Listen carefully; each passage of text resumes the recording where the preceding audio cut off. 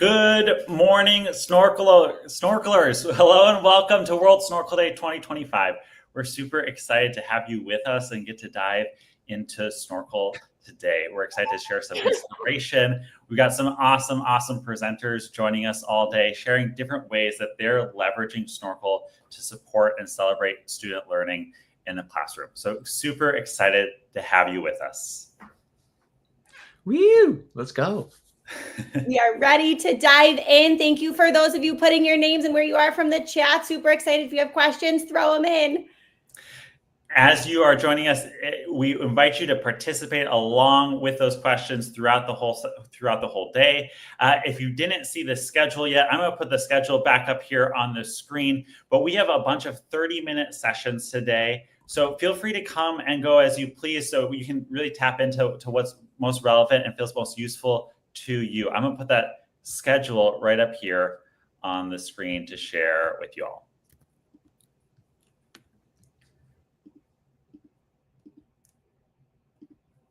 All right, there it is. And so we're in just a moment here, we're going to kick this off with Joe and Chris and Meryl. Super excited to have them share. And immediately after that, we got Marcela Gomez joining us from Houston, Texas, talking about how she used Snorkel this past year with her English language learners.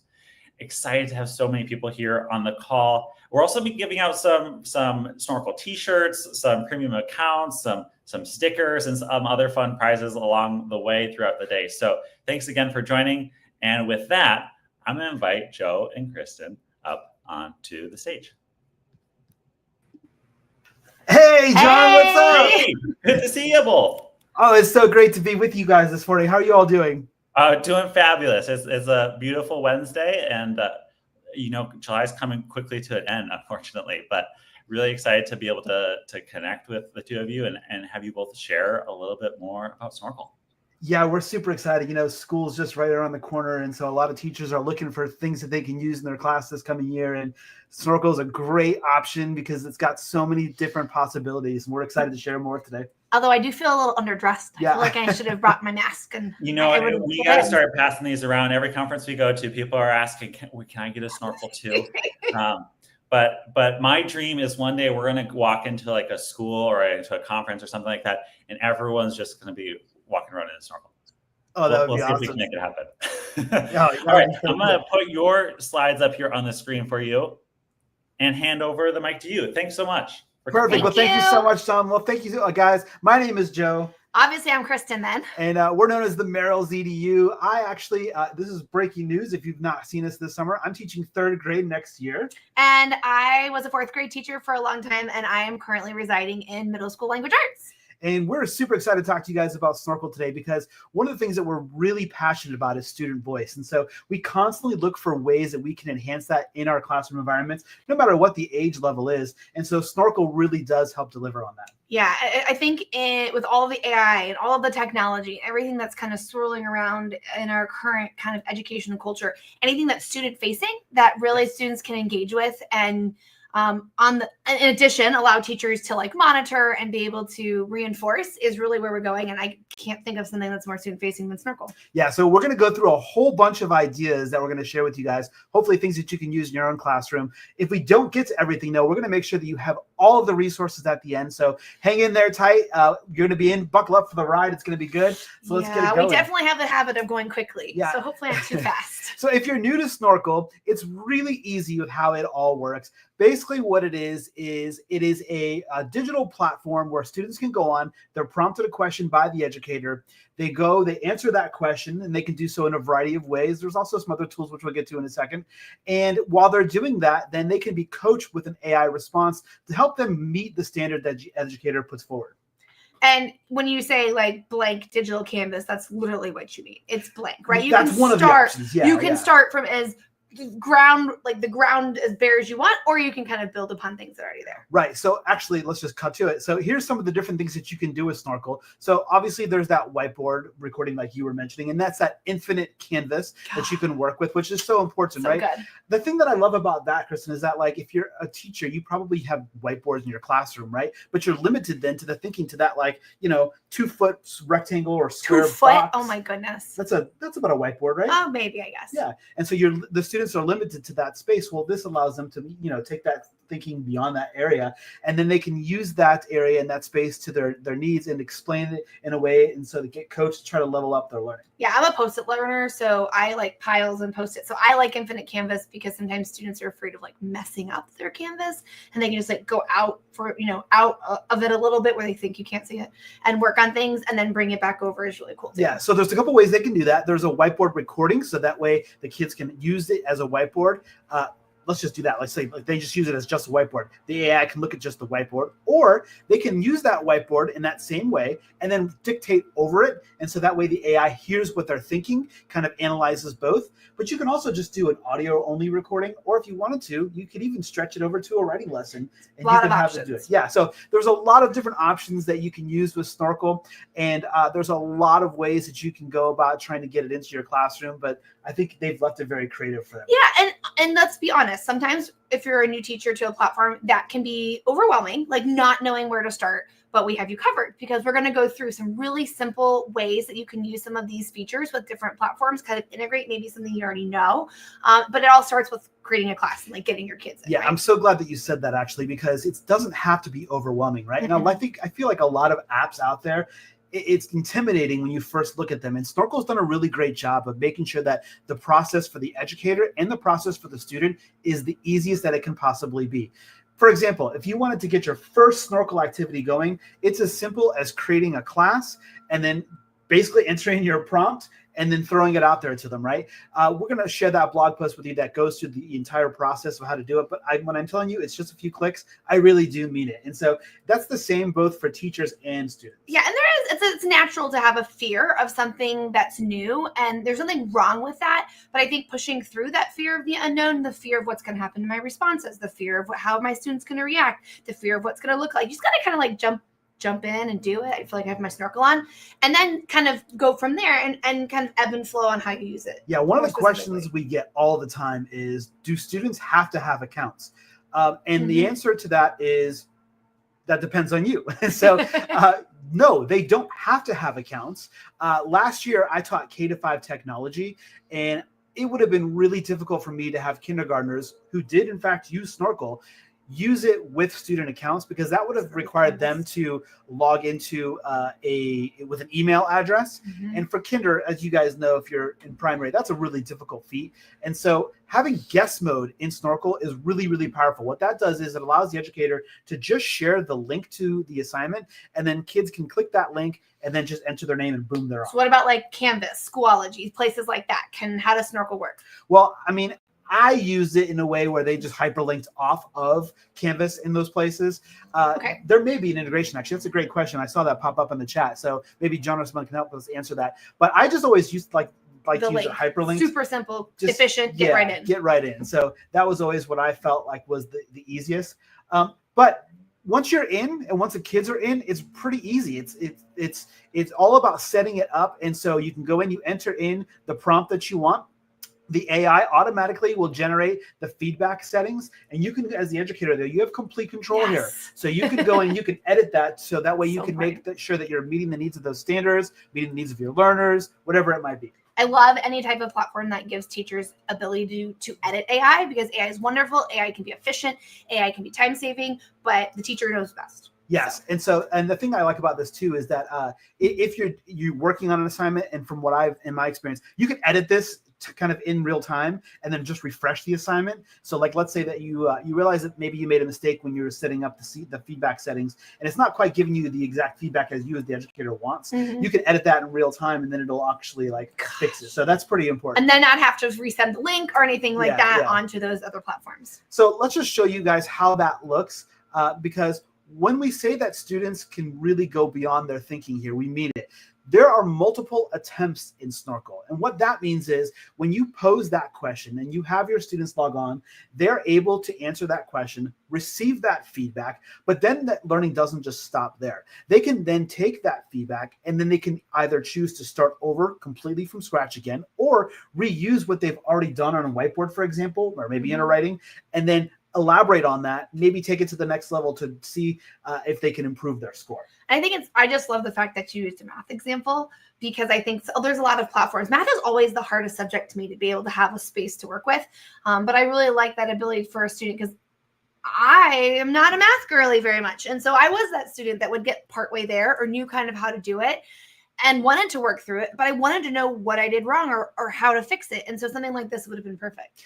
Yeah. And the thing I like about this too is that as the educator, again, you have complete control. So you as the educator can see that learning process happening in real time, which we'll share with you here in a bit, but you can see the different attempts. So you know that Kristen, for example, maybe needed an extra attempt to solve. But let's be real. Nobody's solving math on the first try, right? Come on. I don't know. There's some really good mathers, not me, but even too, like for centers or something, right? It's a student facing, you're giving the kids a chance to try, a chance to like work with something, grapple with something, struggle through something. There is something so important about students struggling through something in a way that doesn't feel impossible, but that then allows them to that's where the learning is held, through that reflection and that revision. Yeah. And one of the other things we love about it too is that students can also see some of this, right? So as we mentioned, the teacher is viewing all the attempts that are happening right there kind of in real time. And you can see, okay, for example, Kristen did not hit that target on that first attempt. I see that now she's working on a second time. I'm going to keep on bringing that up. And then I did to myself. On the student side, though, what's really, really cool, and I so appreciate this about Snorkel, is that they can now see each other's work and they can view each other's work. But here's the best part about it, in my opinion, is that I never know that that was Kristen's video. I might be able to recognize her voice if I watch it, but her name is not attached to that response. And I really appreciate that, because I feel like a lot of kids in our classes would want to watch their friends' videos only. And that may not necessarily be the videos that we necessarily want them to see. If there's no audio, if it's just a math problem too, at least where we are, and we teach math in our district, like there's so many different ways. We encourage like multiple thinking and pictorial or and so in all subject areas, really, how neat is it to go through and see like, oh, we're practicing this writer's craft, but like, look how everyone in my class did it, right? That's how we learn. We beg, borrow, and steal the ideas and incorporate them to our own. And so I really like that about the platform, the fact that you can see other people's responses. Yeah. And like I said, I just feel like that's a really powerful feature, because it just keeps our kids focused on what's important, and that's the content, not what their friends. And no one hides, right? Like not like hides, but like everyone gets to be seen and everyone gets to have their voice or their thoughts or their things shared. Yes. And not always at the same time, right? Everyone is different, and some students are quiet and slower, and some are like, loud and want to be done first. But by the end, everyone's represented. And I think that's so important. Right. Like, it doesn't matter if you're the quietest kid in the back of the room. You basically just move that kid to the very front. And so now, I mean, we're talking about student voice, right? This is the prime example of it. And so students are then able to then share their voice and share their thinking. Now, the accessibility features that Snorkel has built in is what really makes it for us too. Yeah. It's like, we don't pick apps if they don't have accessibility. That's like one of our things that we talk about a lot in our own work is it accessible to students? So yeah. And the thing about this is that I think at face value, a lot of times we might think of these things as like things that maybe certain students might need. But in all actuality, these accessibility features are built in to help all students. And I found that when I was using this to teach kindergarten, they use these features all the time, right? So you can use the speaker to have the AI coached prompt feedback read back to you. So that way, if you are a younger student, maybe you can't read some of those words, but you can now hear it back, right? You can then go over and you can add an audio recorded comment.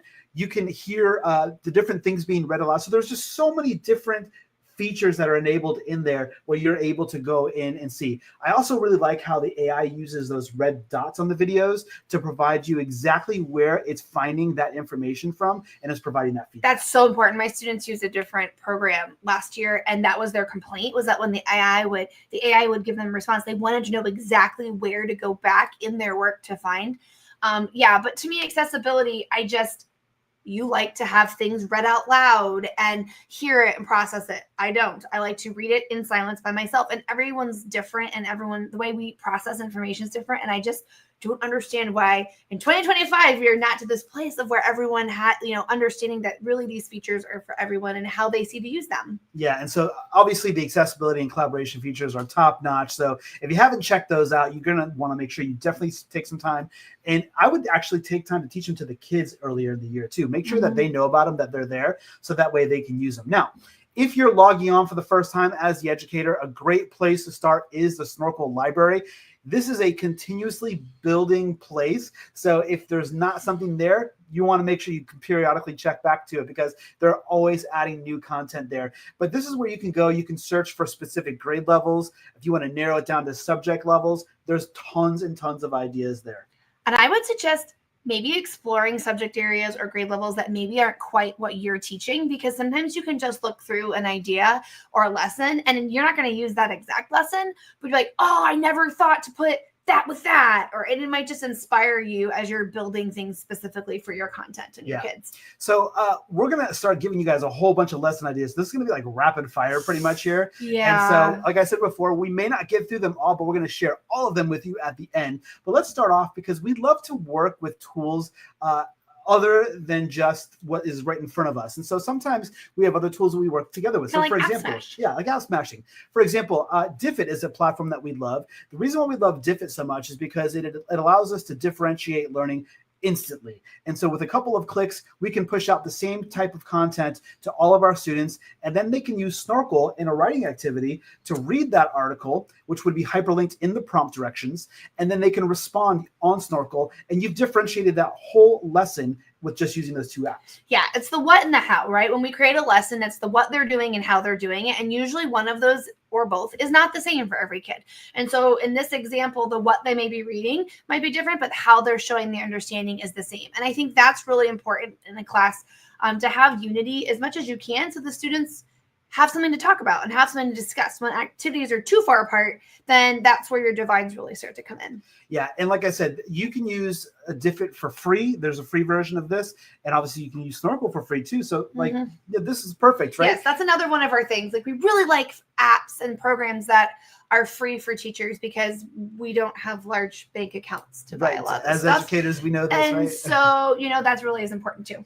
So this is definitely an option for you. And again, we'll have more specific directions on how this all works on our blog post. So next up, let's talk about some science ideas, because sometimes I feel like science kind of gets pushed off to the side because there's not really a lot of ways to use it with apps. Well, yeah, exactly. And science for sure is like hands-on and it's being in the moment. But the part of science that sometimes I feel gets lost is that like reflective piece, that part where you like regurgitate or like revoice like what you've learned. And that's where, as a teacher, you understand if your students really got whatever was going on, or did they just flick spitballs at each other the whole time. And so to me, here in science is where we can really talk about like the process after we've already done the hands-on and like mesh the two together. Let's not forget there's the power of pause too, right? You've talked about that before in some of our sessions. We don't have to have a recorded explanation just in real time, right? So for example, we want to start by recording what we did in the experiment. Press pause, right? Let's reconnect. Let's think about our next steps. Then let's add the content for what we observed. Let's hit record again, explain what we observed, and then do the same thing for what we learned. And so the power of pause allows kids to keep that video recording going, but at the same time, it gives them time to recollect their thoughts and explain it in a way that's going to be purposeful. And sometimes it doesn't work. I remember I was always the kid in high school in science, like you do the lab and like mine didn't work like everybody else's. And there's learning in that too, right? To see like, well, mine flopped. Well, let's talk as a class. Let's look at like, what did I do differently versus what you did differently? And why might that be? And like the way that you can really dig down into like the principles of the science, but this is how you would do it, by being able to kind of get it on paper or get it in a place that is accessible to everyone. Yeah. Let's talk about Snorkel for math. So like I said before, if you go into the Snorkel library, there are so many lesson ideas that are available to you guys for free. I shouldn't say that for free. They're all for free. And there's some great math examples that are built into there. This was just an example that I found that I liked a lot, that the kids enjoyed. But definitely check out some ideas there if you're looking for some math ideas. But the thing about this, though, too, really quick before I switch the slides, you can use Snorkel and the different features that are built inside of it as digital manipulatives. What I mean by that is there's shapes in Snorkel, right? So like, if you have circles or if you have squares, the kids can use those as digital manipulatives. So let's just say like they're learning how to double digit addition, add, whatever.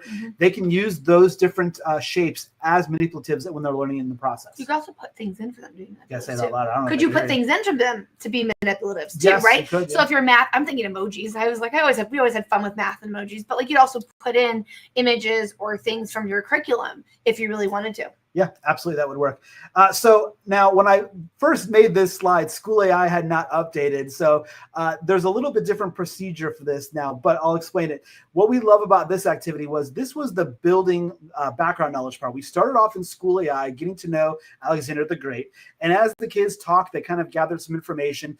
After they were comfortable, then they went back over to Snorkel, and then they answered that prompt on Snorkel. Now, in order to get them in the same place at the same time, you might have saw in the video right there, it's hyperlinked in the prompt. So the kids actually log on to Snorkel first. They see that hyperlink. They can click on it. They can get to School AI, and then they'll be able to then jump back over to Snorkel to answer the question. I just can't get over this because when I used to teach 4th grade, it was like the death of the clicks. Like how many times did I have my kids click into different things? And now I teach middle schoolers, it's really not any different because the ability to make something so efficient where like you just go into the platform and that Snorkel is not afraid to let you go out of its platform and to bring other things in.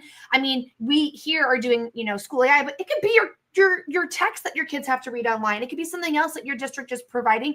The way it's allowing the platform to just mesh so well with other things, it's so time saving. Yeah, and so the fun didn't stop there for us. Once we saw this in action, we did other activities with Jane Goodall where the kids really enjoyed talking with the chatbot of Jane Goodall and then being able to roll over their thinking into Snorkel. But what was really cool about this was that the AI and Snorkel really did help them level up that learning to make sure that they did have a firm grasp on the We content. did a fun training too where then we had to draw in Snorkel and draw like posters. And so it doesn't always have to be, the text and the image, but the ability to mesh the two was really fun. Yeah, you just said it, like you can add images in Snorkel too. So, it doesn't have to just be shapes and text, but you can also bring in images, which we'll talk about here in a second very quickly too. This is another math example since Kristen needs some math help. This was Stop. You're so mean today. This is where we were learning about Caitlin Clark. Obviously, she's really popular with the kids nowadays for very good reason. And so here we threw out a prompt. The kids got to talk with Caitlin Clark, kind of got some facts about her shooting percentages, how many shots she took, so on and so forth. And they brought that information over into Snorkel where they could then answer the question and then use the pictures and shapes that are in there to answer it. So that was a lot of fun. Yeah, I just love bringing in like things that kids like too, right? It's like kind of meshing like what we have to do in math with like the idea of passion projects or things that you're really interested in and finding whatever that is within your class and being able to bring it in is cool. Yeah, and it doesn't just have to be School AI. I mean, we've done a lot of stuff where we've used Snorkel and Canva, for example, right? And in this example, we were learning about I believe this one, if I'm not mistaken, was about Katherine Johnson, who was a NASA operator. Yeah, the woman who actually made the spaceship and all the stuff go up. Yes. I mean, behind the scenes though, no one really knows. Oh, did we lose our screen? I think we lost our screen there, John. I'm not sure if you can pop us back up. There we go. Sorry. Thank you. So the project here was basically where the kids had a template, which is the little like ID thing that you're seeing there, and they were then able to edit that ID tag and then upload that back into Snorkel, explain their thinking, and Snorkel then would give them the feedback that they need. The fake ID tag too, like it's like secret code for like summarization, right? When you're asking the kids like pull a main idea or pull like the most important things, something like this, they don't realize that's what they're doing. But as a teacher, when you read their fake ID badge and you realize like that's the quote you picked, or like whatever the criteria that you ask them to put on it, it's such an easy assessment. Like it's so quick to go through and figure out which students need a little bit more help or which ones have missed the mark. And they just think it's a fun design challenge. Yeah. All right. So speaking of Canva too, we love this activity. This is called Parallel Realities. This is basically where you are learning about something, and on one side, what you're going to have is what actually happened. And then on the other side, it might be an alternative reality. So kind of leveling up that critical thinking level. In this particular example, I think what we were focusing on was the revolution. And so just designing a split screen page. This was done in Canva, but you could also do this in Adobe Express or other platforms too. And this allows you to do this AI generated images, which the kids are really into. And for me, it's a pretty safe way to kind of branch into the AI when you know what you want to talk about. Yeah. All right. So this next example is evidence lockers. This one was actually done using Adobe Express. Again, Canva, Adobe Express, these are all free tools. Anything, yeah. And you so can draw it. Yeah, what this does is it allows the students to go and add different things that they thought that might be in a locker that belong to a character or historical figure. This template actually we have available to you in the post, which we'll be sharing with you all. And so you can add this. This could be used for anything. It could be used for a book character. It could be used for a historical figure. It doesn't matter. I mean, really anything. Yeah. Scientist. Yeah. So, and this activity, President. the president. It made me think. I was like, presidents, you could do so much with it. So this was kind of like mashing all those ideas together. So you started in School AI. You got to learn about whether or not George Washington really did have wooden teeth, which is kind of funny. I've never heard that. Oh, really? No. Oh, that's like a thing. Oh, that's a thing. Okay, yeah. Keep going. So anyways, the kids built their background knowledge on School AI. Then they took what they learned and they brought that into either Canva or Adobe Express to create a poster, downloaded that image, uploaded it to Snorkel, which would then give them the feedback on the poster and their thinking. All I have to say is this is how something builds, right? You use Snorkel, you use Snorkel, you use Snorkel, you get really good at it. And then you use Snorkel with School AI and you do it over and you do it over and you do it over. And then maybe you use Snorkel with Canva. And as you start doing these small steps over and over and over again, then you can build to something really big like this towards the end of the year, right? Don't jump in with this, but how easy it can be when you learn one thing and then you can add the next and then you can add the next and then you can add the next. Yeah, for sure. And I just have to share this one because it was our favorite one so far. This was an example, same thing, started off in School AI. This time you're talking to Walt Disney, and what you're doing is you're creating either a lost park or maybe it was a amusement ride that maybe didn't ever happen and pan out. And so the kids would then learn about Disney World, learn about what went into creating those different amusement rides, why they did them, so on and so forth. They created the poster, and which was AI generated because, of course, it's not real, and then explained why they did that and why they thought it would have been a good addition to the park. So just a lot of fun. But again, if you like any of these activities, all of these activities, all of these ideas, all of these templates that maybe weren't necessarily built right into Snorkel are all available to you. We've got everything for free that you can go and you can download and share with your students, all of that blog post. And so we'll make sure we drop that into the chat too. I have that. Yeah. Let's see. All right. So there you go. I just dropped it into the chat if you need that too. But if you have any questions, it's a good time to get to know us because we want to get to know you. You can reach out to us at the Merrill's EDU. We're 2 R's and 2 L's because there's 2 of us. She hates it when I do that.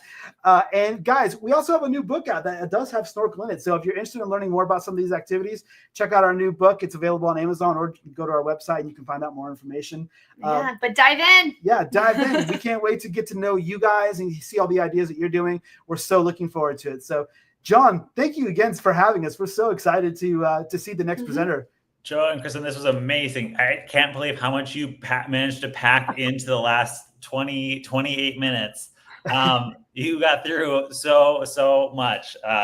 Thank you so much. You talked about manipulators, talked about different classes and structures and the power of having students try it again. It was really awesome, really powerful. Well, if you thought that was good, make sure you stick around for Marcella because I'm sure she's going to slam it. And English language learners, might have to stick around and watch that. That's awesome. I think there were several questions that came up in the chat, and as we were going, our team here is on the back end trying to do their best to answer them all. And I think we hit most of them. So if there's a question that someone asked that maybe you didn't feel like got answered yet, I invite you to please feel free to ask it again. Yeah, I was trying to read through them and weave them in as he was going. I think we hit most. I was really sad to see a lot of schools still don't have lockers. Our middle schoolers love their lockers. They were granted back to them. But yeah, you guys did a great job answering a lot of those more technical questions. Yes. Great. Cool. Well, so much appreciation for you both. Thanks for kicking us off for a really strong start to World Snorkel Day, and looking forward to more snorkeling ahead. Yes, thank you guys so much. We can't wait to see everybody else today. Yes. Great. Well, with that, we are going to move into our next session with Marcella Gomez, and excited to get to share. I'm going to put the schedule just up here on the screen for a moment. If you registered yesterday or over the last few weeks, you actually got an email with this schedule in it. If you just registered like last night or this morning, you may not have gotten this email. So I'll put it up on the screen. It's also available on our social media channels. So you can find this on our Instagram. You can find this on our LinkedIn. You can find this on our X, our Twitter, our Blue Sky. And so here is the schedule. We just had our kickoff with Joe and Kristen. Next up, we got Marcela Gomez joining us from Houston. She's going to talk about using Snorkel with her English language learners. I'm super excited for this. Marcela has been using Snorkel both this past year, but also the year before. She got in there and has just had an amazing time.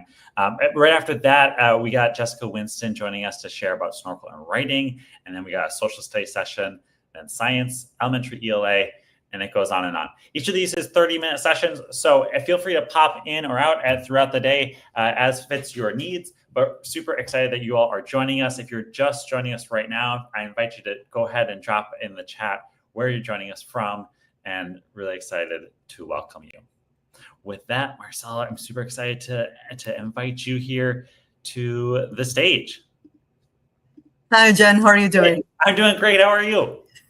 Well, after that amazing presentation by the Merrills, I'm feeling kind of a little pressured because I don't know if I can match their energy, but I will do my best. I know you're going to do amazing. I have so enjoyed talking to you over the past year about how you've been using Snorkel, and I think it's going to be really powerful for folks to hear about what you've been doing with your 4th and 5th graders there in Houston.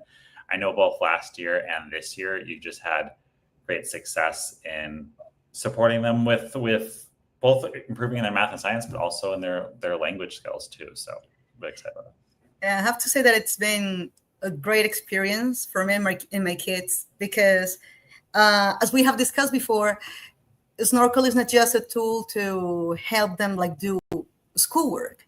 It's a tool to help them find their voice so they know that their ideas, that their insights have a value, and this value can change the way they see their world. So that's basically the thing that I want to share today. That's really powerful. Awesome. I'm going to go ahead and put your slides here on the screen. I think now everyone can see that. Oh, I'll just quickly note, some folks were saying they were having a little bit of trouble accessing StreamYard, or it was maybe loading. If that's the case, well, I suppose if that's the case, you probably can't hear me right now. But this is also being live streamed on YouTube. So that's another place that you can find this right now too as well. Marcela, with that, I'm going to hand it off to you. Thanks so much. No, thank you for inviting me, and thank you everyone for joining. Today, I want to share with you my experience using Snorkel in my classroom. I'm a math and science teacher. However, my role has been mostly related to supporting my kids to use their voice, to solve problems, and to build a reality they want for themselves. But first of all, who's this person talking to you? That's me, Marcela Gomez, proudly Colombian. So I am an ELL myself. I'm a mechanical engineer who fell for education. So for the last 10, 12 years, I've been a STEM teacher and advocate. And right now I serve as a visiting international teacher here in the city of Houston, Texas. I came here to share not only my experience, but also to learn about how the education in the US works and how it helps kids to build the life they want for themselves. What did I find once I got here? What I got into my school, the school I'm really proud of work with, I saw a community fully diverse from different countries. And my kids were mostly from Hispanic heritage. I'm not saying only, because we also have students from the Middle East and South Asia, but most of my kids were Hispanic or came from Hispanic background, so they were kind of connected to me. Also, this school has been a grade A school in Houston, so we know that they really work hard in providing kids with the tools to succeed in school. But if you see here, I saw kids willing to learn, willing to do their best, but afraid of speaking up. Maybe they learned that they were just kids, so they were not supposed to talk. They were supposed to listen. And that makes sense, because from their backgrounds, that was the way their parents were taught. So these kids were just waiting to receive instructions. The plan was, nope, this is not what you come here to school to do. So we decided that our school motto would be, you have a voice, so you have to use it.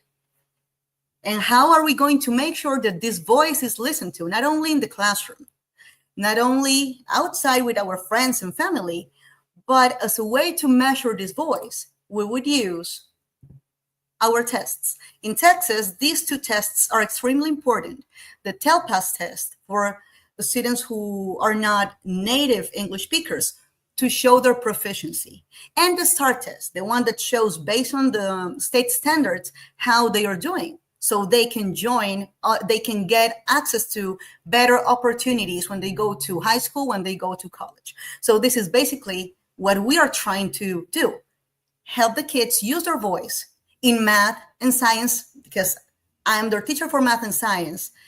So this is visible when they test, and this is visible once they are outside.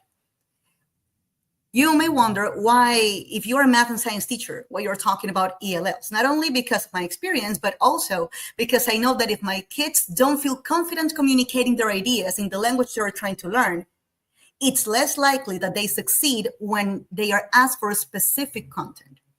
They need to feel comfortable to speak. They need to feel comfortable to plan and to share what they are planning. And for the ones who work with TELPAS, TELPAS involves questions and problems for all subjects. So you need to show your proficiency solving problems in math and communicating them aloud. You need to show how you can reason in science, but you need to use English to do that. You are going to show as well how to analyze a paragraph, an article, and provide a position about it. So no matter if I'm a math and science teacher, I'm a language teacher in context. And as an ELL myself, the plan is to show them that they can succeed and they can trace the path they want the way I could do. So this is basically the thing that I want to share. And you say, okay, that's nice. What comes next? The Snorkel just showed up in my life, and I cannot be enough, I cannot share my gratitude enough to Monique, who was the one who told me this is something you may use. And I said, oh yes, I want it in my life. Why did I love it once I knew about it? I knew it in its beta version. So I could see that it was easy to access.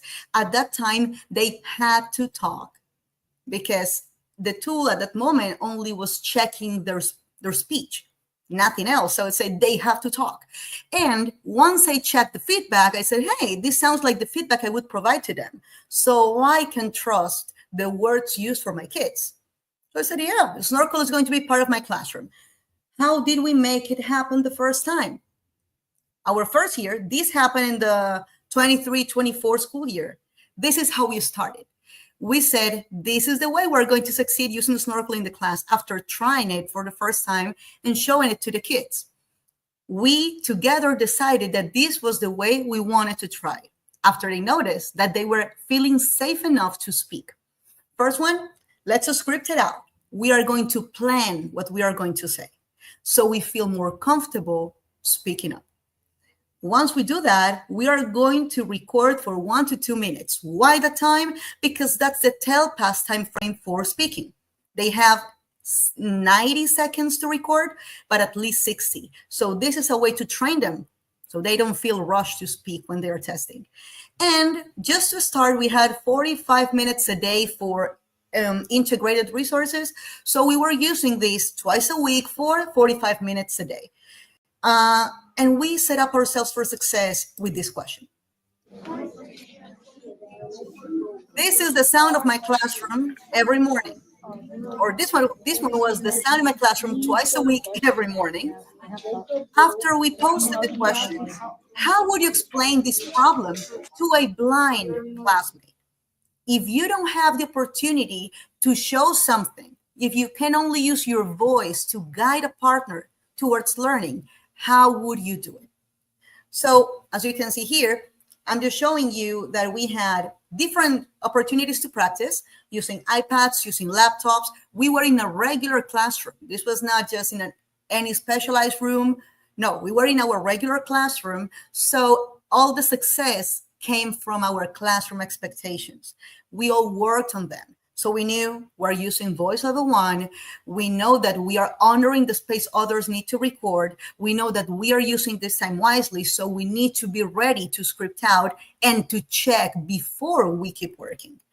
And at the end, what I could see was that my kids were troubleshooting their scripts before they were recording. So they felt confident enough to provide effective feedback to their classmates. That was a beautiful thing to see, especially when they used to not speak in class. This coming from a math and science classroom is something that made me very proud. But now I want you to see this, the scripted out. When we script it out, we follow these basic steps. First, you read aloud the question so they can guide themselves. Read aloud the question. Second, explain your plan in your script.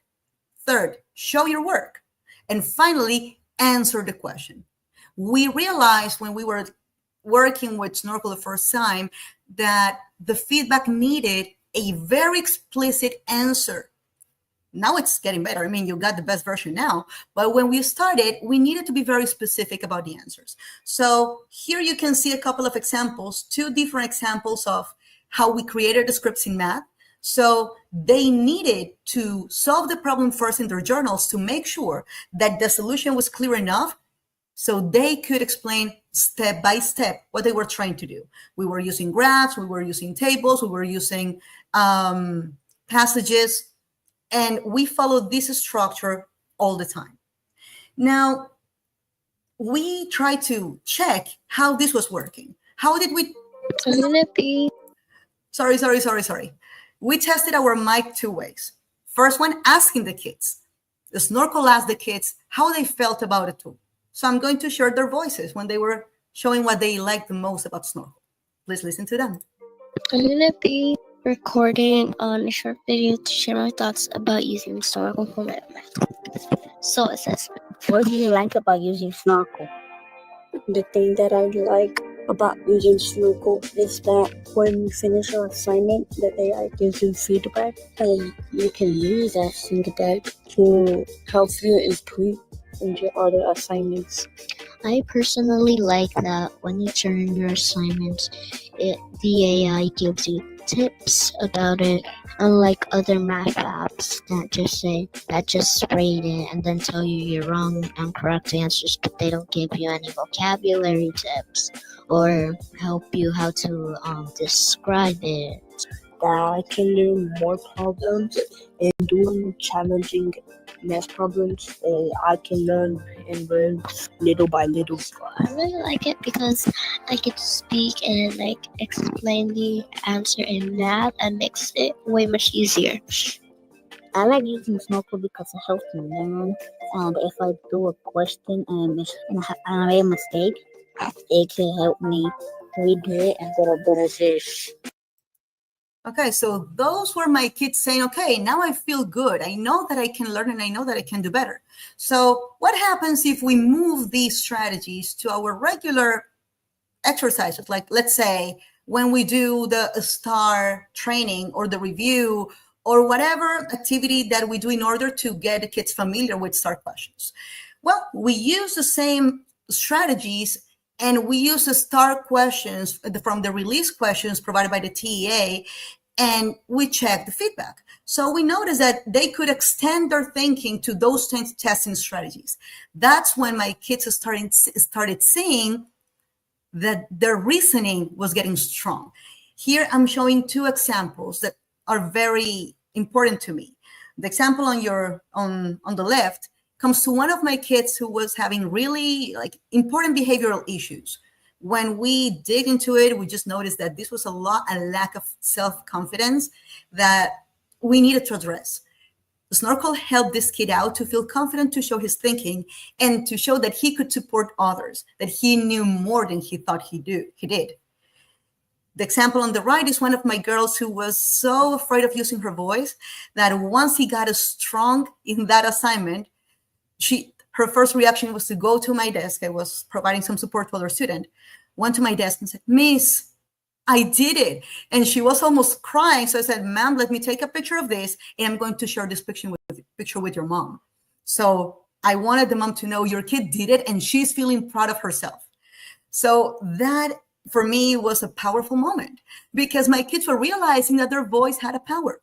And I said, okay, we're going the right way.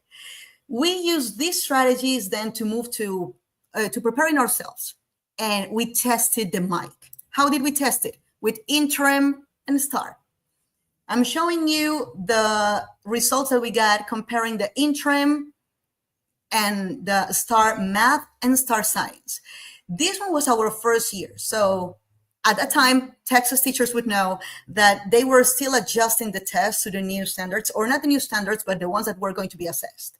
So we saw that our kids were really we were doing better at the beginning than they did at the end. So we said, we need to change something in the way we are addressing the questions and addressing the training.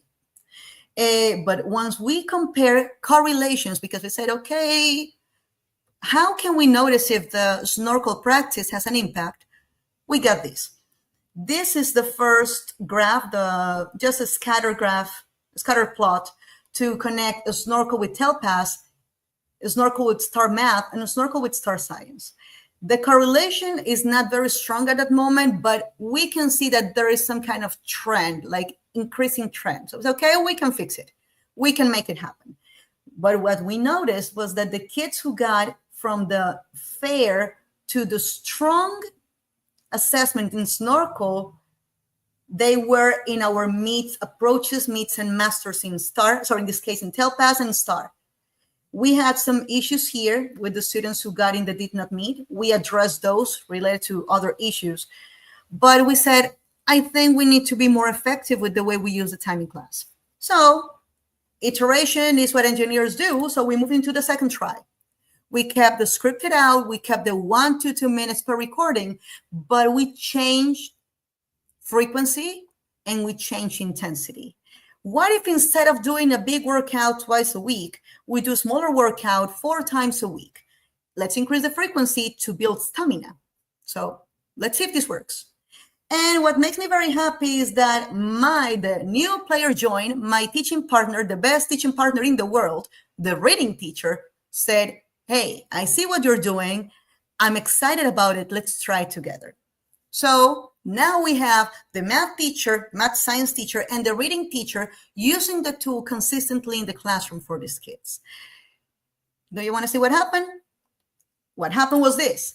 We were using English in more ways in the classroom. So we didn't use only our classic script, the one that I showed you at the beginning, but we also moved it to the strip diagrams. Now that we had the opportunity to show our work in the whiteboard for Snorkel, we started showing our strip diagrams the way we usually teach it in class.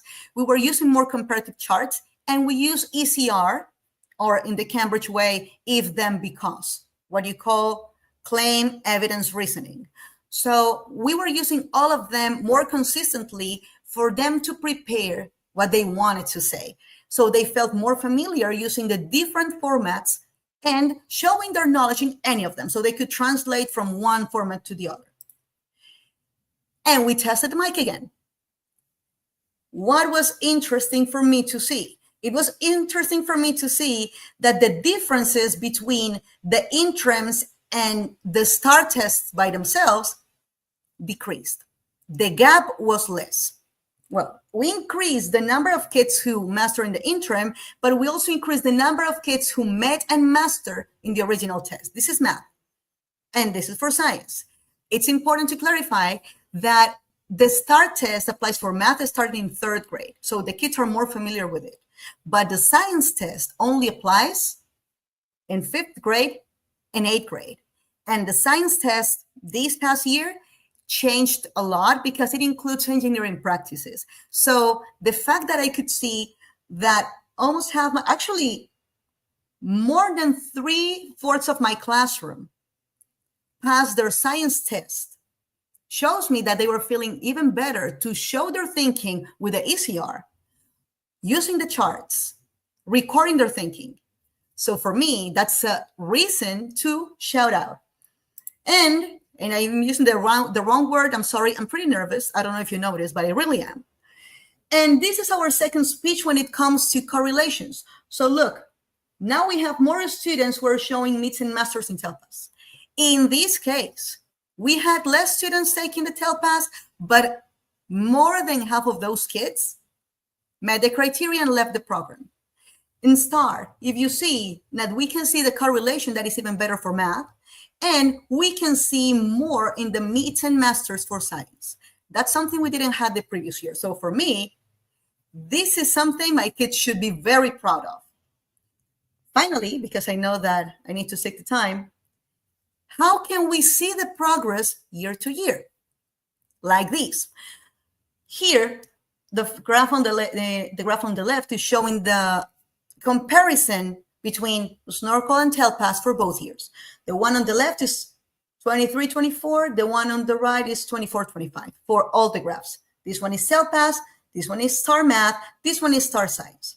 So the first one, you see that we had 12 students who passed it. Here we got 14. So we are increasing the number of students passing TELPAS.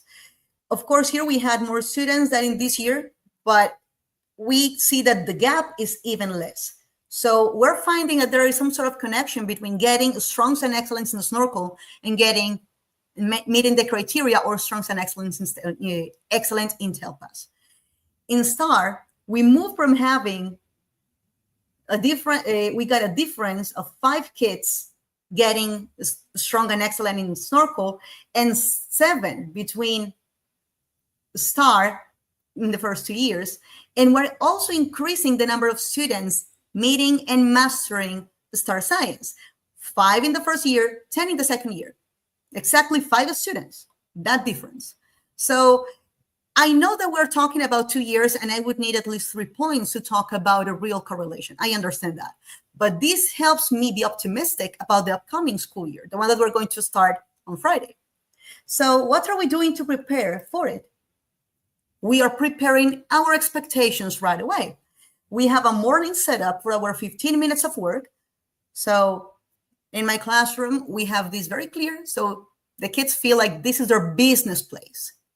I don't want to be the teacher who's always telling them what to do. I want to be the teacher who's facilitating their decision-making. So we set up expectations from the beginning and we get into agreements to talk about how to coexist and learn together. So as you can see, we have here our morning setup. And of course, a Snorkel is right here. We have a Snorkel after our reading time. We have the goal to score 3 or 4. They can do it 3 times every day. They have to prepare their script, record their answer, review the feedback, and use the feedback to correct and do it again. So the plan is that they use this iteration consistently, and it becomes a habit for them to learn by themselves. And of course, basic manners that we have here are a must while recording. So just to summarize, this was my version of the story of how our kids are learning that their voices have power and how a Snorkel has helped us doing it. So I really want to thank you for listening. And I hope, guys, that what I said has helped a little in your decision making. Marcella, I just want to say a huge thank you. I don't know if you could see it here, but people in the chat. So Scott Allen just wrote in the chat, Marcella, I want to be a teacher like you when I grow up. I think you're inspiring people. Scott, thank you. Now you're gonna make me cry. You know. I think one of the really powerful things that you've done here is you're using Snorkel, yeah, but you're actually like building a sort of structure and systems around how you use it really strategically. And now you're entering your 3rd year of using Snorkel in your classroom. And so you're starting to collect some of that data and see some of those trends. And I think that's amazingly powerful. I'm curious, one of the questions that came up in the chat a little bit ago was like, if my students are hesitant or maybe they haven't done Snorkel before, any tips that you would share with that teacher, or maybe what would you say to that student to support them and really get them started with Snorkel? Well, what I did the first time when we got into Snorkel was not like imposing something like, this is the way I'm going to evaluate you. What I told them was, guys, because I tried to talk to my kids as their auntie, not the mom. That's my partner. I'm the aunt. So I have a way to connect with them. I said, my kids, I found a tool and I would like to use it with you. I want to know how you feel it. So it's not like this is an assignment. No, hey, let's test something together and see if it works for us. When they feel included, into the decision-making process, they feel like, okay, I'm going to give it a try. I remember the day because I told them, guys, we're going to see if it's easy. We're going to notice what's complicated so we can kind of make a choice together. When the kids started talking, I said, just record your voice. If you make mistakes, it's fine. Yeah. I just want to see if the tool works with your voice. Yeah. They didn't feel that they were being assessed. Yeah. They felt that they were assessing the tool. So they were chill. And I remember that when they finished, I said, guys, okay, submit your work. I'm going to show you what I see. And I started checking. Then the good thing was that I could hide their names. So, so they felt more comfortable. One of my kids said, Miss, and I remember because the voice was like that, Miss, the AI is saying that I'm doing a good job. And I said, well, if you didn't believe me, believe the AI, because we believe the same thing. So we said, let's try using it for a couple of weeks. Let's see how this helps you connect with the work you're doing. Yeah. And they felt comfortable at the beginning. Then we said, okay, we're going to create our routines because we're going to do this every day. So you feel strong when you speak. And we started doing that. That's why my teaching partner said, hey, whatever you're doing in your classroom is working in mine. I want to do it too. So please tell me. And I said, yes, this is what I'm doing. I showed her a Snorkel. And she said, okay, let's use it together. And for the ones who are hesitant about asking your districts or your colleagues to use it, my district wants me to start sharing with the rest of the teachers how we use it in the classroom. So that should be a good sign. That should be a good sign. I love that. One other question that I noticed here in the chat was someone said, I know one of the routines that you have here is you often will have students actually do some writing first to think about what they're going to say in their Snorkel response. What have you ever encountered students who are maybe struggling with that writing part? And is there anything you're doing there to support them in that part? Yeah, actually, yeah. I had students who they were used to solve everything in their minds and just give an answer. So I started talking to them, or I assigned I just created couples, students who were very good at communicating their things and other students who were struggling to say them, but they were good at writing. So I just tried to make them, okay, what's your plan? Yeah. Imagine what is what you have to do. Make sure that you identify what you have to do and share your plan with that person. Yeah. So the ones who were very good at talking, they started, and the others started writing. Yeah. So they kind of created their scripts first together. Then we used some exemplars. I asked the kids if they let me show their work. So I said, okay, guys, let's see this script together. Tell me what's strong in it. Tell me what they need to do better. So it was part of the setup that we made at the beginning. Once we felt comfortable enough doing that, we started doing it. I also showed them my way of doing it because I did it first. I cannot assign my kids something that I cannot do myself. So I did it before. I showed them, okay, this is my script. Let's test it. And I recorded in front of them. Yeah. And they saw the feedback and said, now we get it. And we use those examples. So the plan is that they have them in their journal, that they can see how they are improving their writing. Yeah, I love that. I think, and so often, especially with students who are learning a language for the first time, lowering that effective barrier, lowering the stakes so that they feel comfortable, whether it's writing or speaking, just provides a lot of opportunities for them to share. Something that I forgot to say. Yeah. Here, I was sharing the results of my 5th graders because these are the ones that work with me the most. But it doesn't mean that I haven't worked with my 4th graders. What happens with the 4th graders is that they are introduced to Snorkel, so I can use this work better once they come to me in 5th grade. And I have assigned just some activities for them to practice. And I remember telling you that they said, Miss, can we do this as homework? And I said, yeah, you can do it as homework. So my 4th graders they just have some activities assigned, so they feel more familiar with the tool. Yeah. Once they come to me in 5th grade, we know that we're going to work hard because they already know how to use the tools. Yeah, that's great. And for folks who are maybe just it's their first time, they're just getting started with Snorkel, there are some getting started activities in the Snorkel library. So if you go to the general section, getting started, there's just some fun things would you rather have a pet dinosaur or a pet, I forget what the other option is, a pet dragon maybe, and you could explain your choice, or how would you make a peanut butter and jelly sandwich? There's just fun ways to do that too. Yeah, I have already used I have already set up my classes for this year, and the first activity they all have is to set up their goal in class. So we already know that they have a goal they are pursuing, and I have evidence of it. So this also helps me with the self-assessment habitat that we want to create. I love that. Marcella, I didn't tell you this ahead of time, but just real quick here, can I have you choose 3 numbers between 1 and 20? Yes. Between 1 and 20, let's say 8. 8. 17. 17. And my favorite number, 7. 7. Perfect. Thanks. We're going to give out some Snorkel T-shirts throughout the day, some free Snorkel accounts. I'm going to ask my teammates here who are backstage if we could figure out who was the 8th last person to comment, the 17th last person to comment, and 7th person to comment. We'll make sure we'll send you all 3 of you some Snorkel T-shirts too. Marcella, huge thank you for sharing everything today. Really awesome and excited to hear about what you're doing in your class, and really appreciate it. And we will be happy to have you in my classroom this year. My kids want to know who is making this possible, so it's very likely that I invite you over. It would be so fun to join. We'd love to come visit. Thank you very much. With that, we are going to jump into our next session, and I'm super excited to invite Jessica Winston to join us here coming from Northeast ISD, just outside of San Antonio. Jessica's going to talk a little bit about Snorkel, using Snorkel for student writing.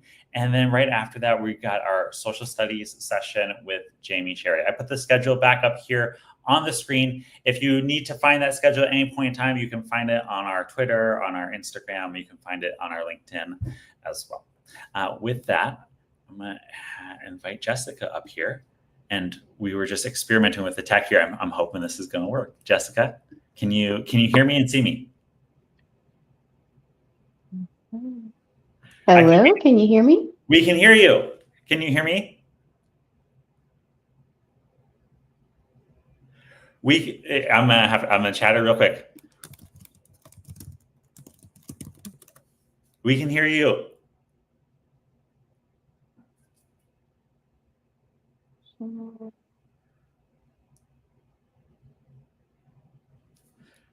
All right.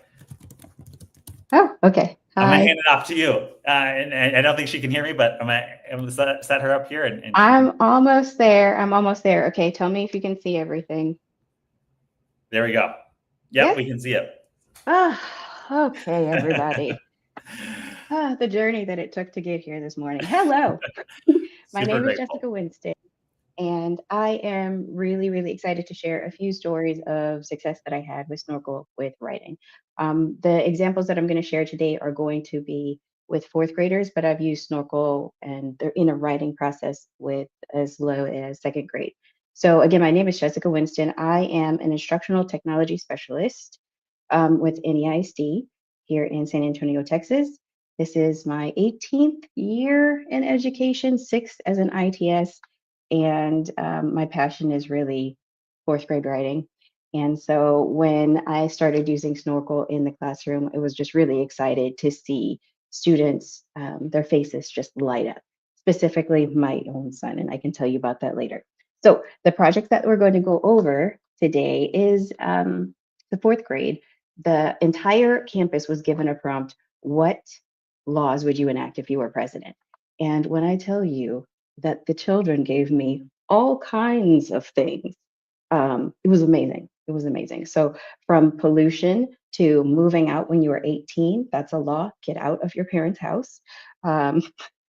Which I did $1 for everything. So these are the topics that we're kind of going through in the background.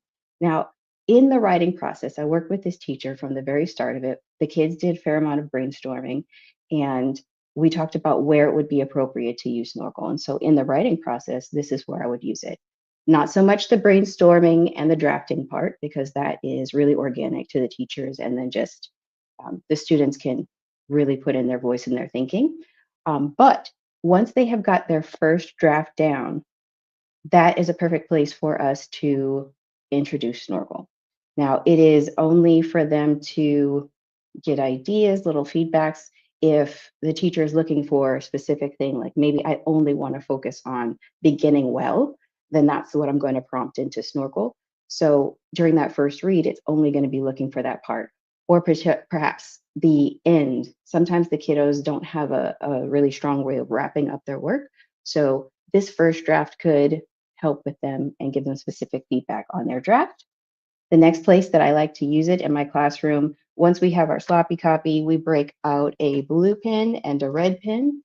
And the blue is for revising. So that's when we read it out loud, make sure that it sounds the way that we would like, and strengthen our word choices and some of our conventions. With the red pen, we went over capitalization, punctuation, and that is our overall. We just made it really, really messy, then to move on to our next draft. So in that editing and revising portion, the kiddos are getting feedback that says, hey, did you think about adding this to strengthen the sentence? Or you really had a strong ending there. How else could you say this? I love the way that it prompts the students to grow their thinking and grow their writing. The next place that I would use Snorkel is before you go and sit with a friend, and after you've done all of your sloppy copy revisions, you can go in and add another submission to Snorkel, and then build that before you go and talk with your friend or your teacher. Now, when I was doing writing conferences, I would have to take small groups, and I never felt like I could hit those groups as effectively as I could with Snorkel, because one, I have them working individually on their work, and then I can definitely go back and see the insights. So these are the three main areas that I would use: first read, revision and editing, and then a peer review. Sometimes they can actually tag team on it and say, okay, this is the feedback I got, and what did you get? So yeah, that's where I would use it. And then the next portion is the feedback. So we started paper pencil, that's where we always start. And the students from one class to another were tasked to write their ideas and then go around and add feedback. The thing is that fourth graders, the first class, did not have a very healthy way of giving feedback to their classmates. It wasn't helpful. It did not grow their writing. And so we had to have conversations. So here's an example. I don't agree, because parents don't have to pay rent. The kids can save up a lot of money.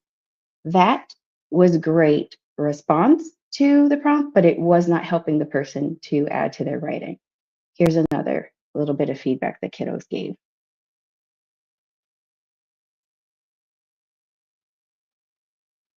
Yeah. And originally here is the gigantic piece of work. Let's see. If you look right here, it says add some detail. Add more, please. I think that if we stop wars, how do we defend ourselves? That was another type of prompt.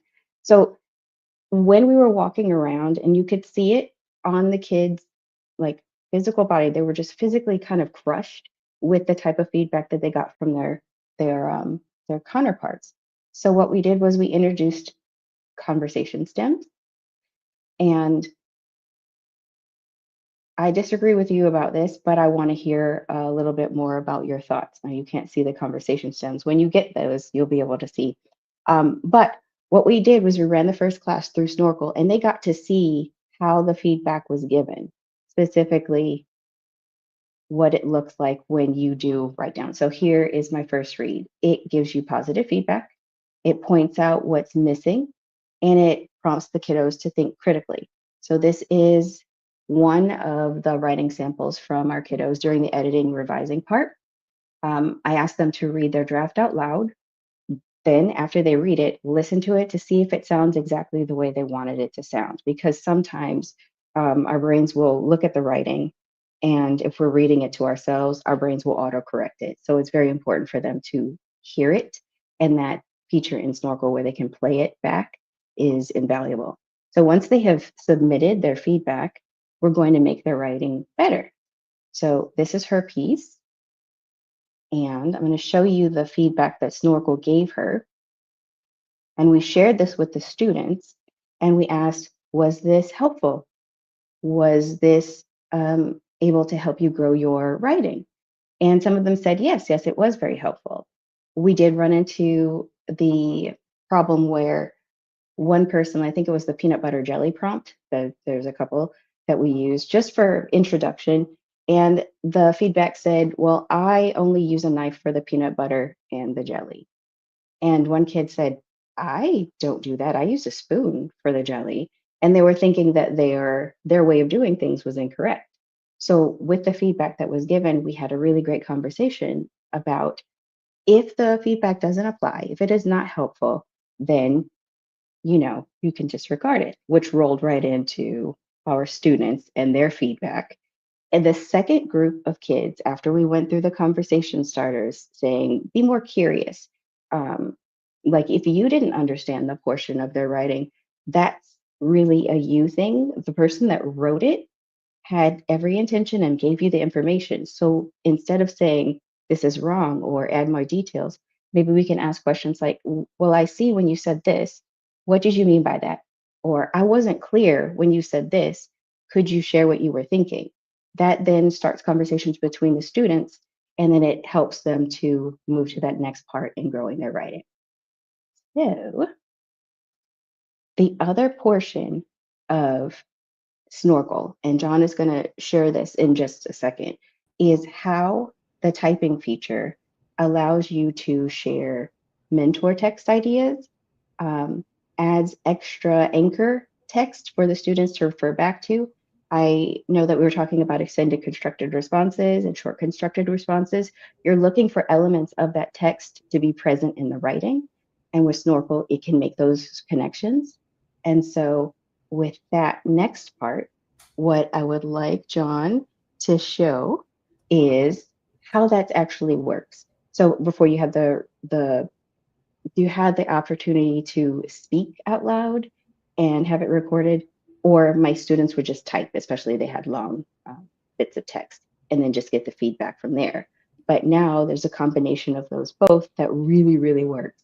And so, yay, John. And I'm excited to share. Jessica, can you hear me? I don't know if you can hear me. There's something going on with the audio there, but hopefully you can see me on the screen. It makes it a little bit more challenging to co-present here. Jessica, I really, really appreciate what you just shared. Hello. Yes. I think we might be having some technical difficulties. I'm not sure. Oh no, there he is. Okay. Okay, yeah, here I am. So I think one of the amazing things here is this past year, we were in conversation with the folks at leadership team and coaches there at Northeast ISD, Jessica being one of them. And in their district, they were using Snorkel a ton for writing. And we thought that was really interesting. When we designed Snorkel, we really designed it around this idea of capturing student thinking in rich multimodal ways. We allow students to record and explain and show their thinking, like actually talk and type and draw. But we didn't really set out to be a writing tool. And what we saw, though, is the folks at Northeast ISD had figured out that, if you had students type on the whiteboard, you could have them submit their whiteboards and get feedback on their writing. And we thought that was interesting. We thought that was powerful. We saw immediately how powerful that would be if you're trying to have a tool that can give that instant feedback on writing that's aligned with teacher goals, that lives within a platform that's controlled and has data visibility and all of those things. And so we actually expanded on this idea, and we had some conversations with them about what could make this even better. And so over the summer, we released some new writing tools. So this actually is brand new. This was not being used by Northeast ISD. They were doing this last year with whiteboards. But now if you go to the Snorkel homepage, you click create an activity, you actually see 4 different options here. So you got your classic whiteboard recording. This is exactly what we've started with our bread and butter. It's the Snorkel experience where students share and record, and they can write and they can draw and speak. We got the whiteboard only tool, which the Northeast ISD team was using to have students type without the audio. Just submit your typing, and the AI will analyze it and give feedback. We've got the audio only tool, which, as it sounds, just captures student audio. But we actually just released in June the writing tool. And so we thought, how can we better serve this purpose allow for Snorkel to support writing teachers even better. And ultimately, a whiteboard is a great experience if you're writing a paragraph. But if you're trying to write multiple paragraphs or you're trying to do something a little bit different and more in depth, we thought we could support that better with the writing tool. And so when you go into Snorkel, you can create an activity. I'll just model this really quickly here where you can select writing, and it allows teachers to add a writing prompt or a question for the screen. This could be about having students write a paragraph. This could be about having students write an essay. This could be about having students answer an exit ticket question with 2 or 3 questions in writing. Once you've entered that, you can add your own sources. And we thought this was a really powerful addition, especially on writing activities where you might want students to refer to a primary source document. You might want them to actually use those documents in their writing as well. So you can add sources. You can copy and paste materials in here. You can actually include images in your sources as well. And then very similar to how you set up any other activity in Snorkel, let me go ahead and put something in here. You scroll down and the AI will analyze that to set up criteria for success for how it's going to give feedback to your students. So we show this to teachers. We include teachers in this because we think it's really important that you as a teacher have the ability to customize this and edit it to your goals.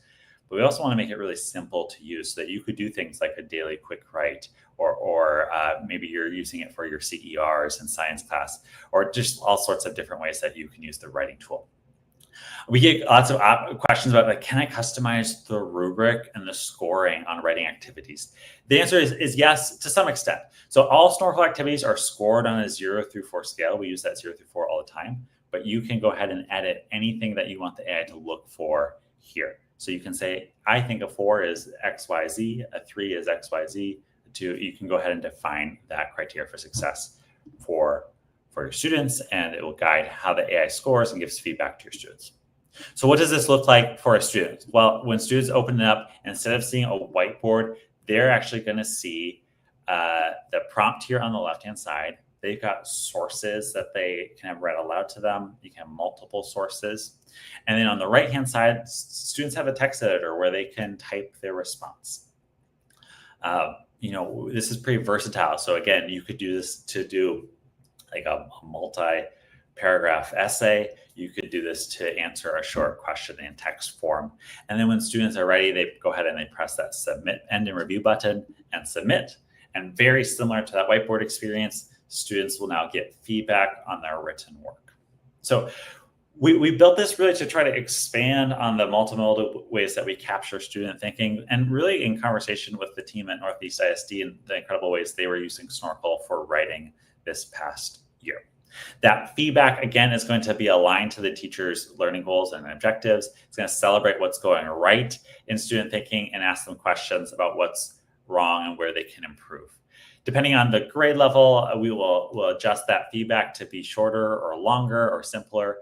Students can actually use that feedback right away to respond again and revise their work, and Snorkel will save every one of their attempts. And so we know that the revision process is really essential to writing. We want students to get quick at-bats, quick feedback, be able to revise. And as a teacher, you can see those snapshots all the way around.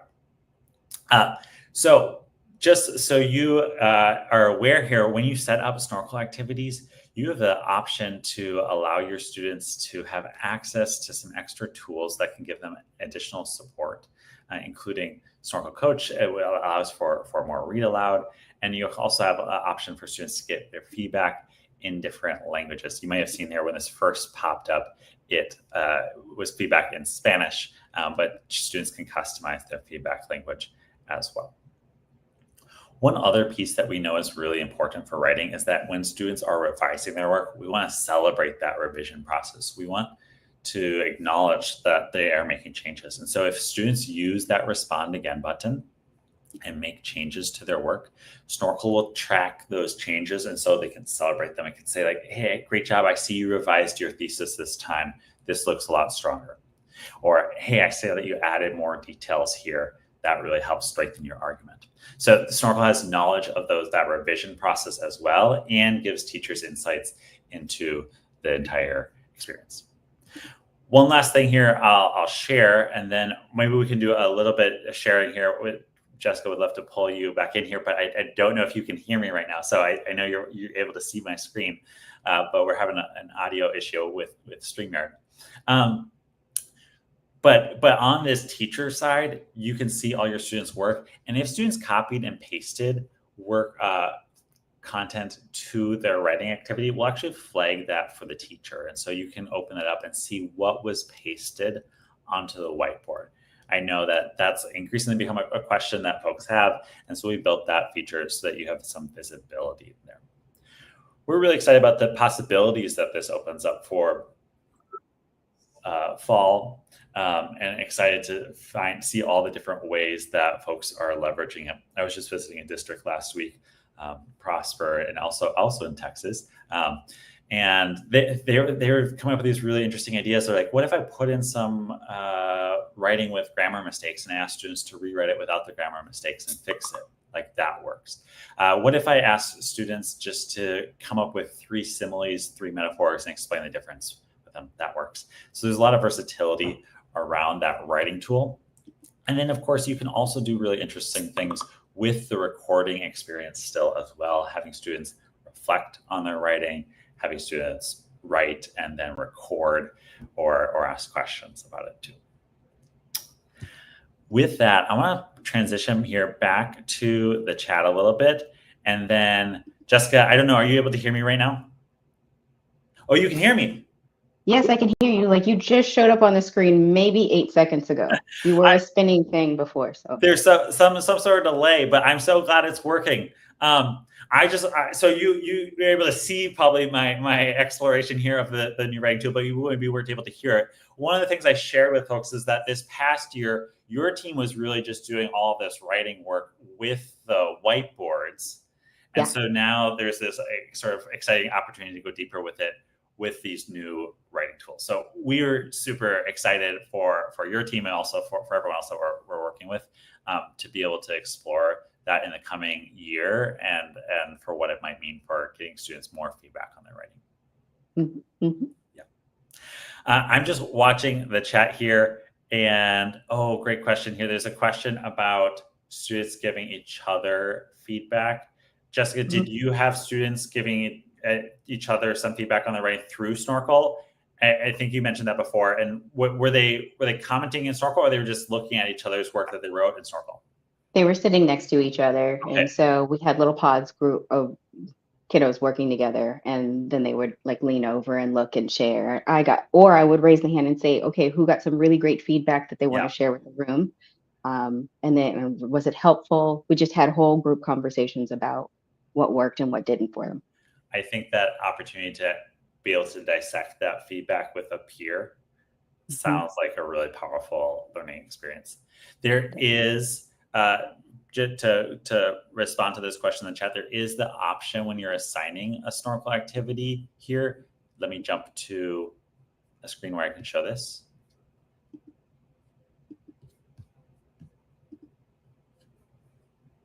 There is the option. I'll find one here in a second. Here we go. There is the option to allow for collaboration.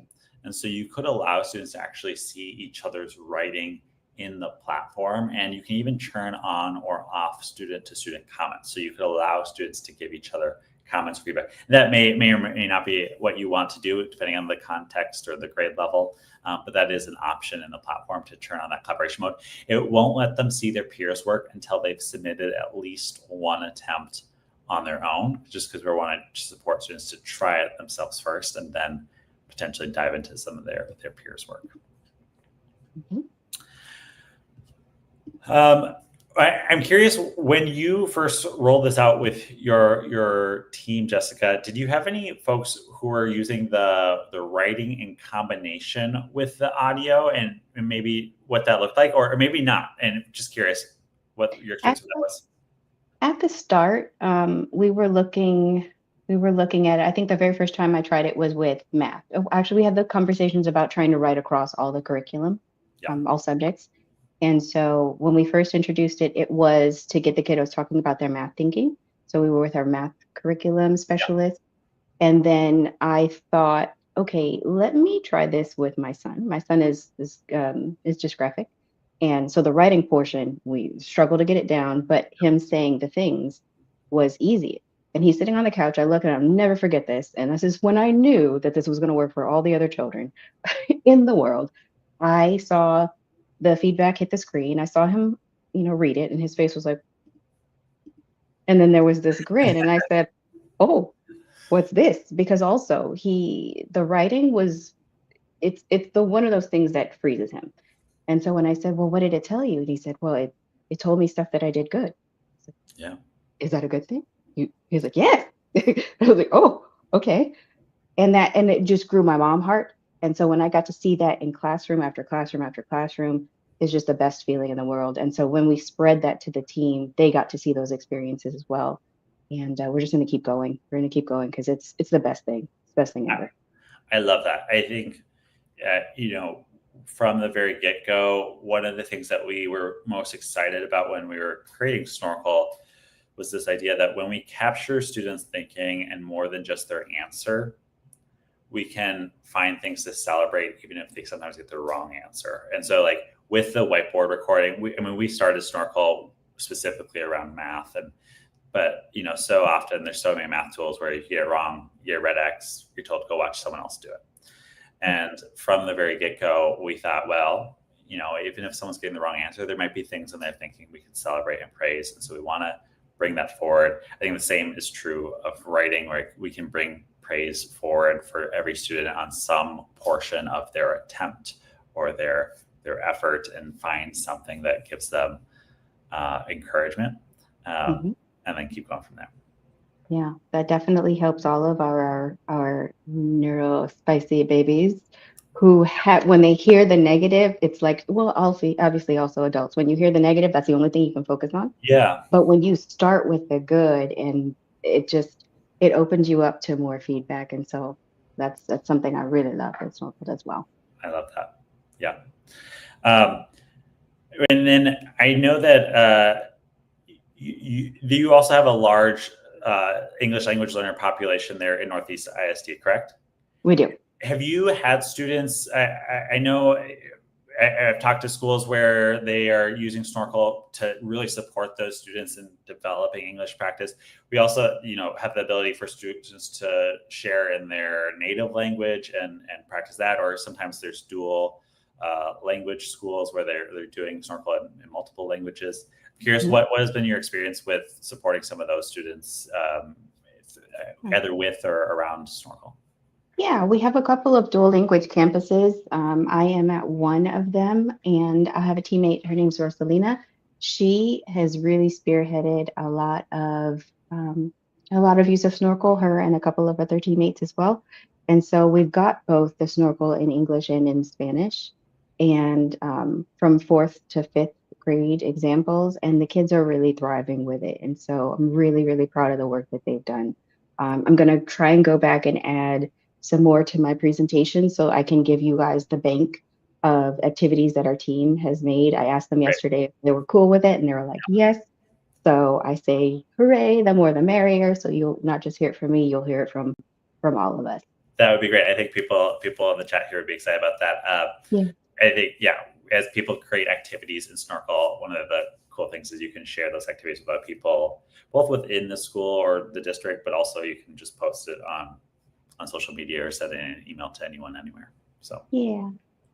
Jessica, huge thank you. And thanks for navigating the tech challenges. I don't know what was happening, but from our end, it was perfect. Like, we could see you, we could hear you, and I'm glad eventually you could see and hear me as well.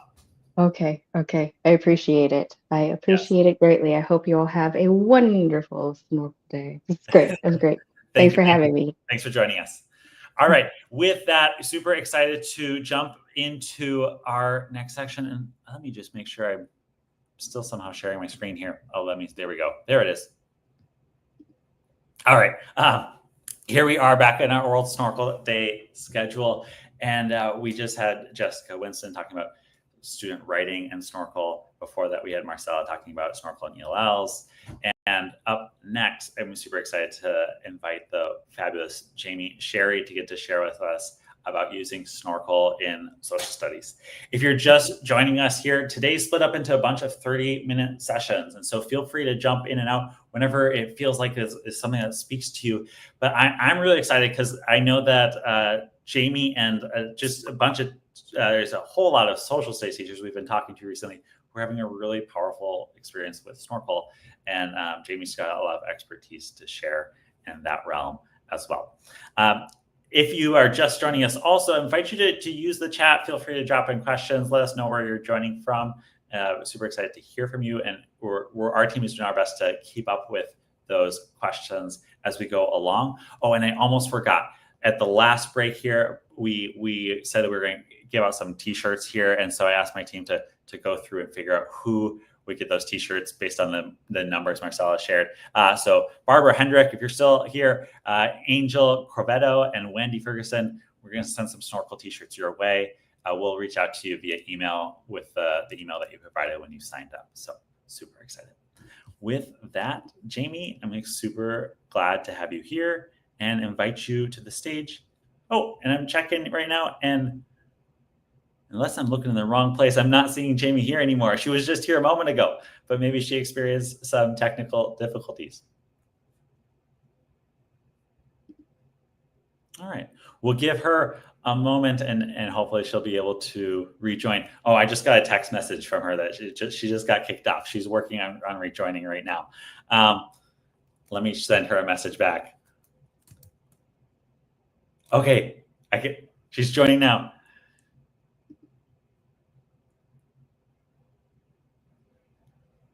Jamie, are you able to hear me okay?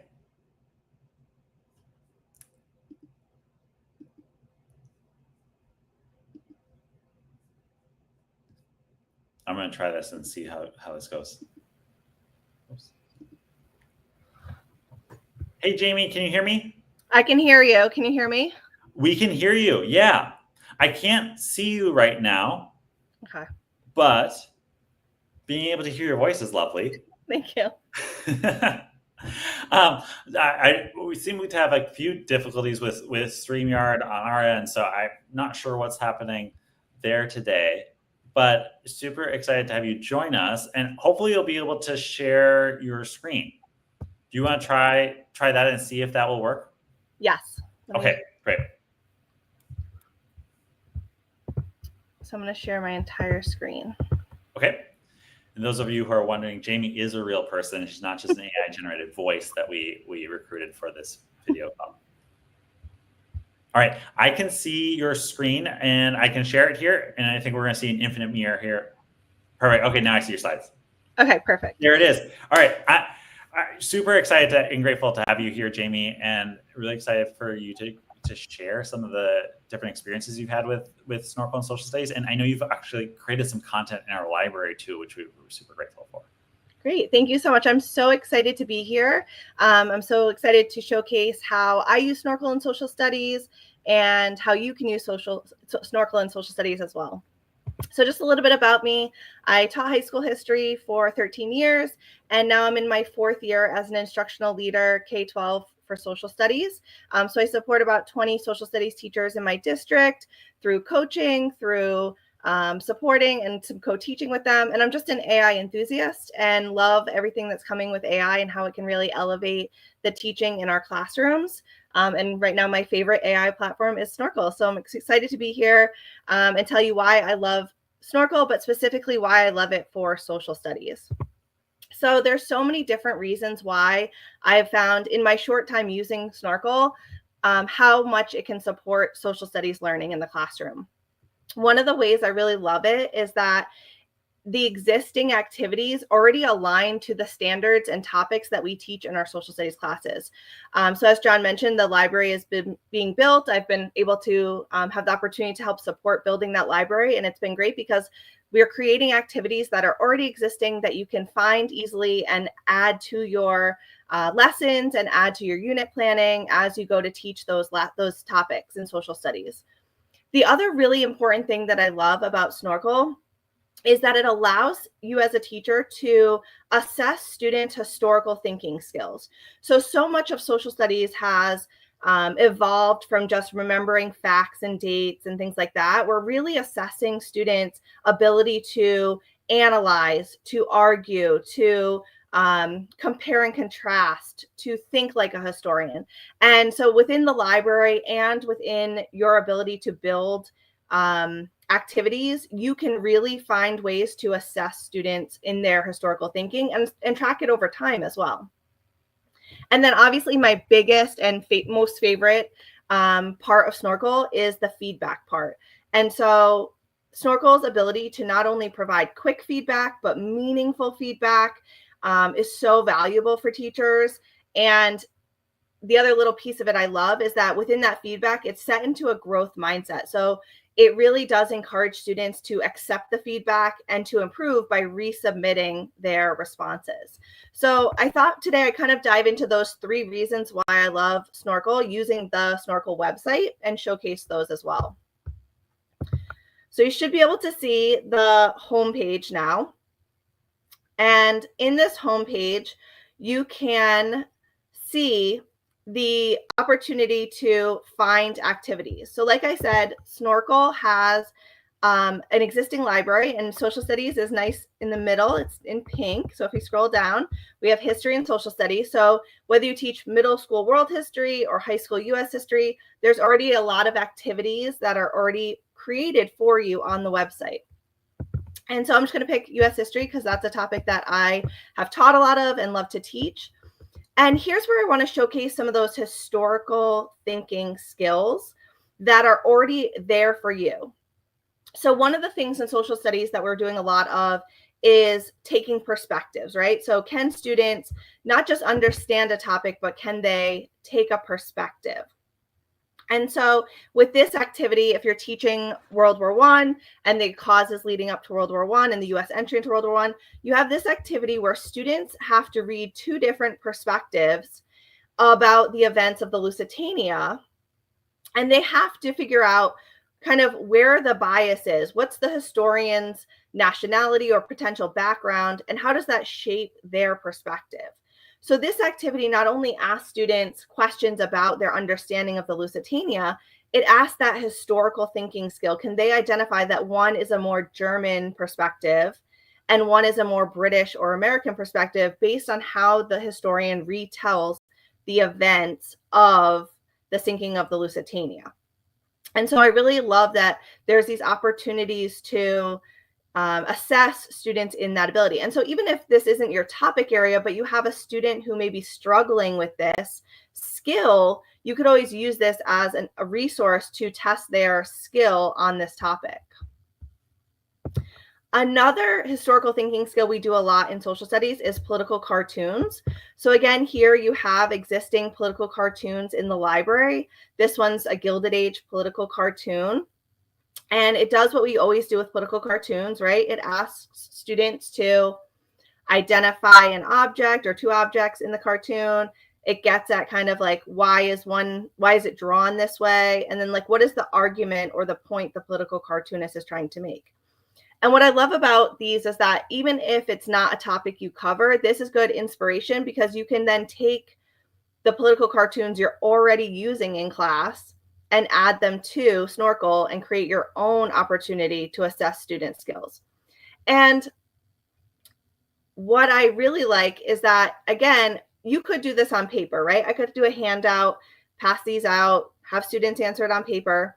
But what you're not getting on paper is a way to quickly see how good students are at this skill. And that's what I'm going to show you in the next part is I'll show you the feedback and what the teacher instantly gets as information on students learning.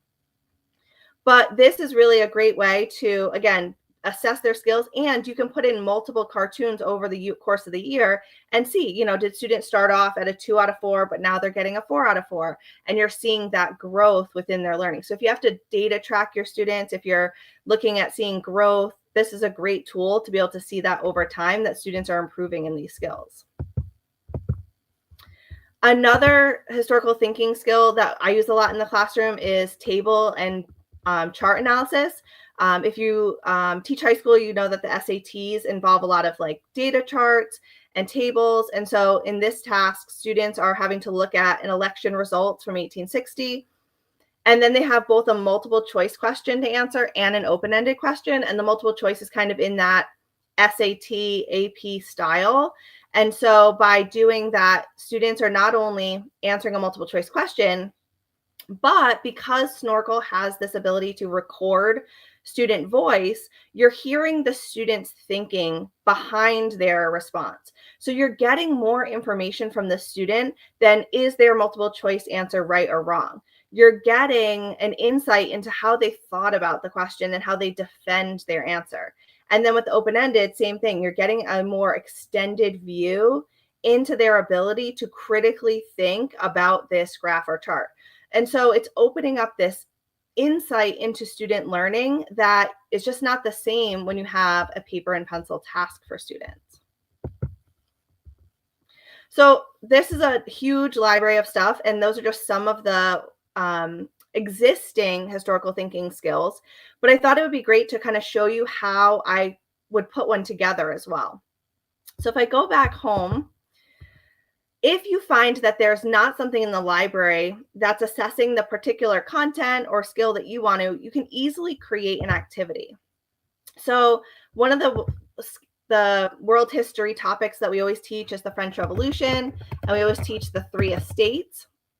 And so I love to give kids option number 1, which is the whiteboard recording. I know in the last session, if you were watching, John talked about kind of the differences between the student response types. I love that there are different student response types, and I've used all of them. But the whiteboard recording to me is this great opportunity to blend voice, student voice, and student writing and drawing. So it gives students the opportunity to highlight on the whiteboard, to write or type their answer if they want to, or to speak. And what I've found is for students who struggle with writing, the speaking is a great access point for them. If they just want to verbally talk about how they're answering the question, what their thinking is, it will assess their learning in a way that is more accessible than for some students who may struggle with like putting pen to paper and writing about their thinking. So if I choose that, it then gives you an opportunity to like put together the whiteboard for students. So one of the tips I always tell my teachers is I like to put together any images and questions together. So for this one, I have a little chart on the 3 estates and some of the information data about land ownership and population and taxes prior to the revolution. But I also here, you can see I added in the questions as well before I kind of screenshotted my image so that it's all in one place. You could, if you didn't do that ahead of time, you can always add your questions to the right using the text feature. But here I've taken a chart that I normally would give to students before we jump into the revolution. It might be kind of as an entrance ticket. And it's allowed me to provide students an opportunity to do a little inquiry, right? So the first question is about like, what do you notice? What do you wonder about these graphs and charts? And then the second question gets them to think predictively, like, how do you think this predicts the growing unrest in France during the revolution? And so by creating this task for students, I'm getting at a bunch of different historical thinking skills: inquiry, reading graphs and charts, predicting. And again, I'm doing this in a way that students, I can quickly collect this information and even use it to spark how my conversation goes for the rest of the lesson or for the rest of the unit, right? Because I can quickly see, okay, students are really on board. They really understand what the causes were of this growing unrest. I can maybe move quicker into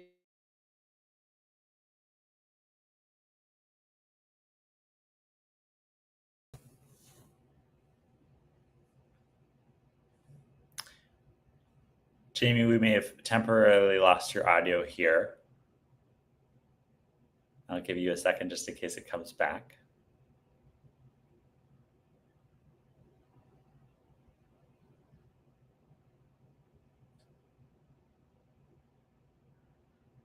All right. Jamie, I don't know if you can hear me, but we lost the ability to hear you. And hopefully it'll come back at any minute. If it does, you feel free to chime back in. I think she's maybe signed out and signing back in. So hopefully she'll come back here in just a moment. As Jamie was sharing, you got a lot of ability to customize what you want to put on that whiteboard, and you can add articles, you can add images, and you can allow students to interact in different ways. You can also add manipulatives and allow students to actually create objects and put them on the screen that students can actually move around, allowing for some really interesting options as well. And I see Jamie. It looks like you might be back here. I'm going to try sharing and adding you back to the stage. Hey, Jamie, can you hear me? I can hear you. I don't know when I lost you. No worries. It happens. Technology is our friend until it's not. I just tried to fill in a little bit of space there, but I can hand this back off to you. I can also give you a moment so you can find your slides again and pull those up. Can you tell me what you heard last? Yeah, well, we heard, let's see, you were sharing the screen of the whiteboard and you were talking about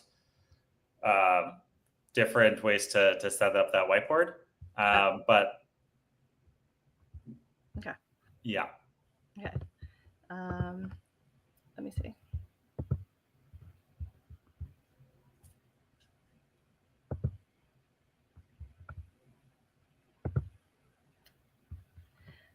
So I was, I don't know how far I got because I got cut off, but I was showing kind of how I create my own historical thinking tasks for students. Yeah.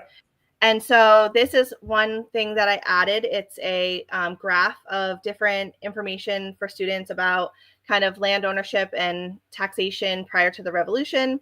And what I love about creating my own tasks for students is that if I couldn't find it in the library, this still gives me a way to take something I might have done in class, but add a layer of AI, which we know is a little more engaging for students than paper and pencil tasks. And for teachers, it gives them quick data and information about not only their skill ability, but also their ability to understand kind of the foundational learning before jumping into the unit. And so with this task, I would add in my questions. I would hit done editing.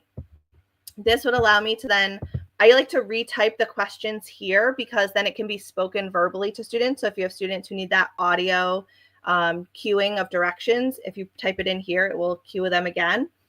And then when you get the feedback from Snorkel, it's always important to kind of look it over and make sure that it reflects the level of rigor and feedback that you'd want to give your students. But every time I've made a task in Snorkel, I've been super impressed with how accurate the feedback algorithm is for students. Every time I've done one, I'm like, oh, wow, that's exactly what I would have said, or even more, it's even more detailed than what I would have said, giving better feedback to students, which I love. So you can see the criteria, but like I said, if there's something you wanted to add, maybe there's you want to say like this or that, like giving students a chance to say 1 or 2 responses, then you confirm it, and then you can try it as a student. And this is a really important part of creating activities, is that you're keeping it human by making sure that you see the feedback that your students are going to get. I think a lot of the presenters today will talk about how important it is for kind of you to see what their feedback will be, so that you can see, the level at which you want to support your students. So this is just one of the things I love about Snorkel, is that not only can you find existing historical thinking tasks, you can take your own content, your own activities, your own resources, and find a way to elevate them by putting them in Snorkel for students. And then the last piece that I really love about Snorkel, that I think is so important for social studies education, is feedback.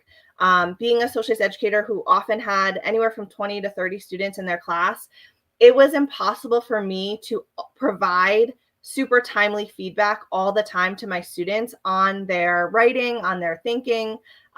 Even if I did an exit ticket to get through, 30 exit tickets for one period times 5 periods, we're talking about 100 plus exit tickets to read through to help support students. And so by having access to students taking these mini tasks and seeing their thinking in a quick way, I can see what they are doing. So I just want to show some existing feedback that I have from some students that I worked with. And I just want to show a different screen because it's already put in the anonymous. So I'm not sure my text screen. Okay. So in this task, I had students, and this one I only had a small class to try this out with, but they were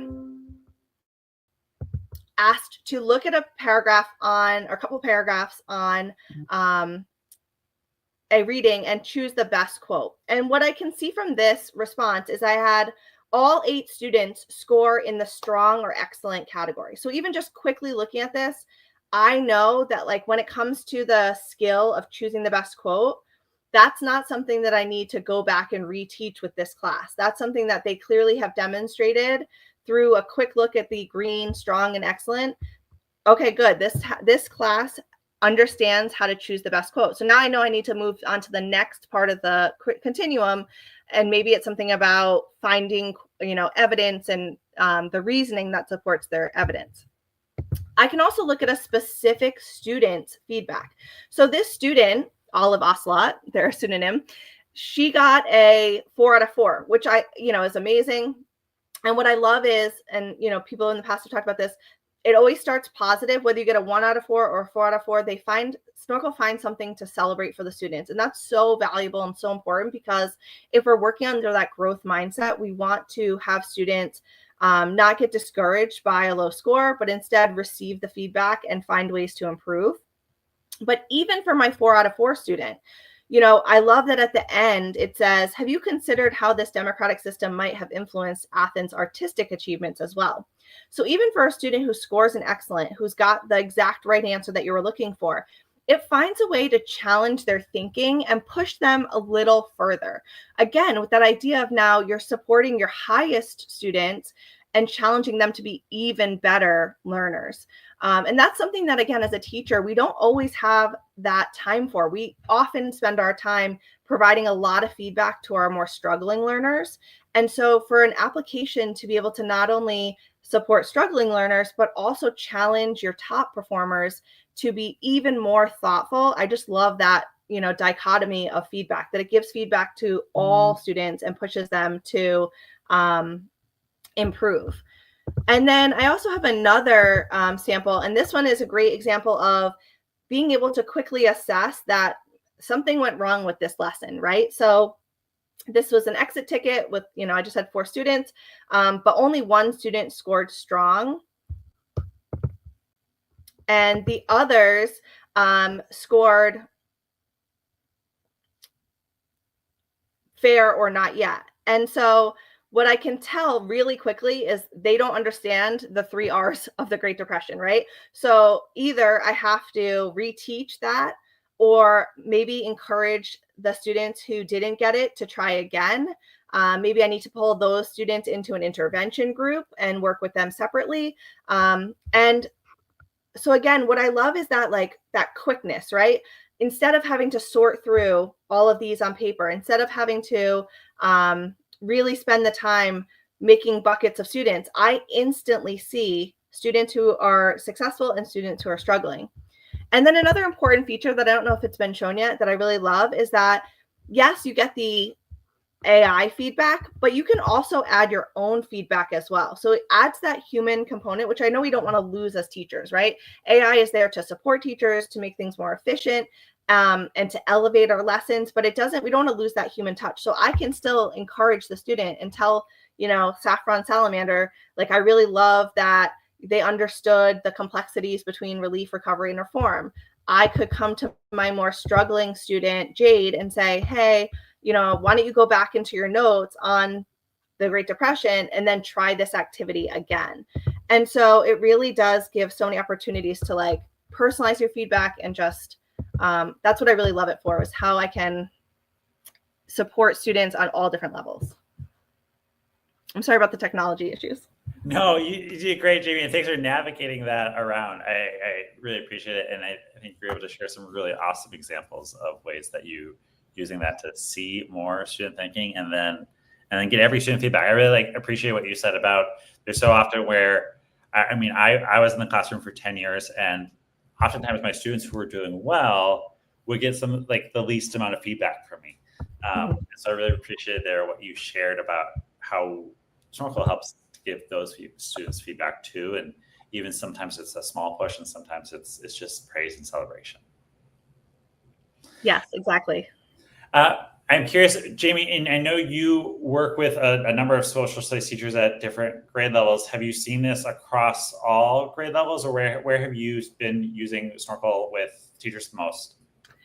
We've been mostly using it in middle school and high school. Initially, my district was a little hesitant at using AI with elementary students. We're starting to kind of come around to finding like things like this where it's not necessarily interacting with a AI bot. It's more just getting feedback. I think we're going to open up that to elementary. So I'm actually really excited to work with our elementary teachers next year and see if we can find really exciting ways to use it with the elementary as well. But our middle school and high school teachers have really started to dive in with, again, like exit tickets and end of unit assessments to just try it out and really see how beneficial it can be.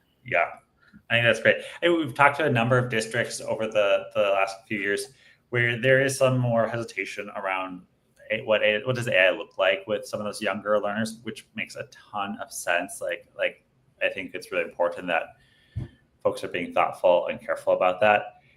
And the way we've structured Snorkel is such that we've tried to make it so that student thinking comes first and then the AI feedback comes after. And so it's really trying we don't want to undermine the student thinking. We don't want to take away the opportunity for student thinking. And I think the other thing that's powerful there is because Snorkel is just like submitting an activity, you don't get that back and forth that sort of can lend itself to more of a hallucination from the AI or lead students down an off-track path. And so we've seen that be really powerful too. Yeah, exactly. Yeah. I'm going to just glance here at the chat real quick. Chelsea, use it for test corrections. That's amazing.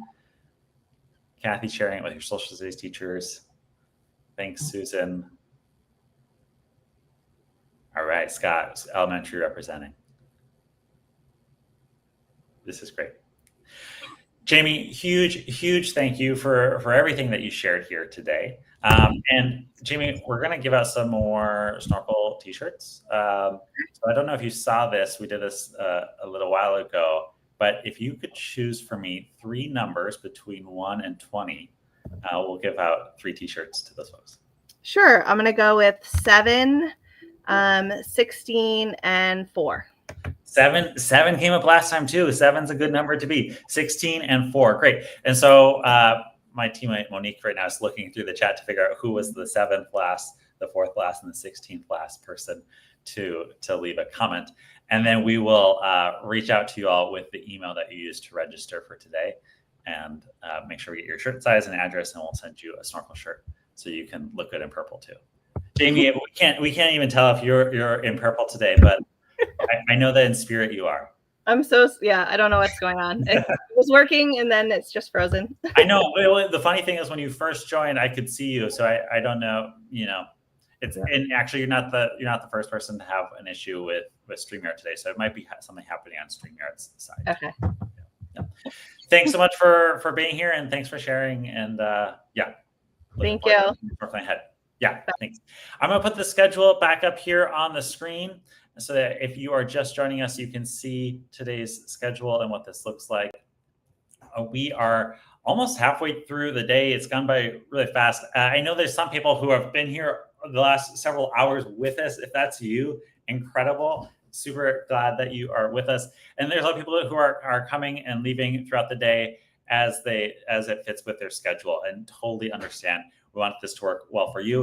And we've got a lot of different sessions left to go here. Each of these sessions is approximately 30 minutes. So our next session here, we're really excited to, in just a moment, invite Tracy Lowe's to share with us about using Snorkel in the science context. Tracy's a fabulous chemistry teacher in Michigan, and excited to have her share. Right after that, we've got another session with Jen Lawson and Julie Warham, who are also in Michigan, and they'll be talking about using Snorkel with elementary ELA. And then right after that, we have there's only one session today that's an hour long, and that's the one that comes immediately following.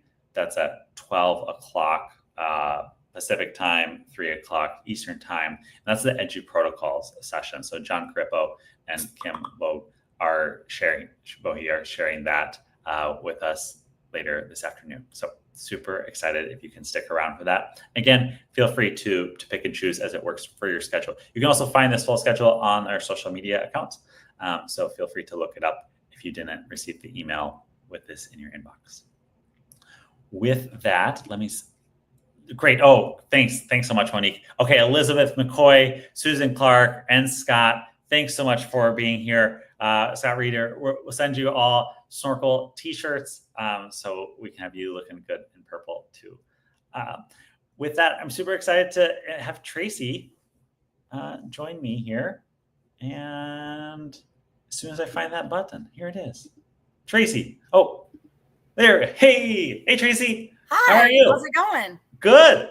You're coming Happy from the World Snorkel Day. Happy World Snorkel Day to you. I haven't said this yet today. I know I've said this to you, Tracy, but the reason why Snorkel Day is happening today is because if you Google random holidays, like go to Google, type in random holidays, you'll find, a National Muffin Day or like World Chocolate Chip Cookie Day or whatever.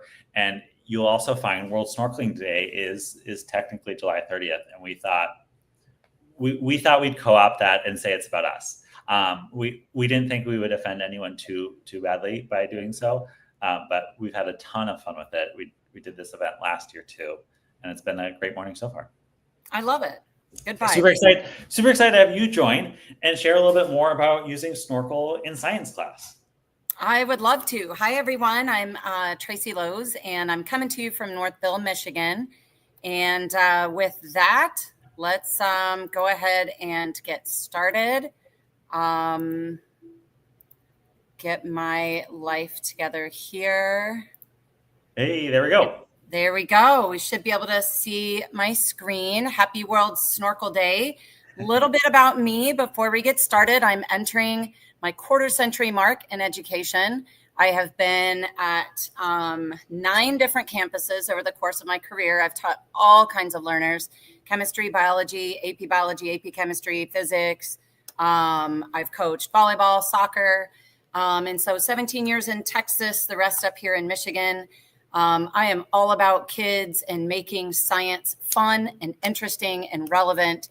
I'm totally focused on developing and fostering lasting relationships with kids, even in this day and age of technology and AI and all these big scary things that are coming down the pike.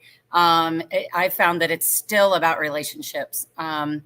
I think it's also really important nowadays to foster critical thinking and science literacy, because there's, in the information age, there's also the misinformation age. So it can be hard for a consumer of information, especially technical information, to be able to discern truth from untruths. So I think Snorkel can really help with that. And obviously a priority of mine as a single mom of 2 busy teenagers, my own work-life balance. So how can I implement things into my own teaching toolkit that can make life better for me, while also streamlining feedback, meaningful feedback and activities for my students. And using Snorkel supports all of my professional goals. And just real quick, the types of relationships that I build enable me to travel with kids. And so I really get to know them inside and outside the classroom, and it's such a blessing. So how I have used Snorkel in chemistry. So if you have Snorkel pulled up, there is a whole library of problems that we have developed and created. So I'm just going to go ahead and go to the Snorkel chemistry library. So you can see this is the high school chemistry Snorkel library, and it is broken down by some general categories based on all the chemistry that I have seen over the last, 20 years of my career. So there's a lot of stuff for very high level learners. I happen to teach at a high achieving school, but I teach 2 levels of chemistry. Honors chemistry is crazy fast paced. And then my on level co-teach chemistry is much more basic. So if you're fortunate enough to get to use Snorkel this year, you can click through here and find all different types of problems based on your students' skill levels. And then again, it just keeps on going by topic. I mean, we've even got some borderline AP Chem stuff in here with the kinetics and equilibrium and redox and electrochemistry stuff. And even some of the thermochemistry, there's a Hess's law puzzle problem in there. So some gas stoichiometry. So it ranges from basic, proton, electron, neutron, and ions all the way to some of the AP Chem topics. So again, that's the Snorkel chemistry library that we have developed. Again, how I use it, I've used it in my classroom this year. I'm so fortunate to work in a very supportive district that supports, teacher capability in AI and pitching it to students. It is not going away. And, just like anything else, it's a tool. It should be a learning tool. So how I use it, So for formative assessment, while students are learning, here's an example of a problem I would give them. And so if I pull this up in my Snorkel, this is from the library, I can add it to my library and then I can edit it however I want. So this is the way it appears to you coming out of the Snorkel library. But if I wanted to say, oh, I want to, change the prompt or whatever, you would just go here and add it to your own library. And from there, you'd be able to just add it to your classes. So I have all kinds of classes built in my Snorkel platform. You can see how many activities I assigned this year from my library. So anyway, this is an example of, say I had just taught types of nuclear decay. They get to fill in the missing particle, identify the type of decay based on that particle. Most importantly, students have to verbalize what they're thinking. And if students are able to explain it, that is a whole nother level of cognition. And that's actually the best part about Snorkel is if kids can explain what they're doing enough to get a 3 out or a 4 based on the AI feedback, then that means they really, really know it. And it is the act of doing that and not the points that they get that really makes Snorkel such a powerful tool. So that's how I use it as formative assessment, as in I will give them, if they can get to a 3 and they can do that as many times as they want, I'll put a little 3-point assignment in the grade book. And they can do as much as they want in order to get to a 3. And if they want to try and get to a 4, they can get to a 4.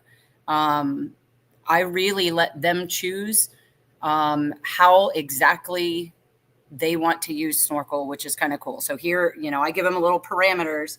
And then if they want to try for perfection, they certainly can. Or if they just want to make it good enough, that's fine too. Another powerful thing about Snorkel is its individualized feedback that they get. So this is a screenshot from my honors chemistry 4A. I can see that this student, I can literally see her words and I can track it. I can see that she did it twice. And so I can look at response 1, response 2. I can click it from best try to latest. And Tracy, we're still seeing your slide here. Oh, yeah. I see. There you go. There. Thank you. I appreciate that. Okay, so this is the individualized feedback that they can get. Sorry about that. And I can literally see this student responded in 6 minutes. And this was about some type of molar conversion. And so the very cool thing is kids can use the little whiteboard or they can just use their voice.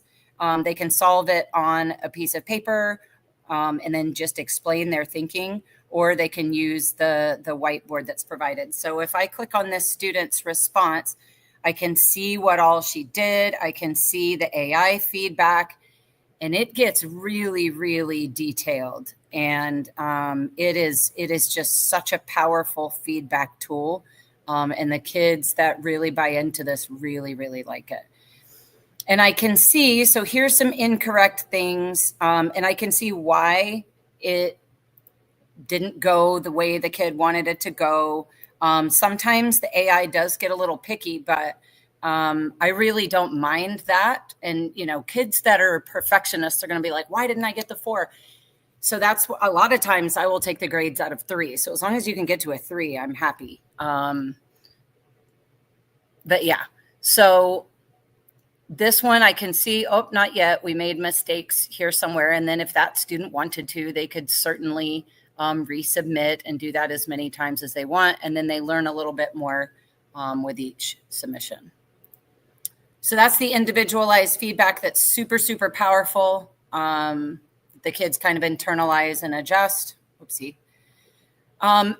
One of the cool things I did this year, so I started adopting Snorkel kind of midway through, I don't know, maybe a third of the way through first semester. And then second semester, I really got after it. And so I just kicked all these problems out and made them optional.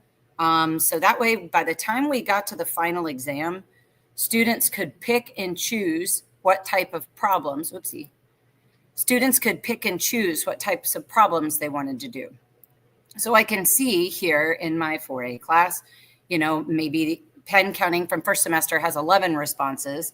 So I can kind of see what the kids are working on. Like elements, compounds, mixtures was one of the first things we taught. And so the fact that 24 kids out of this class went back and re-practiced it in January when we took finals where they had learned it in September. I think that's really, really cool that that they're able to do that. So my kids loved going back through their final exam review and being like, man, I really need to practice this thing that's going to be on the final. And Snorkel really, really helps them do that. And I found that the final exam scores were actually higher this year than last year. I cannot really point to whether it was Snorkel or not that, you know, made that adjustment, but I think it was really powerful. And then I love this insights and trends part because, so this is a heat transfer problem that I had assigned and I had required that kids do. So I can click on insights. So once I'm in responses, I can click on insights and it's showing me who's getting it, specifically what students have a super strong understanding, which I mean, no surprise typically, but and then it shows exactly what they're getting. And then more importantly, I can go down here, okay, what are they struggling with the most? So that is really powerful kind of on a mass scale. I can really look at my class as a whole, you know, where is the gap in my teaching? And then how can I adjust moving forward before a summative assessment? And so that's kind of how I used Snorkel this year in my class. If you're on the fence about adopting Snorkel or pitching it to your district or whatever, and, you know, us as teachers, especially veterans, we can be sometimes, you know, I feel like if I'm a teacher and my curriculum is this, and this, if I'm going to adopt something new, what am I giving up? And, you know, I'm skeptical of adding a new thing or whatever. My advice, just do it because it is such an impactful and efficient tool. It prevents scholastic dishonesty because the kids actually have to speak. So even if they like copied work from somebody else or got help with it or whatever, if they say something wrong, the AI is going to pick up on that. And maybe a student that engages in academic dishonesty is maybe learning something, whereas they might not have before in another type of, you know, assignment or assessment venue. So I've found these activities to be so impactful in terms of time, both class time and teacher time. I don't know about y'all, but in this day and age of smartphones and Snapchat, I don't assign traditional homework anymore. Anything that's written, I can assume has been passed around to the grade level Snapchat. And so I give, here's a problem set and here's the key. And then that's your homework. Or we do that practice problem set in class, you check it, and then I help you with it.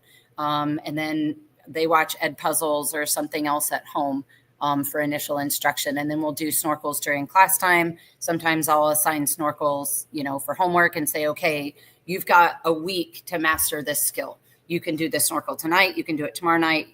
Like I said, we're a high achieving school. Kids' schedules are crazy. So I'll give them a week sometimes to do a Snorkel because I want to maximize their time as well and be cognizant of their schedules and not stress them out. What else I love about Snorkel is it can be tailored to anything you do. So if you have traditionally given short answers on tests, you can Snorkel that.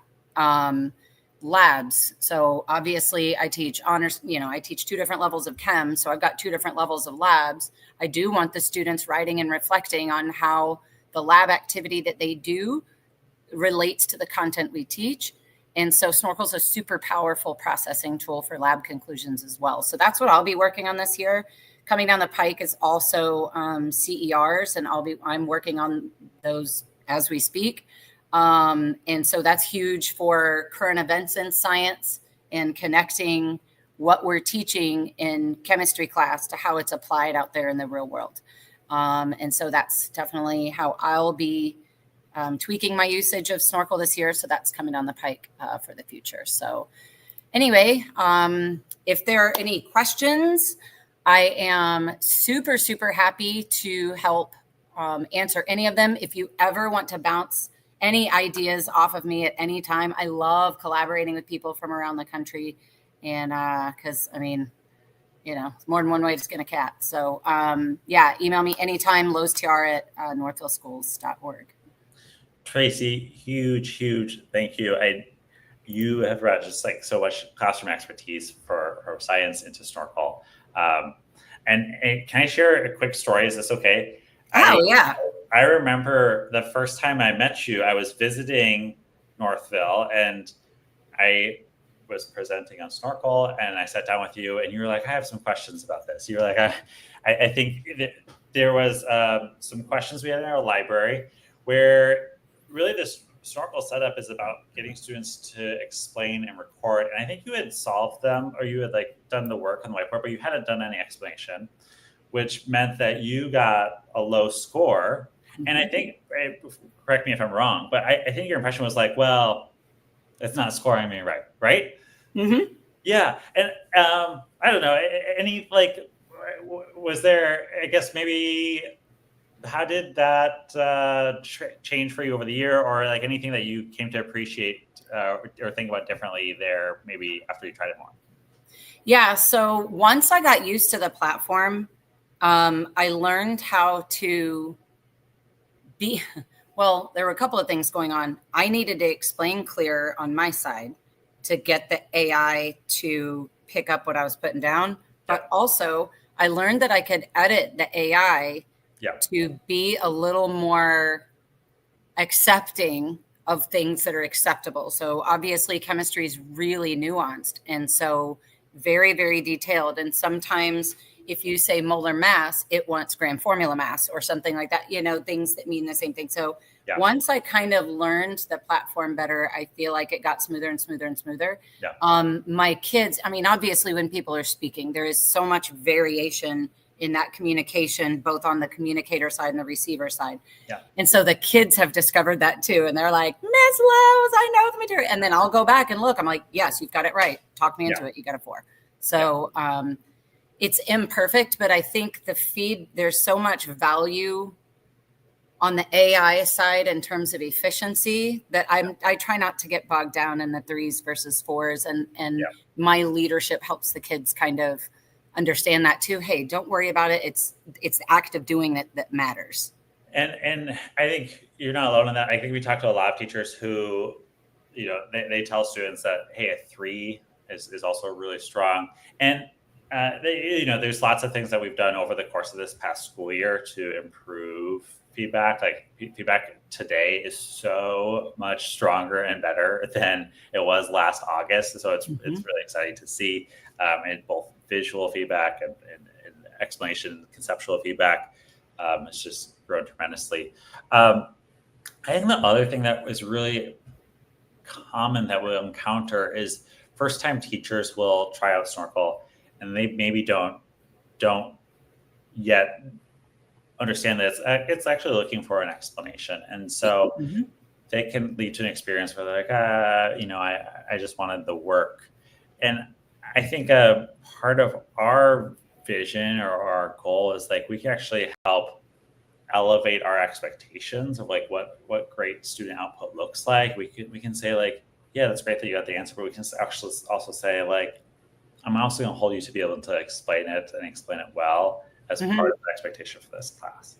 And so that's been really, really exciting. And yeah, I've really appreciated your collaboration around that this past year too. Yeah, of course. It has been really cool getting to think of ways to incorporate Snorkel more and more and more, to substitute, either substitute or add to the curriculum that we already are doing. So it's actually taken the place of a couple of things that were more cumbersome. Yeah. And then I don't have to like hand grade anything or get in there and grade anything. It's just automatically scored and then just import it. And you can export, all these scores to Excel and sort them and mass edit them. And it's so, so nice. And I think I mentioned this on an earlier session. I think one of the things we found to be really powerful, especially at the high school level, where you often have other colleagues who are teaching the same subject, is teachers can share their Snorkel activities with one another. And we just introduced this summer school and district libraries. And so it's on premium accounts, but if your school or your district is in Snorkel, you can then share and upload and create your own library of activities that can be shared across the school or the district, which I think just presents some neat opportunities to build content that's really aligned to shared curriculum or common assessments or things like that. Oh, it's so perfect, especially in a large organization where you've got like 4 to 6 teachers on a team and, hey, did you create the Snorkel? And then everybody just grabs it. It's great. Yeah, I'm just peeking here into the chat real quick to see if there's anything that didn't get answered yet. Questions, let's see. Yeah, CER, super exciting. And Tracy, I don't know if you've explored this too much yet, but that new writing feature for CERs, I think is going to be, I'm already really excited about what the possibilities there are for science class in this coming year. So I have 11 created right now. I'm trying to do at least 1 per unit. Yeah. And it has definitely been a process to get right. But it is so powerful, because I'm doing it on the teacher side, what I think is going to work. Yeah. And I'll try it on the student side. Yeah. And I'm like, wait a minute, I need to edit the passage to match what I'm asking, and to make sure the AI picks it up right. Yeah. But it's not too picky. And I am really excited about this because it really makes, even so, putting my student hat on, it makes me think, you know what I mean? Like I really have to think about what the passage is saying, as well as, what's my content knowledge that I can draw upon. So I'm excited. We've got some ocean acidification stuff because obviously climate change is so relevant right now. So I've got some stuff coming about the impact of carbon dioxide on ocean ecosystems in terms of raising a jellyfish. Yep. The role of bicarbonate, which is it can absorb protons and release protons. And how does it act as a buffer? And I've got stuff about smartphones. I'm trying to keep it like really relevant for students. So I'm excited about the CER stuff too. I love that. That. There's also a question here about, let's see, if you're using it to enter grades, can you track, this is from Jennifer, can you track a standard over time in the same document, or is it better to create classes by content instead of mixing? So I think the question is basically around like, how can you see student data and some of that visibility? And I know you shared some of that dashboard.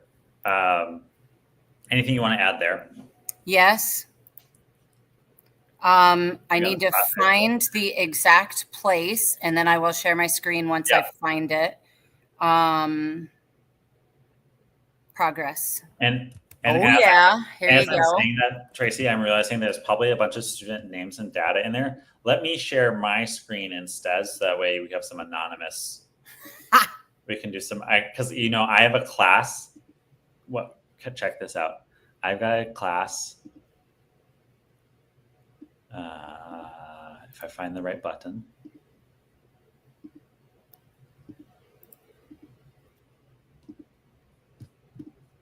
And it's got all my friends in it.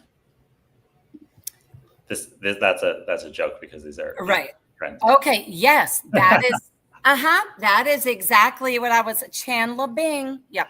That is exactly what I was looking at. So that is much better than my own kids. Yeah, and this just gives teachers that snapshot of student progress over time, so you can see how they did on different activities. You can jump into their responses on any of those activities by clicking on that score there. One of our sort of longer term goals is we actually just released this summer the ability to search the Snorkel library by standard. We think that's really powerful. And so we're actually thinking about how do we better give teachers insights, not just at that individual activity level, but like student progress across the class, and how do we tie that to standards? So there's some really, I think, exciting work we are working towards over the course, of this coming year to make that data even more powerful and accessible for what it can show teachers. Mm-hmm.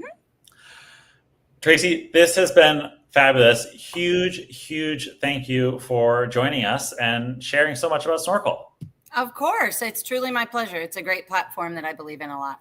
Thank you. I hope everybody that's listening and watching caught something that they can use, and I hope y'all have a great school year. The fun thing to see here is we have had a really solid turnout here all day long. I'm really curious, just if you put in the chat right now, how many of you have been here with me for the last 4.5 hours, or how many of you are just popping in for a half an hour here? Both are totally acceptable. I'm just curious. I think there are some people here who have been on all day long, which is really fun. Oh, great. Stephanie, Alfonso's shout outs, Jason, Samantha, awesome. Jennifer, so glad. Also, Tracy, I'm seeing just a ton of shout outs here for you in the chat as well. Aw, that's Kathy, so nice. And so many other people. Stephanie, awesome. Cool. Thanks so much, Tracy. I hope we have an awesome rest of your World Snorkel Day. Of course. Thank you so much, John. Y'all have a great day. All right. Take care. With that, I am going to share here the schedule. And if you've been with us all day, thanks for joining. And if you're just joining, thanks for jumping in. Here is our schedule, and we are just about at the halfway point here, and super excited to do a couple of things right now on this quick minute before the next session starts. So up next in just a few minutes here, we've got Jen Lawson and Julie Warham, who are going to share about using Snorkel in elementary ELA, and they have just some incredible experiences from this past year. They used it for all sorts of different really interesting literacy activities, but also for some just reading fluency, and so excited for that. Immediately after that is a session about Edgy protocols as well. Each of these sessions is about 30 minutes, except for the Edgy protocol session, which is an hour. And I've said this before, but if you're joining us, feel free to pop in and out to the sessions that feel most relevant to you, but super excited to have you here. I am about to share with you here in the chat a quick link, and this link is special, and it's actually only going to work for about 2 minutes. And so if you are with us live, you're going to get access to this link, and then it's actually going to stop working. But the link I'm about to share here in the chat is going to give you free premium access through January, for this fall. And so if you click on that link right now and get signed into your school Snorkel account, make sure you sign into your school Snorkel account and not any personal email account. That link is live here for the next 2 minutes. That will give you premium access through January. Really appreciate you all being with us here. I think one of the things that we have found, our whole team is former educators. I was in the classroom for 10 years. We really value the collaboration and the opportunity to get so many teachers here who are passionate about Snorkel, sharing Snorkel. And so excited to be able to share with you that access, excited to be able to support you. If Snorkel is something that you are considering or want to share with your colleagues, I invite you to do so. Anyone can create a free Snorkel account, and almost everything that we've seen here today, you can do on those free Snorkel accounts. The premium access just gives you unlimited activities. It gives you access to Snorkel Coach, some extra, we have school and district dashboards and school and district libraries, and so there's some other features that come along with premium. If it's something that you want to share more widely with your district, we also have district pilot options for this coming year if you're interested. But with that, oh, I see some people reposted. Did I maybe share did I share the wrong link? No? Okay, great. And click on it soon. It's actually going to go inactive here in about 1 more minute. So click on that if you can get in there and make use of it. If you're not watching this live, I'm sorry, but reach out to us anytime. We're happy to support you, happy to help you explore premium accounts, and I'm also happy to talk to you about how you can share that with more of your colleagues. With that, I'm going to do a quick transition and invite Jen and Julie up here. So great to have you both of you here. Just let me make sure I click on the right buttons to get us all up on the screen. Hey, Jen. Hey, hi, John. Hi, Jen. Hello. How are you doing today? So great, so great. So happy to be here. Thank you so much for letting us come and represent elementary school. Really grateful for you jumping in and being willing to share. You know, I was a high school math teacher, so elementary ELA is about as far from my wheelhouse as possible. But you both have a lot to offer here. It's super excited for everyone else to get to see it. Well, we got you covered, John. We're ready to go. Great. I'm going to let you go ahead and share your screen, and I will put it up here on the big screen, and then we can dive in. Okay. Here we go.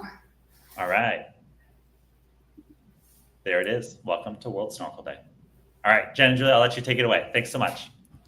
Thanks, John. Okay, all right. So we're seeing welcome to world. There we go. All right, a little delay effect on my end. I'm Julie Warham, longtime educator, literacy leader, and currently helping Snorkel develop early literacy lessons. I'm joined today, like we said, by my colleague, Jen Lawson. Hey, I'm Jen Lawson. I am the Instructional Technology Integration Coordinator for Northville Public Schools. And prior to that, I taught math in the middle school for 25 years. And it is a privilege to be here with Julie. She is a rock star. And I am just so excited to share all of the amazing things that she has done this past year in her classroom. She's incredible. Well, Jen, right back at you, because if you recall, I came to you at a time when I was looking for a more efficient process, my students' reading fluency. So like many of you out there, I'm sure you're finding it very difficult to listen to 27 or plus students read each day and give valuable feedback.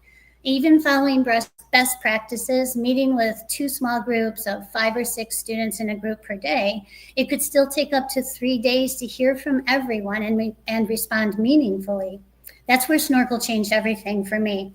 With AI-generated feedback that teachers can refine and personalize, I was suddenly able to hear every student read, evaluate their fluency, provide individualized teacher-like feedback, all within 30 minutes, 1/2 hour instead of 3 days. It's absolutely incredible. And that's one thing teachers are always wanting more of, time. And today, Julie and I are excited to share with you some fluency lessons that made this possible, along with a range of some other ELA resources that Julie has developed. I am just really excited to share with you what you can accomplish with Snorkel. It's just truly transformative. Right. Today, we're going to take a deep dive into K-2 ELA, and we're going to begin with a brief overview of the science of reading, which kind of serves as the foundation for every lesson that Julie has created for Snorkel. From there, we're going to explore some lessons with Common Core state standards. And then next, we're going to dive into some fluency lessons, which Julie intentionally designed in 2 parts. specifically to teach both phonics and fluency. You'll see real lesson examples, differentiated instruction, grade level feedback that Snorkel provides. It's amazing. We'll explore some insights. Tracy kind of showed us some of those earlier. And then we're going to wrap up by sharing some of Julie's amazing ELA lessons. I can't wait. Sorry, Jen, I'm having a little bit of trouble getting to the next slide. I'm clicking. No worries. Oh, here comes John to the rescue. Here comes John to the rescue. I don't know if I have the answers, but is it possible it's on a different tab than the one you're sharing? How does that work for you? Okay, there you go. Now we can see the second slide. Okay, excellent. Sorry about that. But Jen just went over this agenda. Yeah, we're going to take a look at the science of reading. We're going to look at some lessons, and we're going to even see student responses to Snorkel in their own words. And who can explain it better than a first grader? All right. So as mentioned earlier, all Snorkel lessons are aligned to the Common Core State Standards and grounded in best practices informed by decades of research called the Science of Reading. And I'm going to share an article with you. It's from the National Center on Improving Literacy, because although many educators are familiar with the science of reading, I found that there's still sometimes a bit of misconceptions. So let me just share this tab real quick. Make it a little bit bigger.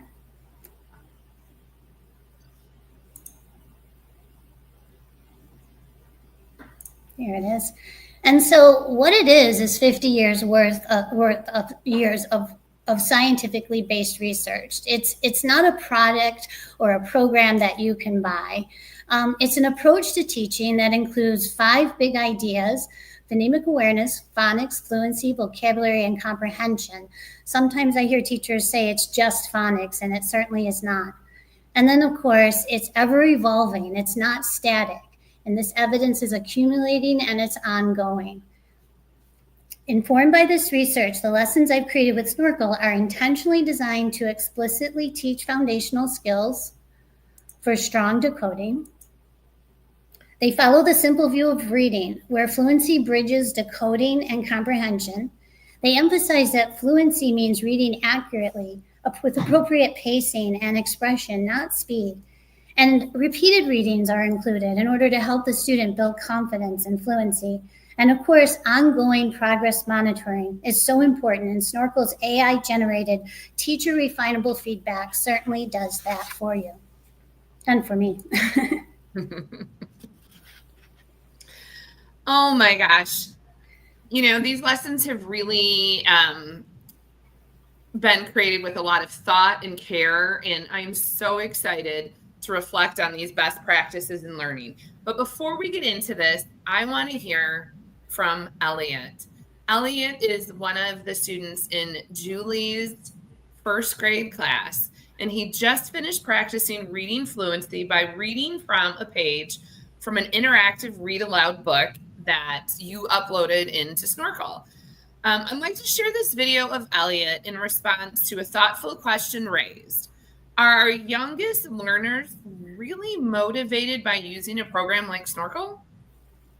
So the short video captures an incredibly powerful moment in Julie's classroom, more than just learning curriculum. And this is really, I think, what is important for teaching too. We don't just teach content, we teach other things. And Snorkel is part of that. It teaches perseverance. It teaches productive struggle by allowing students to get feedback and redo all of their responses. That's truly a learning moment. Julie, let's hear what Elliot has to say.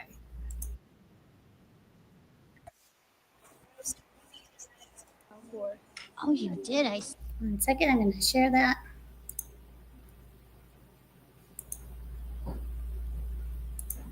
Yeah, you can go ahead and hit play, Julie. It's working. Okay, great. See that. So let's see. Let's listen to the computer coach and see what you did well. Great job reading smoothly and clearly. I could understand your reading very well. So what did you do well? I read smoothly and clearly. Yeah, clearly, didn't you? And the computer could understand you. All right, let's see what the computer coach says next. Can you look at the last sentence again? There's a small word that needs to be fixed when you say, make a tiger look small. So it sounds like you read, make a tiger look small. Let's look at that line. Can you show me how we would? Yep, you got it. Can you find that line? What do you notice? So at the end of makes, it has an S at the end. Oh, and how did you read it? Make. So make sure when you're reading, you read all the way through to the end of the word. All right, let's go back and see what else the computer coach has to say. Try adding more excitement to your voice when you read about how big and strong the polar bear is, especially when you say, great hunter. So what are you going to try to fix up in your next reading? So in my next reading, I'm aiming to say great hunter when, so the like if like it's in the book, I could say like great hunter. Oh, I noticed you're using a lot more expression, right, in your voice. All right, shall we look at that line before you do it to make sure you're ready? Can you find that part? Let's practice a little. Polar bear is a great hunter. Oh, that was a lot more expression. I can really see how polar bear would be a strong, powerful bear out there trying to get those seals, because your voice was, you used expression in your voice that time. Are you ready to give it a try? Yes. For your next reading? All right, let's go back. All right, that was great. Thank you, Jen, and special thank you to Elliot.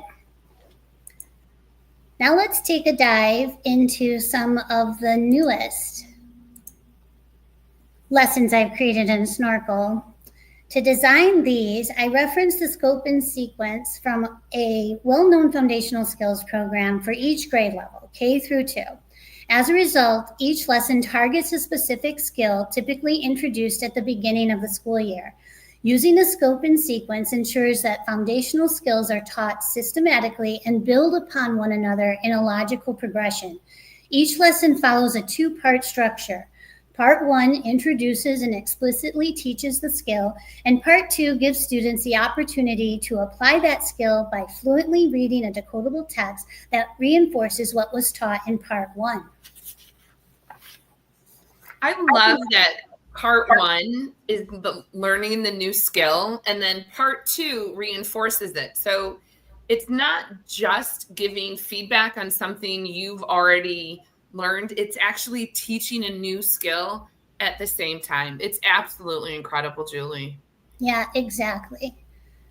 So let's go on using this part 1, part 2 lesson design. We're going to go and look at a kindergarten lesson. So in part 1, students are introduced to the short A sound in a consonant vowel consonant word, or CVC word. To support this, I created the decodable text Dan the Cat, which gives students multiple opportunities to practice reading CVC words with that short A sound. I'm just going to go ahead and open that up for you. And here you see the decodable text, Dan the Cat.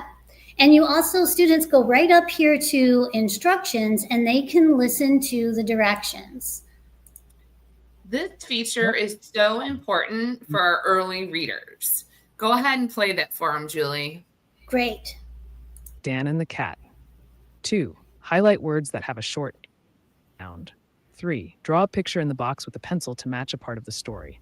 4, record yourself talking about a word with a short A that is not in the text.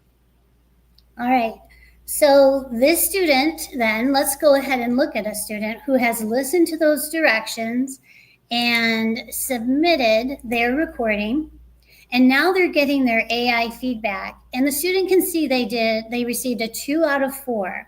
He can listen to the AI generated feedback just like Elliot did and see that he correctly highlighted some of the CVC words with the short A sound, but missed a few others. What I especially appreciate is how AI scaffolds the response. It provides supportive examples like hat and mat, so the student can hear that sound before going back into the text to fix up those words that that he or she missed. This kind of targeted, constructive feedback helps guide the student toward deeper understanding without just simply giving the answer away. And the student can then click resume response and try again to improve their score. It naturally promotes engagement and perseverance, just as we discussed earlier. Absolutely. So we're going to head back to our slides. Once the student has successfully completed part 1, they're ready to move to part 2, the application of the skill through fluent reading. So some of the same decodable text. Julie, when assessing reading fluency, I see that you're looking for several key factors. You're looking for accuracy, automaticity, and porosity or expression. Now, these elements really work together to ensure that fluency isn't just about speed, but about meaningful and connected reading. That's absolutely right, Jen. Let's go ahead and take a look at this lesson. So the student has listened to the directions, submitted their response, and is ready to listen to the feedback. In this example of the AI-generated feedback, I was especially pleased to see that the student not only identified that the student paused after each sentence, which shows that you understand periods, but also offered positive reinforcement by noting that the student read at just the right speed, not too fast and not too slow. This is exactly the kind of feedback that I would provide myself. So it's no coincidence that the AI is also giving that feedback, because when I designed the lesson, I'm going to go ahead and show you where I made this lesson so that you can see that when you're creating the lesson, you're actually in charge of the AI feedback. So here is where I designed the lesson. Hopefully that's coming up for you.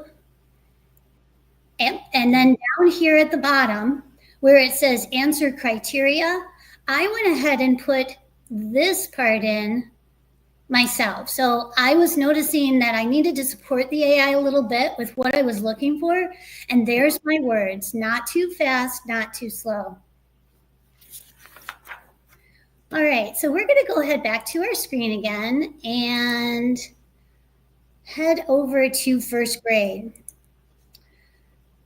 So at the beginning of the year, the learning target for this grade level is to review short vowel sounds. So this lesson focuses specifically on CVC words with the short I sound. Students engage in activities similar to those previously seen in the kindergarten lesson part 1, reinforcing phonemic awareness and decoding through targeted skill-based practice. Let's go ahead and take a look at that lesson. I particularly wanted to show you this response from the student. So once again, the student had the option to listen to the directions, which allows them to focus their attention on reading the decodable text rather than decoding the actual instructions. I also noted that the AI feedback started with a positive comment, a great way to encourage learners. In this case, it praised the student for coming up with their own word, it, which isn't in the text, but correctly includes the short I sound. This kind of targeted, affirming feedback helps build both confidence, which students need, and understanding. Yes, it's so motivational. In addition, the AI picked up on the fact that the reader highlighted the word said. Remember, they're looking for that short I sound. From my experience, young learners often overgeneralize a rule. And for example, when learning the short I sound, they simply highlight every word that has the letter I. I love that the AI picked up on that and, as seen before, guides the reader to go back to the text and look for words that have the same sound, like pig and big. Again, not just giving the answer away. So in part 2 of this lesson, the student is ready to read the CVC words that contain a short I sound fluency. So we had our lesson first, and now we're going into seeing if they can read that short sound fluently. That's right, Jen. So I wanted to highlight this particular student response. She received a 3 out of 4 because it illustrates a common reading miscue at this grade level. While the AI provides several positive feedback, it also offers gentle corrective feedback, noting that the student read the pig's name as Fip instead of Flip. This is a typical challenge for early readers, as consonant blends like FL can be difficult to decode, requiring precise coordination of articulators, breath, and voice as they shift from the F sound to the L sound. I was especially pleased to see that the AI scaffolded the correction, encouraged the student to sound out all the letters, just as I would have done in a one-on-one reading conference. Absolutely. So in this lesson for 2nd grade, the focus in teaching the FLSZ doubling rule at the beginning of the school year. Does this follow the scope and sequence of the sound grade foundational skills, Julie? It sure does. This skill would be addressed right after a quick review of short vowel sounds. Let's take a look at this student's response. So, Julie, I noticed that the students are still following the same lesson structure, but the deeper thinking question is different now. Now you're asking them to record themselves teaching the FLSZ doubling rule to someone else. That's Yes, cool. I love that. Go deep, right? With your Absolutely. There's no better way to deepen understanding than by teaching it to someone else. It's a powerful way to reinforce learning and check for true mastery. I wanted to highlight the AI feedback that was provided to the student as well, who submitted that strong 3 out of 4 response and received compliments from the AI, such as, great job explaining the rule. And I like your example with dress. You showed the short E sound means we need to double the S. So again, reiterating the skill that we're trying to teach through this lesson. However, the AI also notices that not all the words that represent the FLSZ spelling rule were highlighted by the student, offers examples of the types of words he or she needs to look for, and asks the student to go back to the text to try again. The AI is certainly doing an amazing job with this lesson. It's incredible, but it reminds me of a common misconception I've heard from teachers. That AI tools are here to replace educators. Yeah, as we can see in Elliot's video, teachers still remain central to the process every step of the way. It starts with identifying the needs of their students. Then they decide whether a lesson from the Snorkel library addresses those needs or whether they can design their own. Adjusting the AI criteria to ensure feedback aligns with their goals. Now, during this lesson, the teacher monitors student progress, checks whether students are engaging and applying the feedback, and even encourages extra practice before re-recording, as was the case here. And then finally, the teacher analyzes student performance data, something we're going to explore a little bit later, to determine the next steps for instruction and support. It's amazing how much Snorkel can do for teachers. Absolutely. No wonder their coffee's always cold, right, Jen? Oh my gosh, absolutely. All right, so finally, in part 2 of this fluency lesson, the 2nd grade student revisits the same text. Remember that repeated reading is so important according to the science of reading to help build that confidence. So here's Miss Muff's dress again. Just go ahead and share that with you. And in this example, the AI feedback continues to highlight the student's strengths. It praises their ability to read the words correctly, and even notices that the student paused after reading, oh no, recognizing that punctuation, a subtle but very important fluency marker. At the same time, the AI provides gentle corrective feedback, encouraging the student to try to make their voice flow more smoothly. What if you practice reading a little faster with fewer pauses between words, reinforcing the idea that learning is a process and helping to build the important skills again, perseverance and independence? Absolutely. And in addition to this feedback, my students truly enjoyed using all the interactive tools that Snorkel offers, such as recording one's voice, drawing with a pencil, using the highlighter, and as we'll see later, movable text. These features kept them engaged and supported creativity along with skill development. All right, let's head back to our slides. And we're going to go ahead to looking at some insights. So on this slide, we'd like to introduce another powerful Snorkel tool, and one that helps organize and surface students' responses quickly and efficiently, allowing teachers to make timely, informed instructional decisions for each learner. For this fluency lesson, I created an activity from an interactive read aloud text, Squirrel's New Year's Resolution, which we read multiple times in January. Because students were already familiar with the story, it provided a great opportunity to assess their fluency in meaningful context. I selected several text pages from differentiated reading levels and built custom lessons around them. This allowed me to assess how well students could apply their fluency skills, remember accuracy, pacing, and expression, when reading familiar content tailored to their grade level. Once students' response is recorded, Julie can go to the responses to see how each student has performed. First, you can do that by selecting the icon. You toggle between all student responses for those that have submitted and those that have not yet submitted. For presentation purposes, you also have the option to hide students' names, as we've done here. You can further sort responses multiple ways and even look at the students' best tries and latest tries, making it easier to identify patterns at a glance.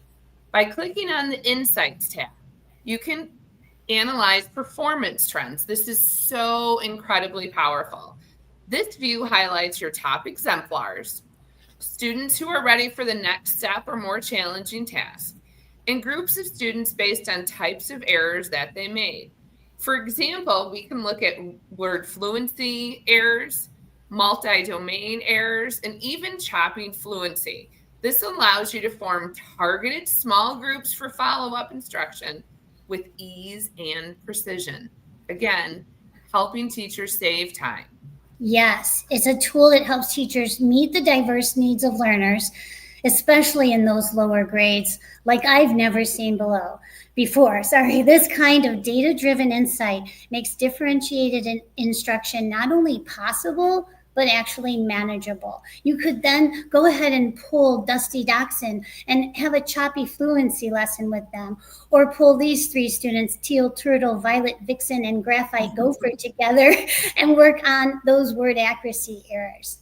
I love the anonymous names. Just think about how much time this would have taken in the classroom without the use of Snorkel. Now, believe it or not, Julie, we've got about 2 minutes left. Oh, no. I know. You've got so many amazing things to share. Yeah. So let's see what we can wrap up in about 2 minutes here, Julie. All right. Well, let's just go ahead and pick one grade level. We'll start with kindergarten. In each grade level, K1, 2, it's not just about fluency. I've been working on lessons for reading the Common Core standards, literature, information, language, and speech, speaking and listening. So here, for example, is a language lesson in kindergarten. And in this Common Core standard, kindergartners are supposed to use question stems: who, what, where, when, why, and how. And what kindergarten wouldn't love honing in on that skill by recording themselves asking questions of an alien who just came down to Earth? Julie, these are absolutely incredible. And I believe they are in the Snorkel library, correct? They absolutely are. Julie, you have done such an amazing job creating these lessons. And these are lessons that you've created specifically for Snorkel in the Snorkel library. This is incredible. I am so proud of you, Julie. This is like, you know how much I love Snorkel, and what you have done here is amazing. Well, thank you, Jen, for introducing it to me. And thank you to the entire Snorkel team, because it truly is a game changer. I have to say, I have always said that Snorkel is a non-negotiable for our district. I just think this is one tool that Julie, you've used this with first graders. And I do want to point out something real quick, that video with Elliot, what you didn't see in the background were 22 first graders all working on Snorkel at the exact same time. Absolutely. It was a pleasure to see your students do this. And so if anyone's like, oh my gosh, my first graders could never do that. Yes, they can. And if you go back and look through that video, you will see all these kids engaged in learning in these activities all at the same time. I love it. Jen and Julie, thank you so much. I didn't point this out before, but right immediately before you all, we had Tracy Lowe's, who teaches high school chemistry, and she is also in your same district. She is, yes. I think that ability to do reading activities in kindergarten all the way through high school chemistry, like AP type items. It's really incredible. So, Jen and Julie, thank you. What I love too here is how all these like really real examples you have of what it looks like when students actually do it, and you've seen it in the classroom, and how that's been impactful. And so I really appreciate you putting together these really awesome examples and sharing them with us all. Oh, you're welcome. Thank you so much for the opportunity. Absolutely. Thank you. And if anyone has questions, feel free to reach out. We're happy to answer them. Yes. We love our Snorkel. Great. Well, yeah, I think have a great rest of your World Snorkel Day. I'm going to go ahead and transition us here, and I'll put the schedule up just really quickly, and then really excited to kick off our Edgy Protocols session here in just a moment. So we are right here. We're a little bit over halfway. We got next up. This is the one session of the day that is actually an hour long instead of half an hour. I was talking to John and Kim, and they said, well, we got a lot to share. So could we make this an hour? And we said, absolutely. Yeah, we'd love to. The Edgy Protocols community has been so powerful in just sharing some really unique ways of engaging students, both outside of Snorkel, just with what they provide for teachers, but also now doing some things in collaboration with Snorkel as well. And so excited to invite John and Kim to join us here. And if you haven't heard of Edgy Protocols yet, I invite you to stick around and learn a little bit something about Edgy Protocols as well, and just different ways that you can use some of their resources with or without Snorkel to support student learning. So let me click on the right buttons here, and John and Kim, have you join us. Great to see you both. Hello. I almost got your, there you go. Okay. How are you doing today? I'm great. How are you, John? You must be muted. We can see you, but we can't hear you.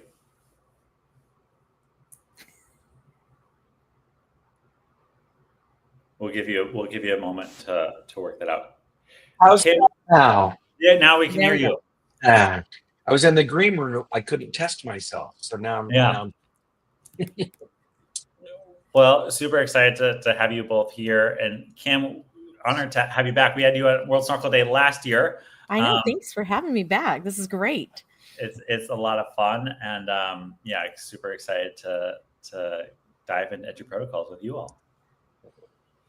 I love watching the growth as John gets set up. I've loved watching the growth of Snorkel because I met you guys at the ASU GSV show in 2024, and you guys were kind of walking around and sharing. And then this year you had a booth, and same thing at ISTE, walking around. And this year you had a booth. So it's so exciting for me to see your program or product build at capacity and the what you offer to teachers and students. So it's great to see the growth that you guys have had in this past year too. Thanks for saying that. It's been a lot of fun, and just an honor to work with so many awesome teachers and educators and leaders all across the country this past year. We've been growing fast. It's been a lot of fun. All righty. So I think we are just about ready to kick this show off here. Let me hit the present button. Seeing a lot of protocolers there in the chat. Yeah, drop it in the chat here if you're a protocoler. Oh, hey. Oh, yeah. I wasn't on that tab. Now I am. Hey guys. And it looks like they changed StreamYard. You used to not be able to chat on the public side, only on the team side. So I'm really loving that. So let's get the slides open up here. And John, I'm just giving you a heads up. For whatever reason, my Snorkel is not loading right now. Oh. So I'm going to pivot if we need to. Okay. I tried logging out and everything, but let's go ahead and get started. And we'll just tape it together, Kim, because we can totally do that. We got it. And if my Snorkel doesn't load, not a problem. So this session is going to be about Edgy protocols and Snorkel. And Kim, I was loving, Kim is the one that introduced me, John. So she was at ASU and she's like, there's this thing called Snorkel. And I was like, what's that? And so she finally dropped me in and I was like, oh my gosh. Now maybe about a year later, for those of you that are protocols people, we haven't really publicly announced this till now, but the Frayer, Word Up Wednesday, Little Parts, 8 Parts, Sentence Parts, Sketch and Tell, Thick Slides, 3X, POV, CER, and Genre are all baked in now. So and when math you go, reps. and math reps is coming. Yeah. Okay. Well, it's not in this section, but that's true. I'm looking at our section. Okay. But yes, there's also self-correcting math reps. So imagine that, you guys. All the cool stuff that you love about math reps, self-correcting, including the word problems. So we're super stoked about that. So Kim, I'm going to kick you off for explaining a little Word Up Wednesday. Okay. So I'm going to see if I can get my Snorkel open in the background while you're doing that. Okay. So I think now it's just called Word Up. And for my Gen Xers, I really wanted to have Cameo playing because every time I say it's time for Word Up, that's all I hear in my head is Word Up. Anyway, Word up. So it originally was called Word Up Wednesday because we love a good alliteration, but you can do Word Up on any day with your vocabulary words. So what you kind of have here is the idea of a Frayer model, which most of you know a Frayer model, where people take a vocabulary word and define it, facts and characteristics, synonyms, antonyms, maybe an image. And we're changing that up a little bit and bringing in the idea of a jigsaw where kids are going to be working on the same slide together when we're talking a traditional Word Up. So John and I, and John, Laven, and Jeff would be in a group.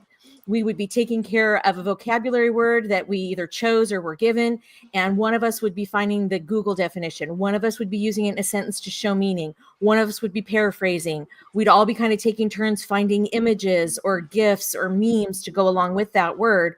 And our counterparts in another group would be doing the same word because we want to have a little gamification there. And we put our two slides up against each other. So John's showing an example of that right there. So because, kids do better when there's competition, right? That my slide's going to be better than your group slide.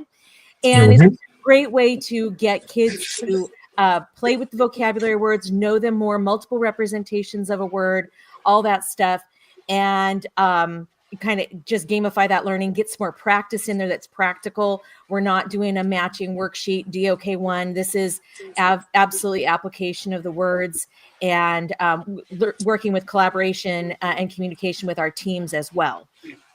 So, of course, in Snorkel, it is going to be something that we do individually, but we could maybe work on the group part, work up to that. But there's going to be lots of great ways to practice this individually and then in a group. And John, I don't know why, but my Snorkel's hung up. My suspicion is too many worldwide people in Snorkel right now. That's my guess. You guys have broken the internet for your section. We'll have to figure that out real quick here. Yeah. So Word Up Wednesday. Here's some fun Smart Start versions. So the team word is grouped. We actually tell the students to Google it and paste the Google definition right here, and then immediately write it in your own words. And I love this part. It's a little bit passive aggressive, but basically, can the kids find the right fact, and then can they put it in their own words? And then they give us some synonyms or similars and some antonyms or opposites, because realistically, group doesn't really have an antonym. But this person thought Iron Man and the Hulk have some similar qualities to group. But the point is, Iron Man and Hulk are not like nature centric. And then you've got your image, your meme, and your GIF. Here's another example, French fries. So here we've Googled it. Over here, paraphrased it. We got our image, our meme, and our GIF here. And then this one's lattice. And Kim, this one's right here. I can't make everybody happy. I'm not apple I love pie. it. I love it. So here's some examples of how Word Up looks. And I love this one on SpongeBob. Similar, Scrub Daddy and Cork. Opposite, Squidward, Plankton, and Sandy. So the idea here is you give kids Fast and Curious on Monday and Tuesday. And the reason it was Word Up Wednesday is because the kids can do these 5 or 6 words they're struggling the most on Wednesday. But like Kim said, every day is the right day for Word Up. So no worries there. So that's our first one we want to kick off. And Kim, how are we doing in the comments? Do we have any questions so far? We do have a couple interesting ones. As far as what you can upload to the template, I wasn't successful with uploading a GIF when I tried it. You could upload the memes. And I don't know if Snorkel AI is giving feedback on the actual memes. It does. It does. Okay. It does. I didn't get to try that out with my adult learners last week at our academy. So, but it worked great. Just to review the goals of a Word Up Wednesday is that multiple representations of a word, which is coming straight out of your standards for your students and meeting UDL. They're doing some deep learning and critical thinking. So when your admins say that R word, that's rigor, you're adding in one of the 4 C's, and that to me automatically makes the activity more rigorous. And we're making learning social. I don't know if any of you are familiar with Zaretta Hammond's book about culturally responsive teaching in the brain. And you got to make learning social. I went to Catholic school and we were in rows, all 36 of us, and there was not a peep from us. Kids like to learn together. We like to share our learning. That's what happens now, especially in this age of social media. So when we provide opportunities for that, for kids to engage in conversation that's not forced and trite, it's meaningful. We get a lot more from our kids. And the smiles, even adults doing this, they were laughing and smiling and having a good time together with their vocabulary words that I gave them last week. So it's super fun. Yeah. And so like if you need a Smart Start version of this, what's the hot lingo right now? What's the TikTok phraseology? Keep it appropriate. And man, that is a great way to start the second day of school. Kids are super jacked. Use your AI to go generate a list of terms and check them first. Don't go to Urban Dictionary on your work computer, please. No. So I've asked, the GIFs don't work. So if you look at this sample right here, the GIFs don't work yet, but I have begged John and Jeff to add them. And once they get through World Snorkel Day, I've been assured that they will do them someday. So I'm really excited about that timeline. But if you guys log into Snorkel, you will end up getting a pre-configured template like this one. And now all you have to do is verbally tell the kids, table 4, this word, this word, this word, this word. Table 3, this word, this word, this word. That way, kind of like Iron Chef, each kid is going to get to see their words a couple different times, and there's that repetition piece. John, I have a bizarre idea. Do you want to host? Why don't you host the Word Up? If it's helpful for you, I actually just put it on the screen. Yeah. So just give us a host link and send it, because for whatever reason, my Snorkel end is not cooking right now. Oh, are we going to do an activity? Yeah, but oh, great. This is okay. Protocols. We goes hands on. Great. Okay, let me back up here. So the way I got here, in case anyone's wondering, is in the Snorkel library here. Scroll down, scroll down, scroll down, and there's now this Edgy protocol section, and there's some word up. And in here, there's the template that you can customize to whatever your criteria, your specific topic is. But then there's also some sample ones pre-created. So let's just do a sample one. So I'm going to go ahead and assign this. I'm going to just do a new class. So everybody thinking of a sassy word. Or does it have a word for them? It may have a word. This one is pre-populated with the word. Okay. So then, our join code, as always, join snorkel.app. Yep. And then 96MEM4EH. And you guys can pop in there. And this is what I tell people when we're doing something for the first try. Don't worry about doing a good job. Just get in there and futz around a little bit. It's okay. I will drop that there also in the comments if that's easier to access. Otherwise, you can use the URL up on that screen, that join.snorkel.app, and put in that join code. And John, I'm mystified that my Snorkel is down. I have no idea.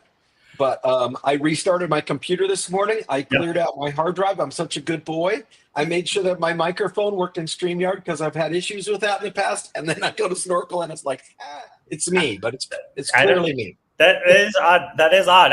It's working for me. I'm not sure. I know Jeff is. Well, 1990s me is telling me to clear my browser cache. Okay. So we'll do that in a little bit. How many tabs do you have open right now, John? I don't want to talk about it. Hey, John Lavin, do you have suggestions? One thing I noticed when I was demoing this last week, when I went to put in my images, I have to save as the image and then upload, right? No? Just screenshot and save. You don't got to do that. Okay. Yeah. All right. Copy paste, babe. Okay. Boom, boom, boom. We see lots of folks joining in here. Kelly Hobbs, you can join as when you're logged in for the teacher, but you've got to go to the link there. You can't just join in that tab. You'll just need to open a new tab. And so, John, are we going to give folks a few minutes here to actually respond? Yes. Yeah. Okay. Anything you want to give them as instructions prior for them? If someone's never done this before, I don't think there's a pre-populated word. If there's a pre-populated word, let's go with that. There is. What's the word? Yeah, I think it's priority. Okay. Oh, this is a perfect thing for back to school. Okay, here it is. Yeah. So what instructions would you give? The process is really, really simple. So this process is really simple, John. Google definition. I want you to Google the word priority and paste it there.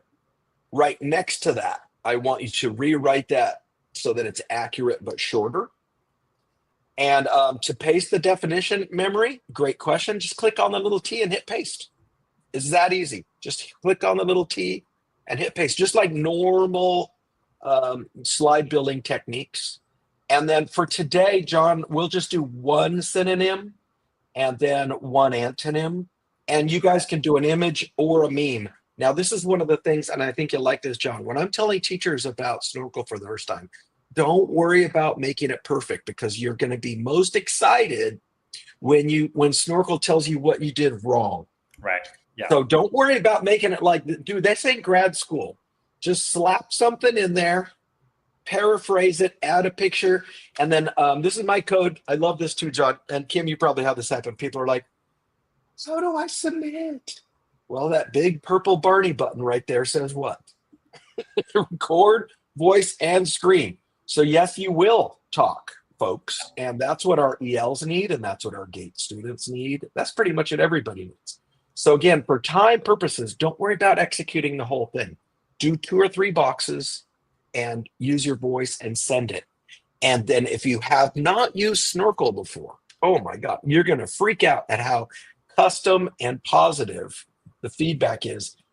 For me, I don't know if you guys program it to be in the voice of an English grandmother, but that's what I feel like when Snorkel's talking. Oh, that's beautiful, John. That's beautiful. Do you want some cocoa with your partially done paragraph? Account, John. Yeah, that's a customization. What I've loved seeing with my third graders specifically, this was my favorite story to tell John. I had my students working on a math problem. I had them working on a math problem, and it was like it was the first or second time we've done this. And I'm watching them, and it must have been the second time because they sit there and they all they put their hair behind their ears and they get ready to basically do their podcast. They start it like this. Hi, I'm Kim, and I'm going to tell you about the word priority. And they do this they become the teacher. It's the cutest thing, but it gives you like a 5-minute long Snorkel. And if I had to sit there and listen to all that, I would not be a happy teacher because that's way too much. But Snorkel does that. So we talked about it, and I said, okay, boys and girls, you are having so much fun. You're treating this like your own little podcast, and that's amazing. But here's what I need you to start doing. You're going to figure out your answer first, get your things ready to go, then you press record. So it was just a little bit of a learning curve on that because it was like absolutely so adorable. And they were taking it so seriously, especially if it told them to solve it in a second way. And I absolutely loved it and wanted to encourage them, but I also didn't need it to take 5 minutes for them to do this. So we talked about preparing our answer and then going ahead and pushing record when we were ready. Because some of them were like in their recording right away and they hadn't even read the problem. So just something for you to know. And it's like a good problem. It's a learning thing. It's not like it was an issue. It was a great problem. Yeah. Okay. So we're getting some good stuff in the chat. One person said an image is hard. No, it is not. Make a new tab, type in priority, go to images, right click, copy, boom, it's in. So part of that's just the training. The other thing was, John, and you remember you and Jeff and I had this conversation. So Sherry and looks like Colleen can't get in. When we do the next round, John, make sure you hit the guest access. When you guys go to assign, there's guest access, which you're going to need right there, guest login. Oh, can you update it? Yep. Okay. Oh my gosh. You can do it midstream. Yep. So Andrea and, Colleen and Sherry, you're getting in a little late, but that little slider button means that your kids do not need to be logged in through Google or anything like that. They can just join. I call it like turn and burn mode. They can just bop right in there. And let's maybe just for 30 seconds. I know some people are going to try to record audio, so let's be quiet. This is really hard for Kim and I. Give everyone 30 seconds of silence. This is the hardest part of the whole presentation. Audio. If you haven't responded, don't say a thing. Are we starting now? Let's start the countdown.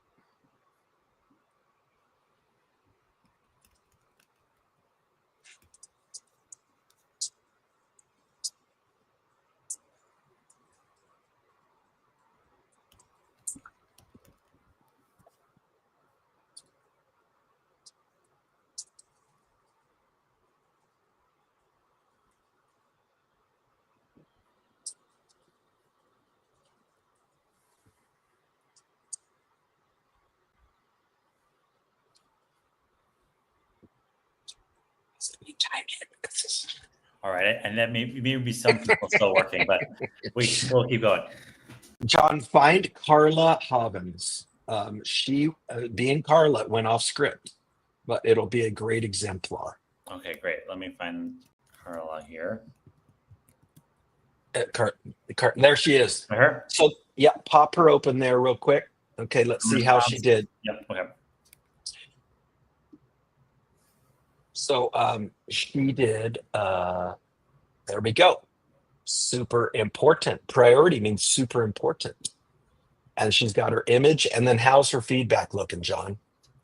Yeah, so she got a 2 out of 4 here. Let's see, it says, great job finding and copying the Google definition. Can you think about how your image of chocolate chips connects to the concept of something being more important? Carla is famous for bringing these things called chippers from North Dakota to PD. And it's basically Lay's chips dipped in chocolate. So Oh. whenever you ask Carla to do any assignment, she's like that kid. You know, no matter what you ask Kim about, you're getting pineapples. No matter what you ask Carla about, you're getting chippers. But notice how the AI worked that in as a positive learning experience instead of you're wrong, you're off task, whatever. It's very subtle for that. Yeah. Now I did mine and I didn't record anything, my voice, I just recorded my screen because I knew that everyone would hear me record. So I just wanted to see what it would do. And I got 3 out of 4 just on my screen recording. So I did not use my voice to it. And here's a little hack. You can do these without a kid's voice. It's just the way you set it up. Or what I like to type in the rubric and instructions is, when you're finished, speak about your learning. So you can force the voice piece. You can leave it just open-ended, because we've had the same experience, Kim. I've had EL kids that rock the assignment, but they didn't do any actual typing. Well, that's great for day one. It's day one. Not a problem. Yeah. Another great thing that I have seen happen with that real-time feedback, it was a math problem about perimeter and area, I think. And one of my students put in her response and she got her feedback and she was wrong. But I heard her say, she listened to her feedback. She's like, oh, that's what I need to do. I get it now. And if we would have been like paper penciling that, I would have graded that at night, know that she got it wrong. And the next day I would give her back her paper. She wouldn't look at that and go figure out why she got it wrong. So here on the fly, a 3rd grader was getting ready to getting their feedback, finding out what they did wrong, and then be able to fix it right there. I mean, that's very powerful. Yeah. Okay. Go ahead. So John, I want to wrap this up and get to the next segment. We got another hands-on to do still. Great. So put my screen back up if you would. Let me. So in the slides we're going to give you guys at the end, you'll get all these examples and things to share. So John's going to put my screen back up. Here we go. We're in the transition. And then Rachel is doing the thing. You submit by pushing the giant purple button and talking. Yeah, I require kids to talk about it. And John, you'll love this. I had a bunch of math teachers I gave them a 2-step equation. That's all I gave them. I just dropped it. It's just a 2-step equation. And they all got a 1. Yeah. And they were so mad. And I said, read what Snorkel said. And it said in the instructions, the AI feedback said, you didn't explain your thinking. You didn't model your thinking. Yeah. You didn't create an equation. You just wrote the answer. Let's try again. And I said, bro, isn't that what every one of your 7th graders wants to do? They just want to write the answer.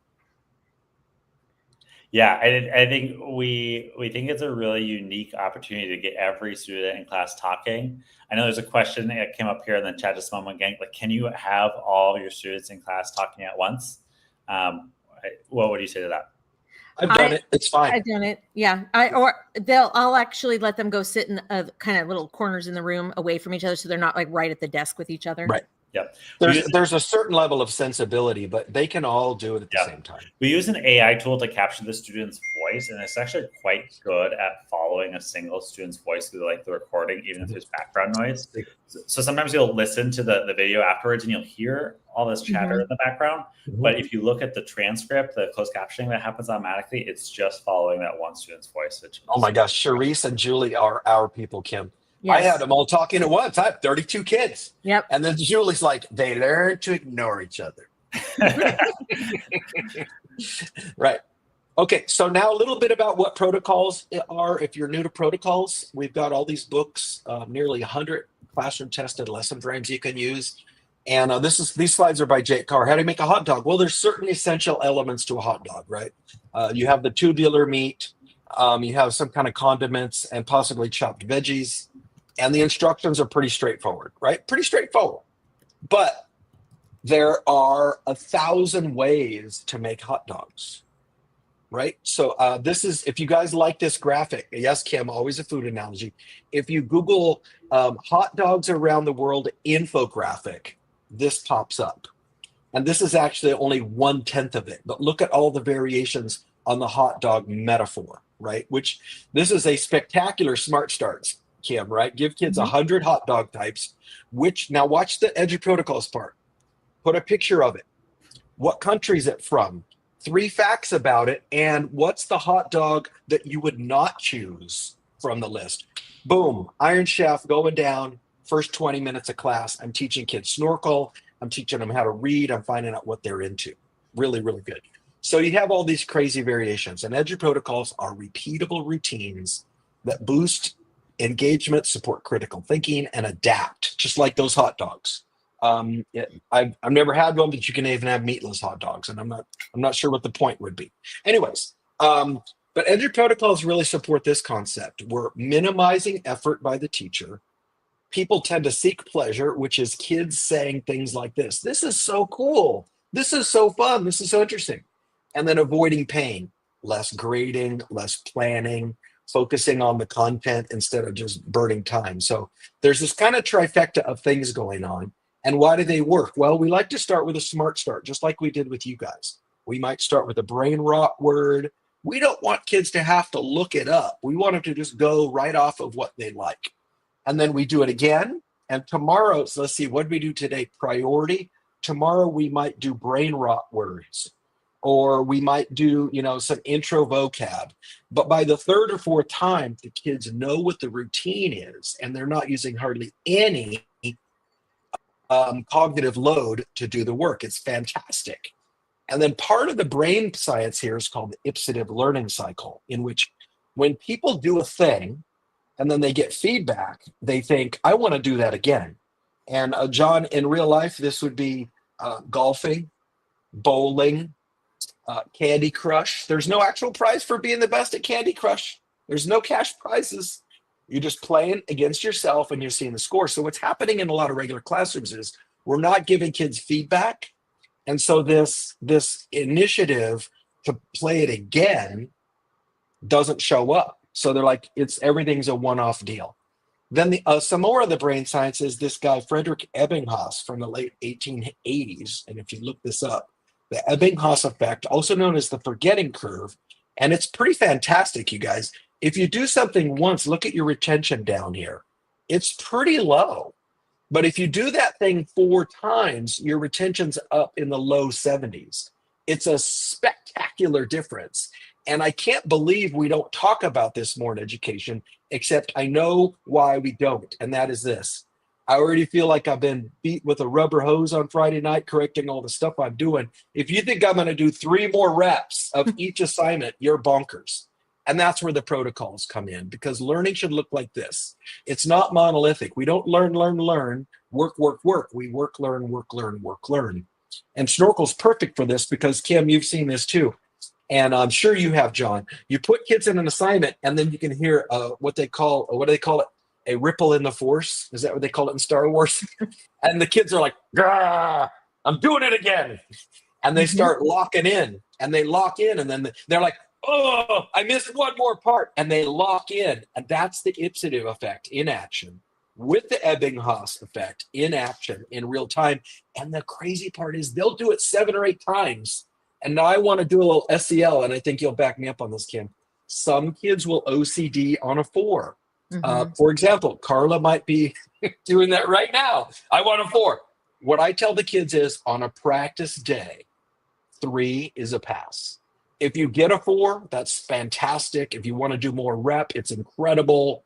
But on a normal practice day, thank you, Megan, a disturbance in the force, not a ripple. But I'd say, it's synonymous. I'm an English guy. So protocols work. It's all supported by Hattie's work. Practice is a 0.79. Spaced repetition is a 0.71. Feedback is a 0.73. And guess what lecture is, Kim? Negative 0.26. Yeah. Negative. So like, okay, once my students saw somebody do better, they were like, oh, no, buddy. Which they've been trained for this for sports. And then, Kim, I'm going to let you do this one because I know you love this slide. I do love this slide. John showed this slide to me about 2 years ago, and I put it in every presentation.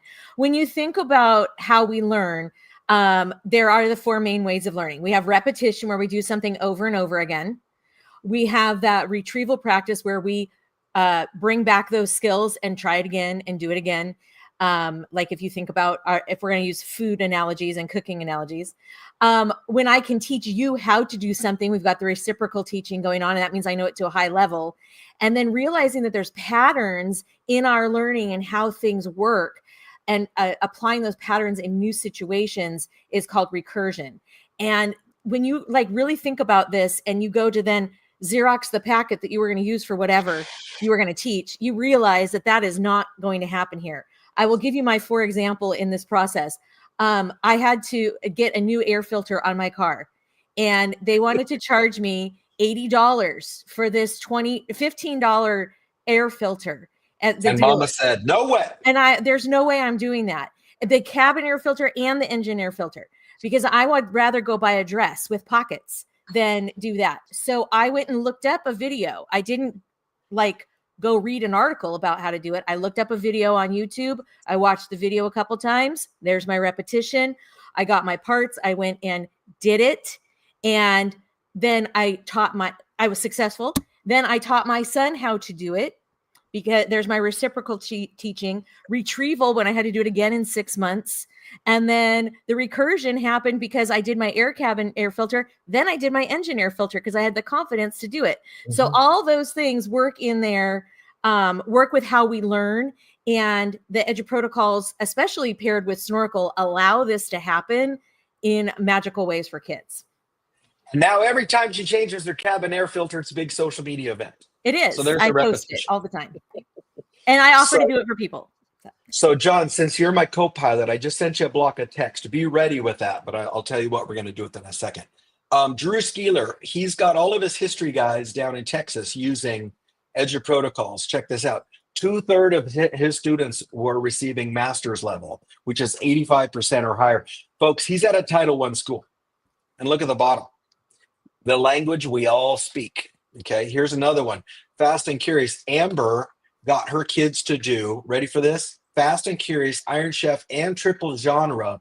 They did 2 rounds of this. You guys, look how much writing got done in under 30 minutes. And that's only 1/3 of the 3 assignments they did in Amber's class during one class.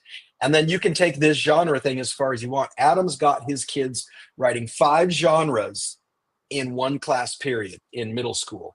And with Snorkel, it will give them genre-centric feedback in each box. Plus, they have to read it. It's bonkers.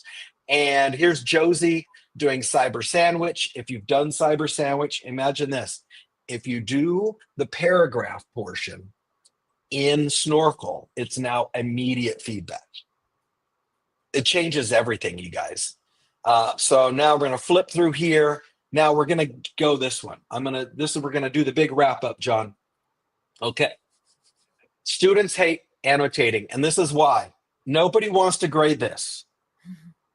And John, tell me the truth. Have you seen teachers that take all the notebooks home on the Friday before grades are due and spend the whole weekend with their bingo stamper or their plus sign, reading all the notes, checkbox, reading all the notes, and then 3 are missing, so they get Fs, all this stuff. Does that sound familiar? Yeah, not what I want to be spending my weekend doing. No. So we came up with Annotate and Tell, which if you're a protocoler and you've seen Sketch and Tell, it's a variation of it. John's never done this before, and I'm going to walk him through it. So John, if you want to pop your Snorkel open. Yeah, great. That may not be appropriate for the job workplace for me to say, actually. Where are we going? Okay, here we go. So John's going to hit create an activity. You guys are going to make one from scratch. Okay, Type in annotation for the assignment. That's all we need to put. Now, people had questions earlier, so we got choices right here. Whiteboard recording, whiteboard only, audio only. John, let's go whiteboard only for this one. Okay. And we're not going to worry about the audio. So now look what happens, you guys. See the purple button there. Click on that, John. John's going to paste that text that I sent him in there. And it's about the history of Crocs, which is very controversial because we got Croc likers and Croc not likers. John, make it like a little taller like it was. Okay. And then, and then slide it left. Good. And then click the little T where there's a T there, and type on the right side, type paragraph here. Now I want you guys to see how long this takes from scratch. Okay, hit done. Done. Okay, now John scrolls down to the detailed instructions. You might think of this as the rubric. So where it says type your instructions. And I do these as one line each, you guys. Don't do these narrative. Students read the passage. Return. Highlight 3 facts about the main idea. Return. And then write several sentences about what you think the main idea is. Scroll down a little bit more. You guys, this is going to blow your mind.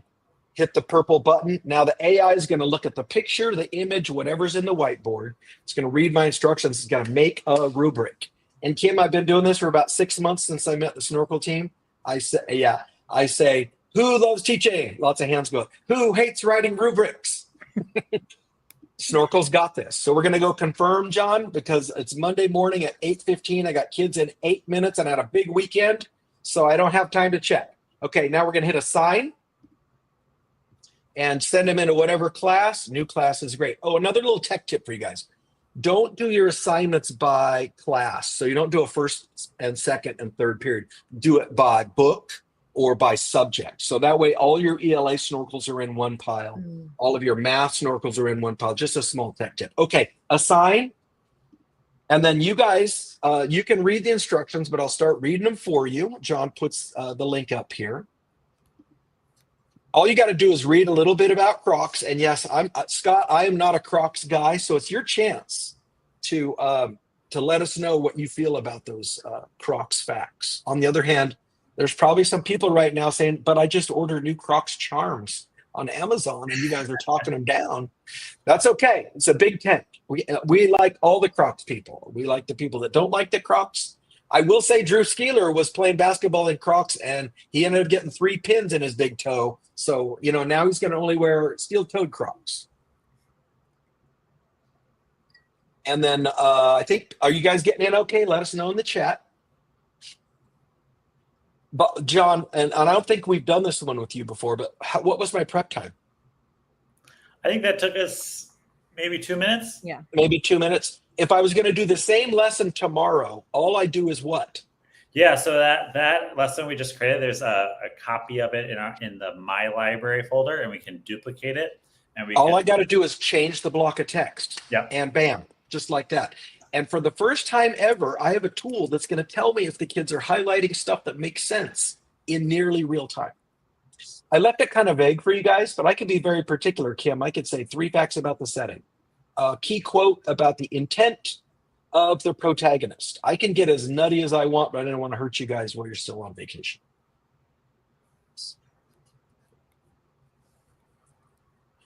Christy, I don't want to clutter the channel here, but that'll totally work. So imagine this. For Word Up Wednesday, you would have a little box. You would have a little box that went 1, 2, 3, 4, 5, and you would just circle. I'm slide 1. I'm slide 2. I'm slide 3. Real easy. And that way, each kid has their own way to interact with that group.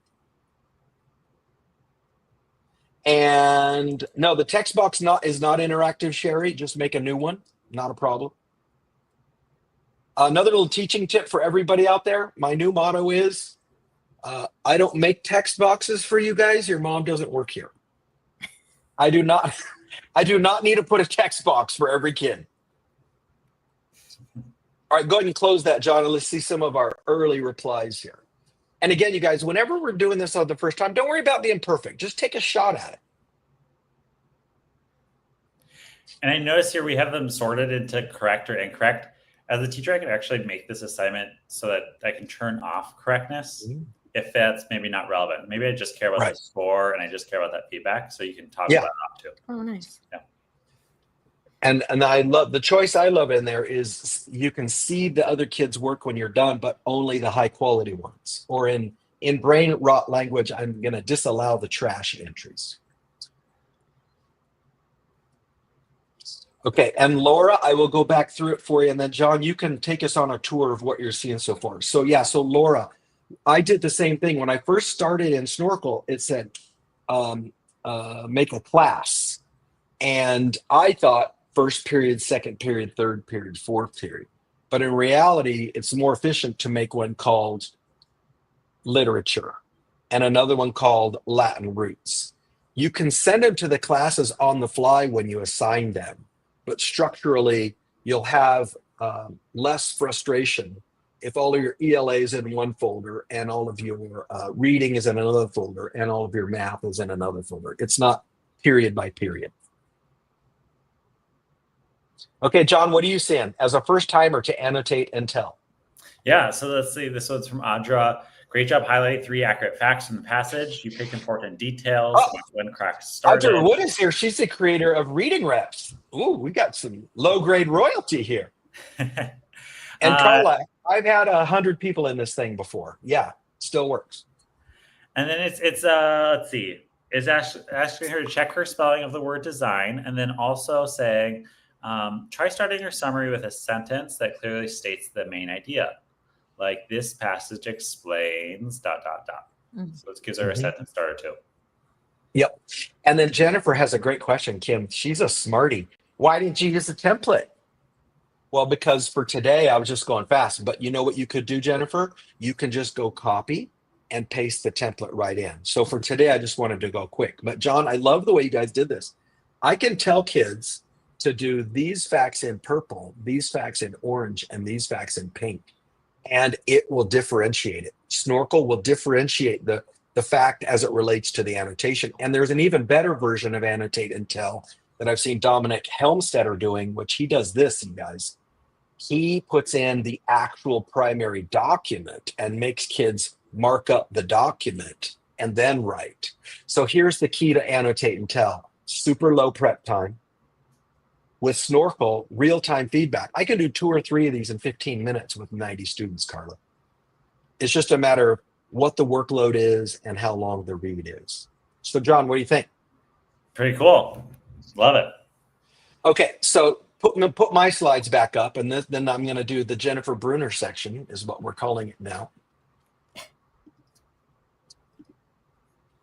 Okay, so Jennifer in Annotate and Tell was referring to this little flow, and I'm putting some examples you guys can have in here. You'll see different looks, but same vibe. And you know what Justin Unruh will do is on the Tell side, he just puts the boring questions from the textbook. So he gives them the text and he puts the boring questions over here. But kids love it. You know why, John? Because they're getting immediate feedback. They're not waiting until the weekend or the quarter. And then Kim came up with this one. And then this is kind of the mix: block of text, annotate, color code, real time. That's how simple it is. And I will download, if you guys didn't know this, since everything on TV is closed captioned now, if you want to have kids do an Annotate and Tell on the ShamWow commercial, all you got to do is type in, and John, you'll know this from LA, any of the Sweet James lawyer ads, all you got to do is type in whatever it is, closed caption transcript, and you have it typed. So there's a ShamWow for you guys, and then there's a Flex Tape. We all love Flex Tape. And this is the one that Jennifer was talking about. And Kim found this beauty. Kim, do you want to walk us through it and tell them why the main idea is at the bottom? Sure. So I came up with this the first time we did Annotate and Tell. I was helping out some third grade teachers. And so many times in my 32 years of teaching, we always have the kids read.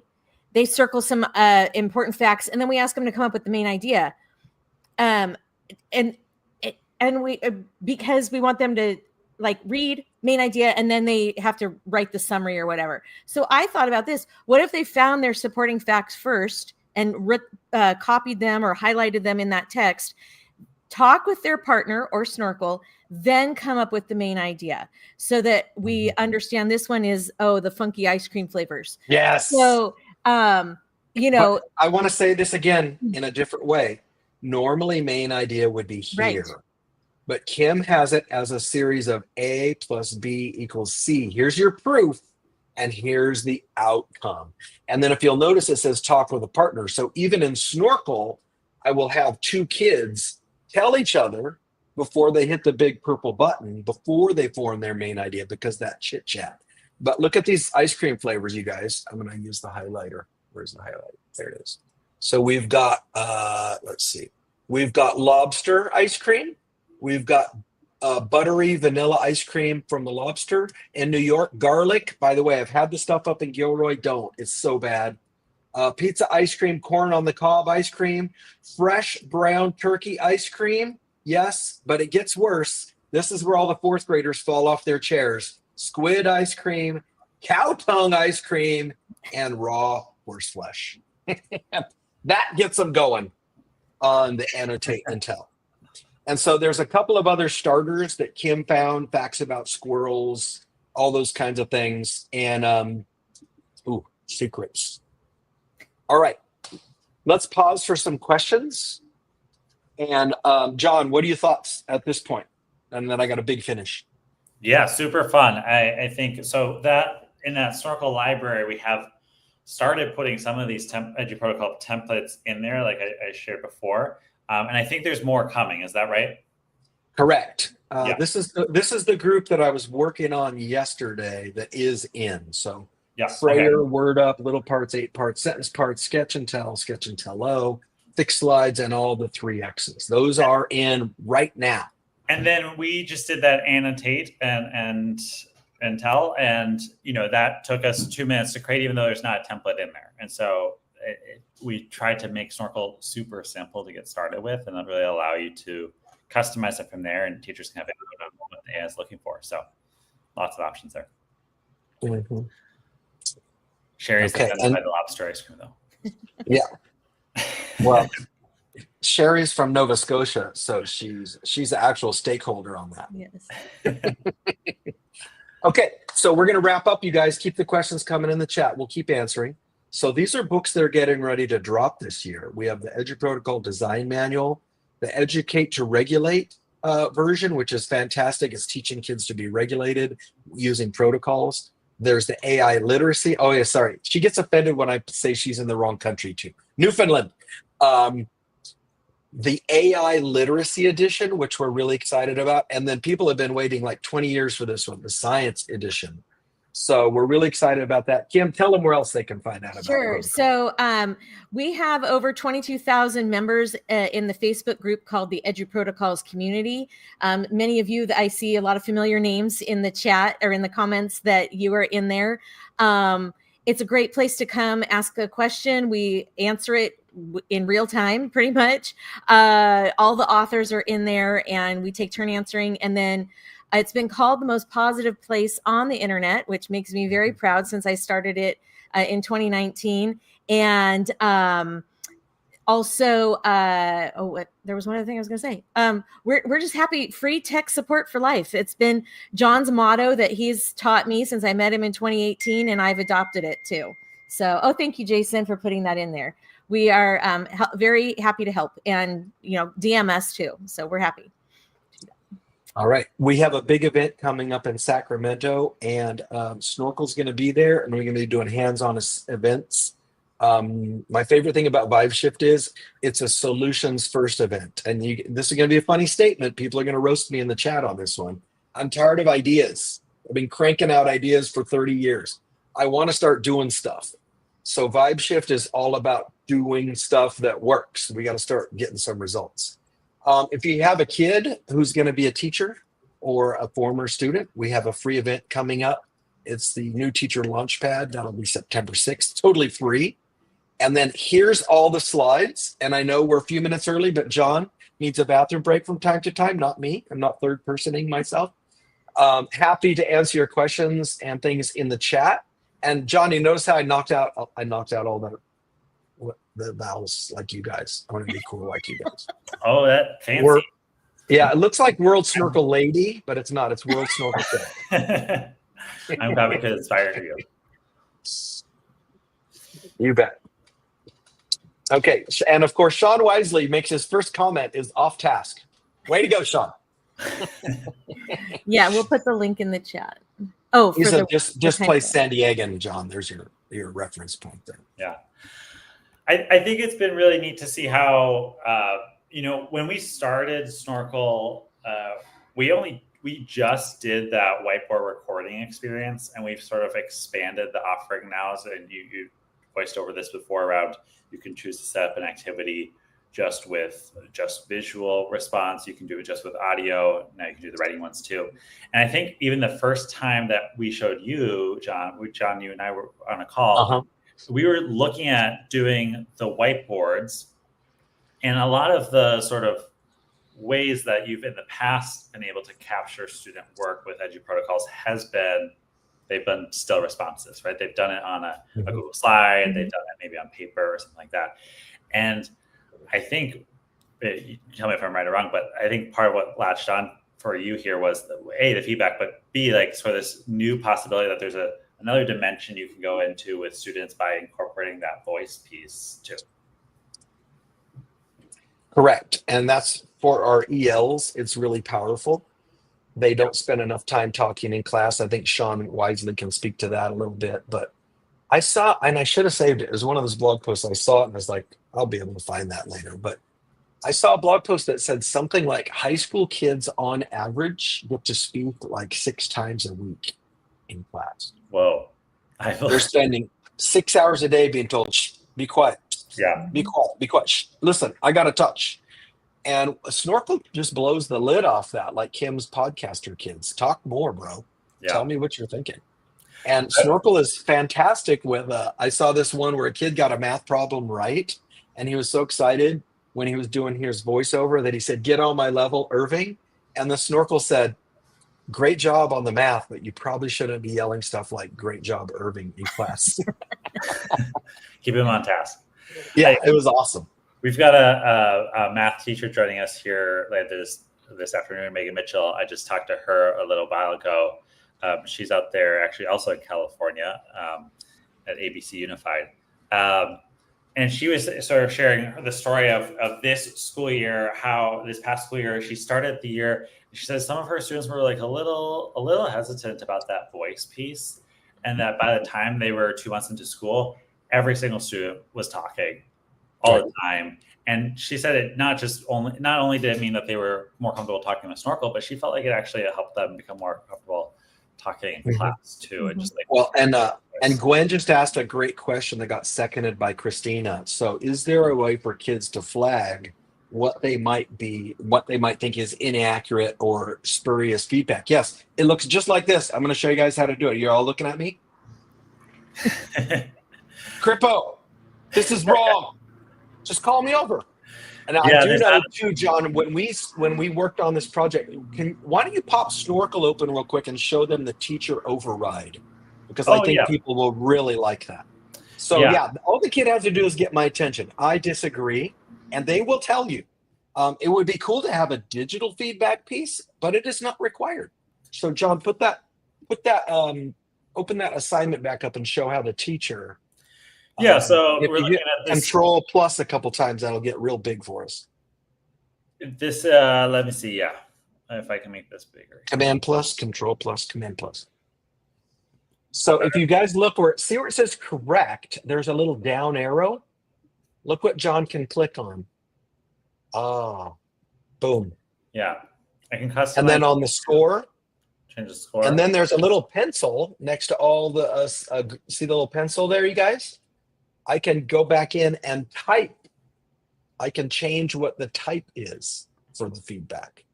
And yeah, Sherry, this is monumentally more impactful because as much as I like Flip, it's still waiting on a person to grade it. And it's not necessarily aligned to standards. And that's the piece that that Snorkel brings in. So hopefully that answered the question on what if kids feel like the robot overlords are getting to them. Simply raise your hand. Also, there's a little box there that says type a comment. So you can enter a chat with kids, and there's a Snorkel coach in the pro version. Yeah, those are features so you can turn on a Snorkel coach feature. And I have multiple teachers that have told me their kids immediately go to the coach and find out what's the hot take before they go to work, which is a pretty healthy thing. Yeah. Yeah, Snorkel Coach provides students with a little extra assistance. It puts the AI a little sooner in that student experience instead of waiting for them to submit. And that can be toggled on or off. And so we have some teachers who will enable that. I'll go ahead and actually I'll enable it on that activity. So if you still have that open, and then they just refresh. You can try that now. But it will allow you to chat and ask questions. And we've been really intentional about it. We really want it to be focused on the task at hand, and we really don't want to give away the thinking. But it does put the AI a little sooner in the process. So I know a lot of teachers will use Snorkel as like a formative assessment, and they won't enable Snorkel Coach. And then there's other teachers who are doing some more exploration and learning, and they will enable Snorkel Coach. And so I think there's appropriate places for both. Yeah. And remember, I'm never just sitting at my desk during these activities. Yeah. This is not a set it and forget it. I'm up patrolling the room. I'm over kids' shoulders. I'm watching. This is not robot overlords running my class. Today we do standard 14.7 and everybody's going to hate it. So this is still teaching and learning that's very human.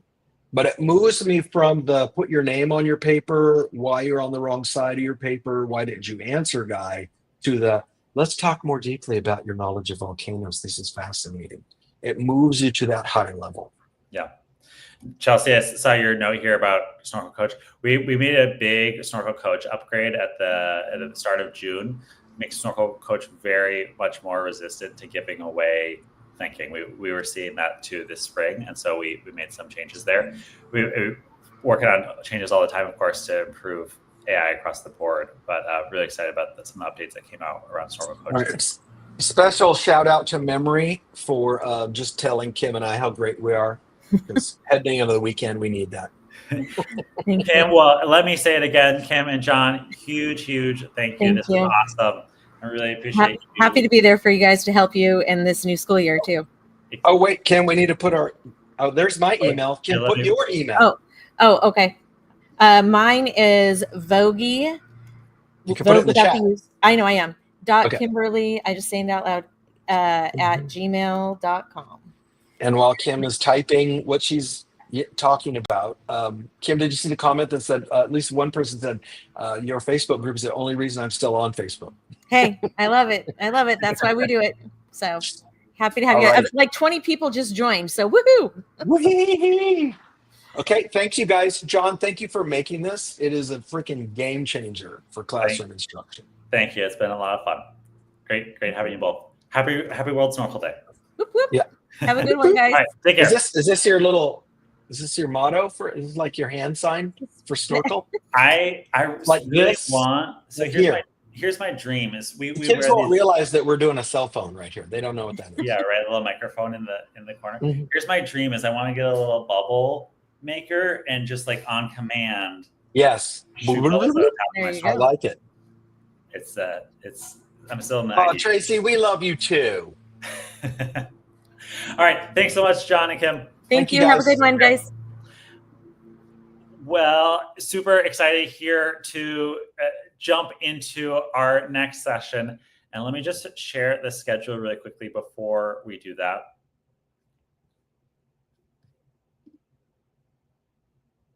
All right. Next up, we got Hannah Germankin, who is going to share about Snorkel in SPED. And I had the chance to meet Hannah this past year at a conference and just started talking to her about some of the things she was doing with Snorkel within her students and supporting her students who had some special needs. And the way she was talking about Snorkel creating access for students just felt really, really powerful and like something we wanted to share with everyone. So super excited to welcome Hannah here as well. If you're just joining us or just tuning in, we've got a bunch more 30-minute sessions here. So right after this next session, we've got a session about world languages. And then we've got the fabulous Megan Mitchell talking about Snorkel and math class. And then we'll close out the day with Eric Kurtz. We've also been giving out some t-shirts and some other prizes throughout the day. We'll do more of those coming up here in a little bit, but super grateful for you all joining us today. With that, Hannah, really excited to invite you here to this stage. And let me just make that transition. There we go. Hey, how are you doing? Hey, I'm doing well. How are you? I'm doing great. Good to see you. It's great to see you as well. All right. So am I just going for it? It's your stage. Yeah, I'm Right. excited for you to share. And I know that you've got some great stories about how this impacted your students this last year. So excited. Absolutely. All right. So I am going to share my screen at this point, and then you just let me know that you're seeing my slides because I want to be sure of that. All right. Share screen. Our StreamYard was a little spotty this morning, but I have to say so far it's been pulling through this afternoon. All right. All right, here it is. So you are seeing it at this point, yes? Yes. All right, beautiful. And now I need to get my head on straight and be ready. Okay, here we go. Beautiful. So while it is ever so slightly terrifying to follow John and Kim, it does make for a great segue for me because I am part of the Edgy Protocols community. And its Facebook page is what led me to the discovery of this underwater treasure that we call Snorkel. So sometimes I find myself taking this deep dive into the Edgy Protocols Facebook page for ideas and inspiration. And I started to notice this pattern. People kept talking about a tool called Snorkel. What's Snorkel? I thought to myself.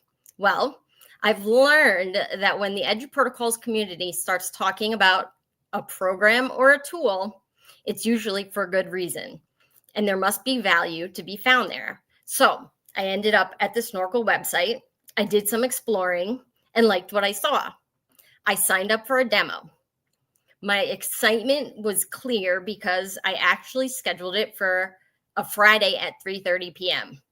Now, all my fellow teachers out there know how we feel on Friday at 3:30 p.m. Sometimes it's a race out the door, but not that Friday. That Friday was the start of a beautiful journey. I sat at my computer, mind blown, as Monique demonstrated a math prompt in Snorkel. Monique is fantastic, by the way. If you don't know her, you should. It didn't take much convincing, though. I was sold. I started using Snorkel that very next week, and then this crazy domino effect thing happened. I was so excited that I started to demo Snorkel to coworkers, and one by one, they became fans. For a good week and a half, I think I was emailing Monique every day, asking her if we could upgrade coworker after coworker to the premium plan, and upgraded they were. So big thank you to Monique and Snorkel. Talk about accessibility and accommodating. Which is why I am here today to talk to you about Snorkel in the special education classroom. So who am I? Who is this person that's been telling stories for the last couple minutes? My name is Hannah Germankin, and I am a special education teacher from New Jersey. This past year, I completed my 20th year in the classroom. With those 20 years comes a lot of experiences, a lot of ups and downs, trial and error, successes and failure, impactful moments, and so much more. As a special education teacher of 20 years, I've worked with all different exceptionalities. However, I use Snorkel with a resource room population. There were students with dyslexia, ADHD, various processing disorders, and learning disabilities. Also, you can see, if you glance at this slide, that I have knowledge and experience and have used a number of really good ed tech applications. Nonetheless, I am here presenting at World Snorkel Day because Snorkel is by far one of the best. It is a favorite for its value, dependability, and versatility. Because I had a teacher like you, I learned to believe in me. Those words were quoted to me by one of my 4th grade students this past June. They are probably some of the most meaningful words that I've heard in my career. So why share them with you? It's not to boast or to come off as egotistical. It's really to inspire. You see, I'm not a magician. I don't have special powers. What I do within my classroom to lead students to feel that very way is transferable. Anyone that's determined can do exactly what I do. Now, don't get me wrong. It absolutely comes down to fostering relationships, because no significant learning happens without a significant relationship. But once that's been established, I keep it simple, not with magical potions, but with a recipe card of sorts. And it goes like this. I use tools that empower my students. No one tool is going to do that just yet, which is why I got a few on my recipe card. I call them my tried and trues. And right there at the top, you will find Snorkel. So I am very big on discussing feelings and emotions because they directly impact people's ability to learn, and they provide insight as to the best way to teach them at any given moment. I'm also big on autonomy and choices. So when I start using a new tool like Snorkel, I always check in with the kids to get an idea of how they're meshing with the tool. I had the opportunity to ask the kids how Snorkel makes them feel. And here are some of their responses. Smart, because I always get positive feedback. Like I'm growing, because I used to earn 1s and 2s on my first try. Now I earn at least 3s. Happy, because I can work by myself and get the answers right. Safe, because Snorkel never gives up on me. Now, all those responses are wonderful. However, I really want you to make note of that last one. Reflect on those words for a few seconds. Those 8 words, safe, because Snorkel never gives up on me, are so very powerful. When you think about it, special education students come to school each day knowing that there's going to be struggles, challenges, difficult moments. Nonetheless, they have to come to school. So it's our job as educators to turn as many of those negatives into positives, to make them feel good about themselves and intrinsically proud of all that they actually accomplish every minute of every day. But we are also human, and I will be the first to admit it. I'm not perfect. And as patient as they say I am, because they do, at times I might get frustrated. I try to hide it. Kids are intuitive, though. They know when any last one of us is feeling discouraged, and they feel it. The weight of that feeling is so very heavy for them to hold. That's where Snorkel and I, or any human for that matter, differ. Snorkel doesn't have emotions. Snorkel's affect doesn't change after the 8th or 9th try. Snorkel never fails to give students positive feedback, followed by constructive prompting for as long as the student needs or is allowed. And with that comes a sense of confidence and safety to take risks. In that sense, Snorkel will always have the upper hand. And I'm so grateful to have found a tool that enables my students to feel that way. Now that I got that part out of the way, let's get into Snorkel here. All right, so in special education, the way you introduce anything to the children is crucial. I knew I couldn't just throw the kids into the deep end and expect them to swim.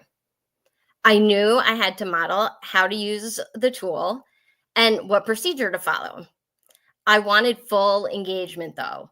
So I went with like a hybrid form of modeling where the words and information that got inputted into Snorkel came from my kids, but the typing, the recording, and submitting was done by me on the BenQ board. I used the prompt you see on the screen about how to build a snowman. So first of all, I made sure every student knew what a snowman was and what it looks like, because you can never assume that they know these things. Once that was taken care of, they then jumped at the chance to have their instruction typed up on the board. After I hit submit, the kids waited anxiously for the feedback and score. They celebrated quite a bit when they saw that they earned a 3 out of 4, a strong response. We went through the feedback. I demonstrated how they could read it independently or listen as Snorkel read each to them. We then discussed the feedback and ways that we could, if we chose to, strengthen our response. That was really all the introduction that the kids needed, because Snorkel is that easy for kids to use. So Snorkeling 101, complete. Before I move on, I do want to point out just how accessible Snorkel feedback is. So if you notice on the side where the feedback is, there is a little speaker symbol that's next to each piece of feedback.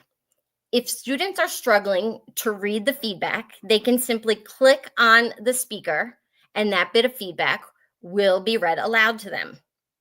Also, I want you to pay attention as I display feedback throughout this presentation, because you'll notice that there's always some sort of picture clue with each bit of feedback. This is extremely helpful. Students can utilize that picture clue to help them understand the type of feedback they are being given.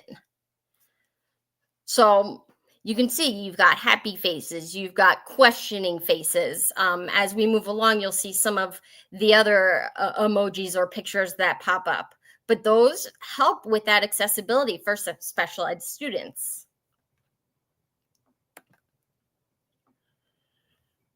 So back to week 1 of Snorkel in the special ed classroom.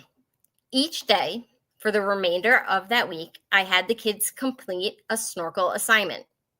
Always what's called a getting started activity. Always low stakes. I actually gave the kids 2 options to choose from each day. They voted, and the prompt with the most votes was the prompt the kids explored that day. I kept it low stakes for the first week for 2 reasons. The first is I wanted the kids to be able to practice using Snorkel and the procedure to follow. And the second, I wanted buy-in. I knew there was great potential for turnoff if I assigned something difficult at the start. I needed to keep it light and fun. By the end of the week, the kids would cheer when I'd announce it was time for Snorkel. That sign was all I needed to know that I could start testing the waters with curriculum-based assignments. So that first week, we kept it simple. We did a, would you rather have a pet dragon or a pet dinosaur? And if you check out, we've got our emojis and flying a plane and the earth and picture clues going on the side. The kids also did a reading fluency passage, which they surprisingly really enjoyed. And it was really awesome to watch. If you notice, there's some nice smiley faces the student gave me. That's how happy she was to be doing this. But it was awesome to watch. And I had a coworker in my room at the time, and I remember looking at him and just the both of us were floored at how engaged the kids were. I mean, the entire time, so completely engaged. And finally, would you rather use a spoon or a fork to eat macaroni and cheese? So this last one brings a smile to my face when I think back on it. I happened to be walking by this student working at her station, and I glanced at her screen. I took a double take. Could it be? Is she using transition words? I decided to engage her to ask about it.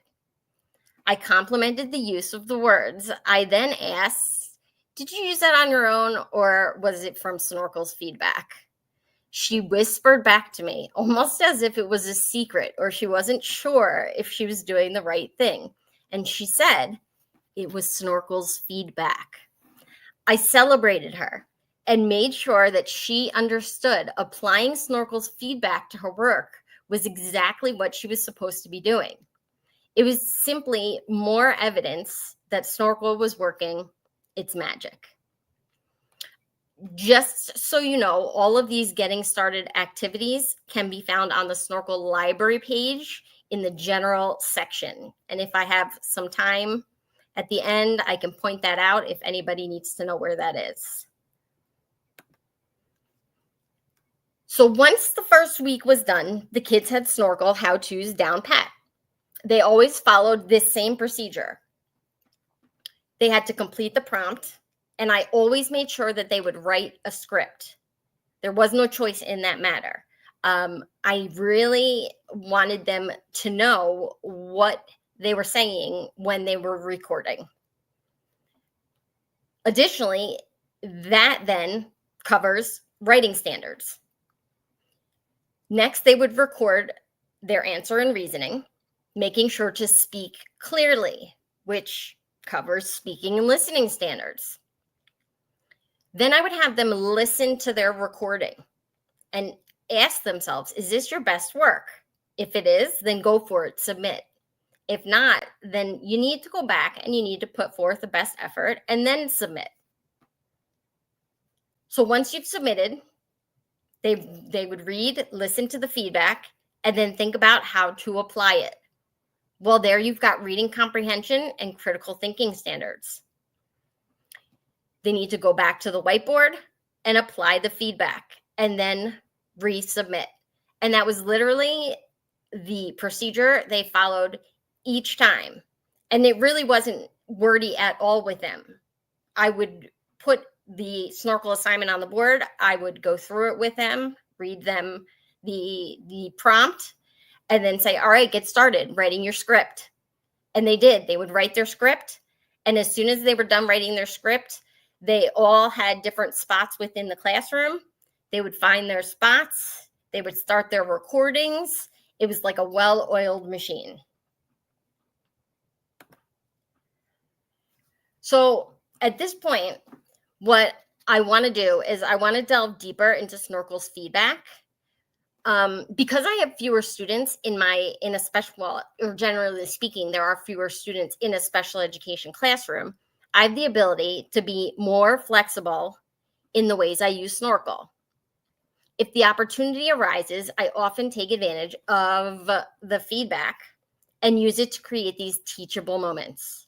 So I want to share with you an example of how I did that. In this prompt, the student had to first read a passage.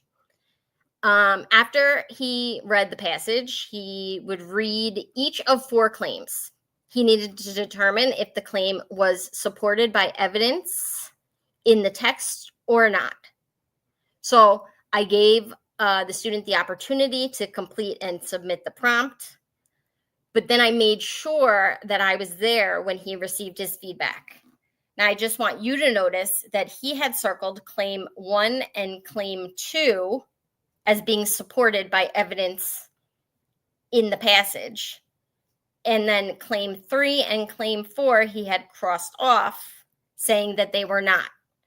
And all he had really written is claim number 1 and claim number 2 are supported by evidence in the passage.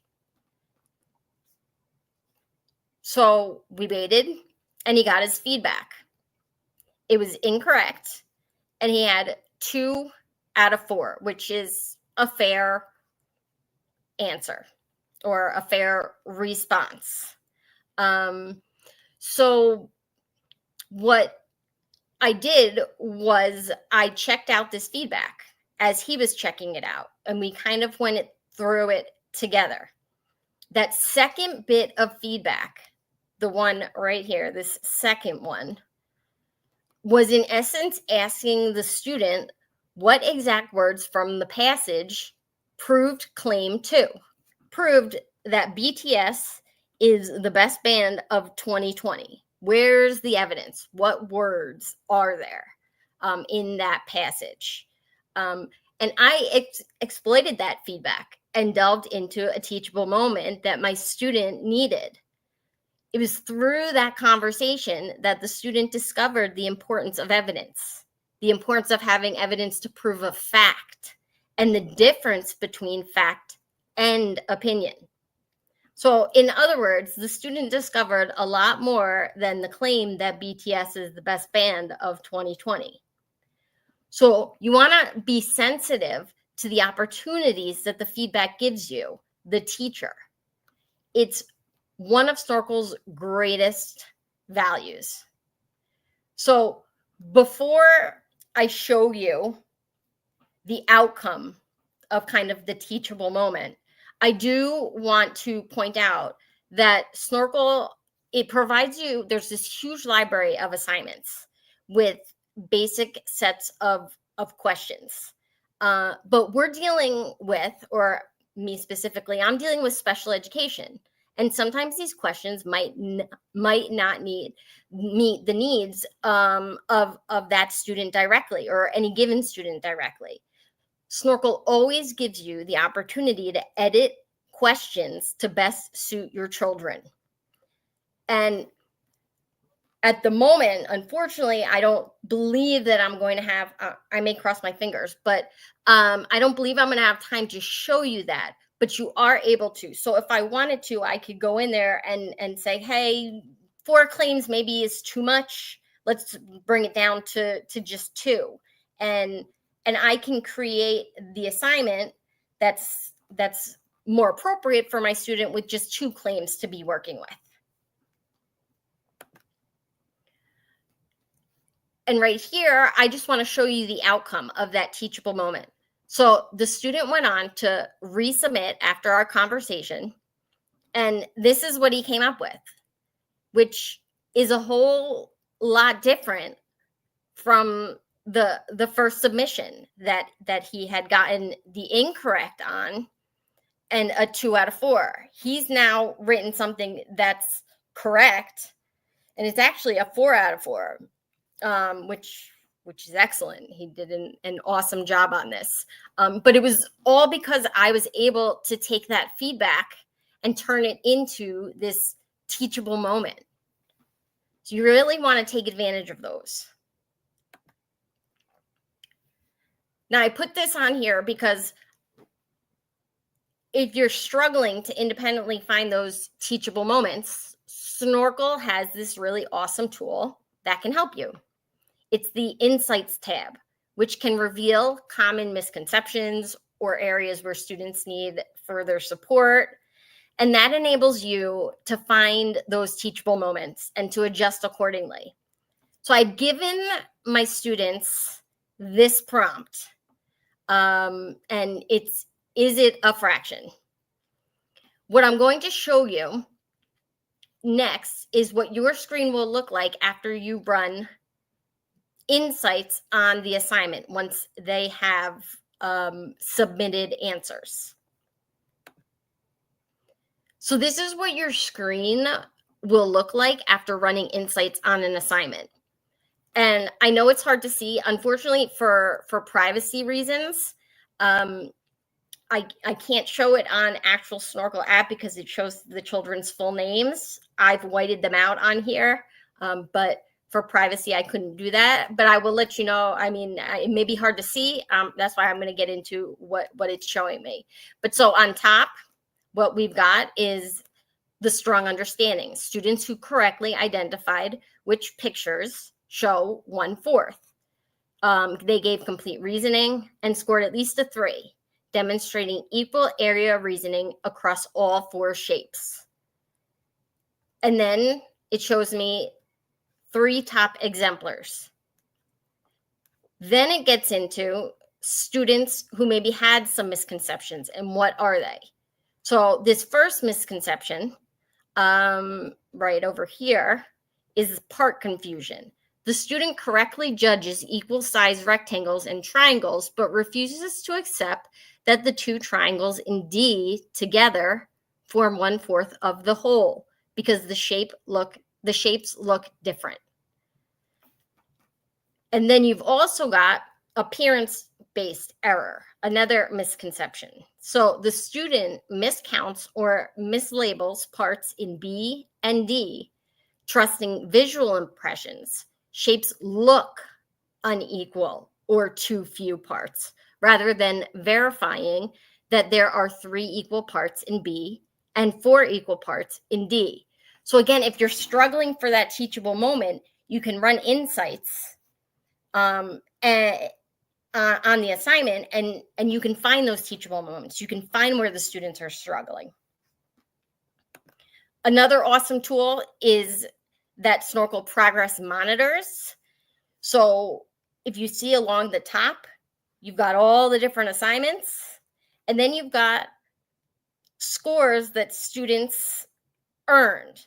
And you can do this by best try, you can do this by first try, you can do this by last try, but I can look here and I can see where I need to focus most. And with that, I believe that John is going to tell me that my time is just about up, but I have covered a ton in this time that I've been able to spend with you. And I absolutely want to thank you for your time and attention, especially on a summer day. But I also wanted to let you know that there's so much more to Snorkel. There's so many more tools to empower the special education teacher and students. So if you have questions or you'd like to explore Snorkel or how I've used it further, I would really love to hear from you. You can email me at missgteachesyou@gmail.com, or if you've got your phone handy, you can hit this QR code and it will create an email for you that goes directly to me with Snorkel as the subject. And with that, John, I think I have covered it. Huge thank you, Hannah. I really appreciate everything you shared. A few things that stood out to me there. The way that you can progress monitor with Snorkel that you shared at the end, I thought was really impactful. The ability that you can edit and customize those activities to really meet your student needs. And I think one of the things you shared really early on that stood out to me was that student who got the feedback, made some edits, and then called you over and was like, excited about it, and you asked her if she used the feedback to get those edits, and she had. Oh yeah, no, it's incredible to watch. But she wasn't sure yet because we were still in the beginning. We were still like using Snorkel at first, so she wasn't sure yet if like, am I cheating? Am I, But it's like, no, that's the point. You need to apply it. And I couldn't believe walking past her.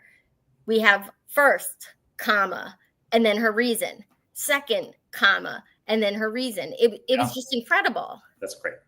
I love that. I think, so there's so often where just feedback doesn't get used because it comes later, it's slow, and the opportunity to give a student a chance to try again immediately, improve, it's pretty powerful.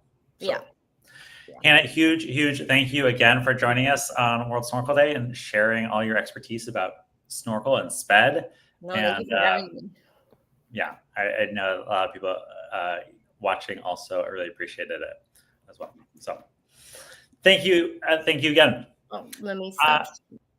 I'm going to put up here on the screen our schedule just to check on that real quick, and then we're going to jump into our next session. So if you are just joining us, or maybe you've been with us here for a while, we've been going through half-hour sessions every half hour, talking about different ways that teachers are using Snorkel to support their students, celebrate their learning, and give them more feedback. And so really excited here to get to have the opportunity to talk a little bit about Snorkel in world language classes with Rachel Condon. And then right afterwards, we got Snorkel in math class with Megan Mitchell, and then end the day here with Eric Kurtz, sharing more of different ways folks are using Snorkel. So excited that you're with us. I said this before, but I'll mention it one more time. There's a chat here. If you drop something in the chat, our team is here to help answer questions. There's things that have come up that we've addressed throughout the day, but really here to support you and make sure that you can get the most out of this time. And also encourage you to drop in and out of the call if there's a session that speaks to you, or if there's something that you want to see come right when it speaks to you. And I think I just saw a couple of folks join here as well. I think there's some more world language teachers who are just tuning in. So with that, I'm super excited to welcome Rachel. Hello, hey, everybody. Good to have you. How are you? Well, how are you doing? We're having a great World Snorkel Day here. It's been a great day. So many great presenters. Yes, it's been a lot of fun. Yes, and super excited for you to present. Thank you. I was just making a last minute correction because I realized I spelled classroom wrong on my title slide. Happens to the best of us. So I was just fixing that. But on that note, I'm going to get started. Great. So I appreciate you all for being here. I'm really excited to be presenting about some of my findings and my developments with Snorkel. And I think it's just like the perfect world language tool. I think some other people have mentioned this earlier today, and I apologize if I am repeating myself. I wasn't able to attend all of the sessions, but I think that nothing else really matches Snorkel, especially for the speaking component of world language, which is the hardest thing for a student to develop. As well as to practice.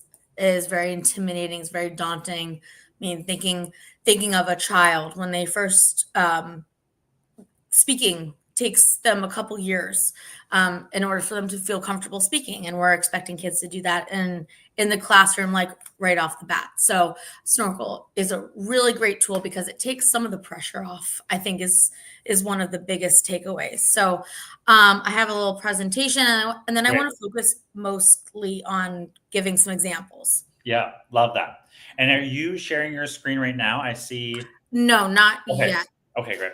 I remember when I was a high school Spanish student, we would go to I was lucky enough to go to a school that had a language lab, but we would go there and we would record ourselves, and our teacher must have sat there for hours for the next several days and listened to those all, which is rather incredible. So anyways, all that to say, really excited for what you're about to share, and also really grateful for the expertise that you bring as a high school Spanish teacher to share. Thank you. Yeah. So this, I'm about to enter my 18th year teaching, going back on a date in the end of the month, which I do not know, and I don't want to know yet. And I've learned so many things along my journey, and having student input, student output, and holding students accountable and getting them to speak has been the most challenging thing. I think that we all can agree, if you're a world language teacher, that doing speaking assessments, pulling kids out into the hallway, it takes forever. It takes days. You have kids doing tasks in the classroom that you're not really sure if they're like actually doing them well. And Snorkel is a way to incorporate speaking regularly, giving kids regular feedback, having kids really be a part of their learning, and understanding that learning is more about just that, more than just the points. So, and I apologize, I got a little carried away with my animations and sounds. So the biggest things, and you've been hearing this all day, are efficiency, both for students and teachers, engagement for students, and growth. that growth mindset, that not yet, or like, I see that I can't do this. How do I improve upon this? How do I do this better?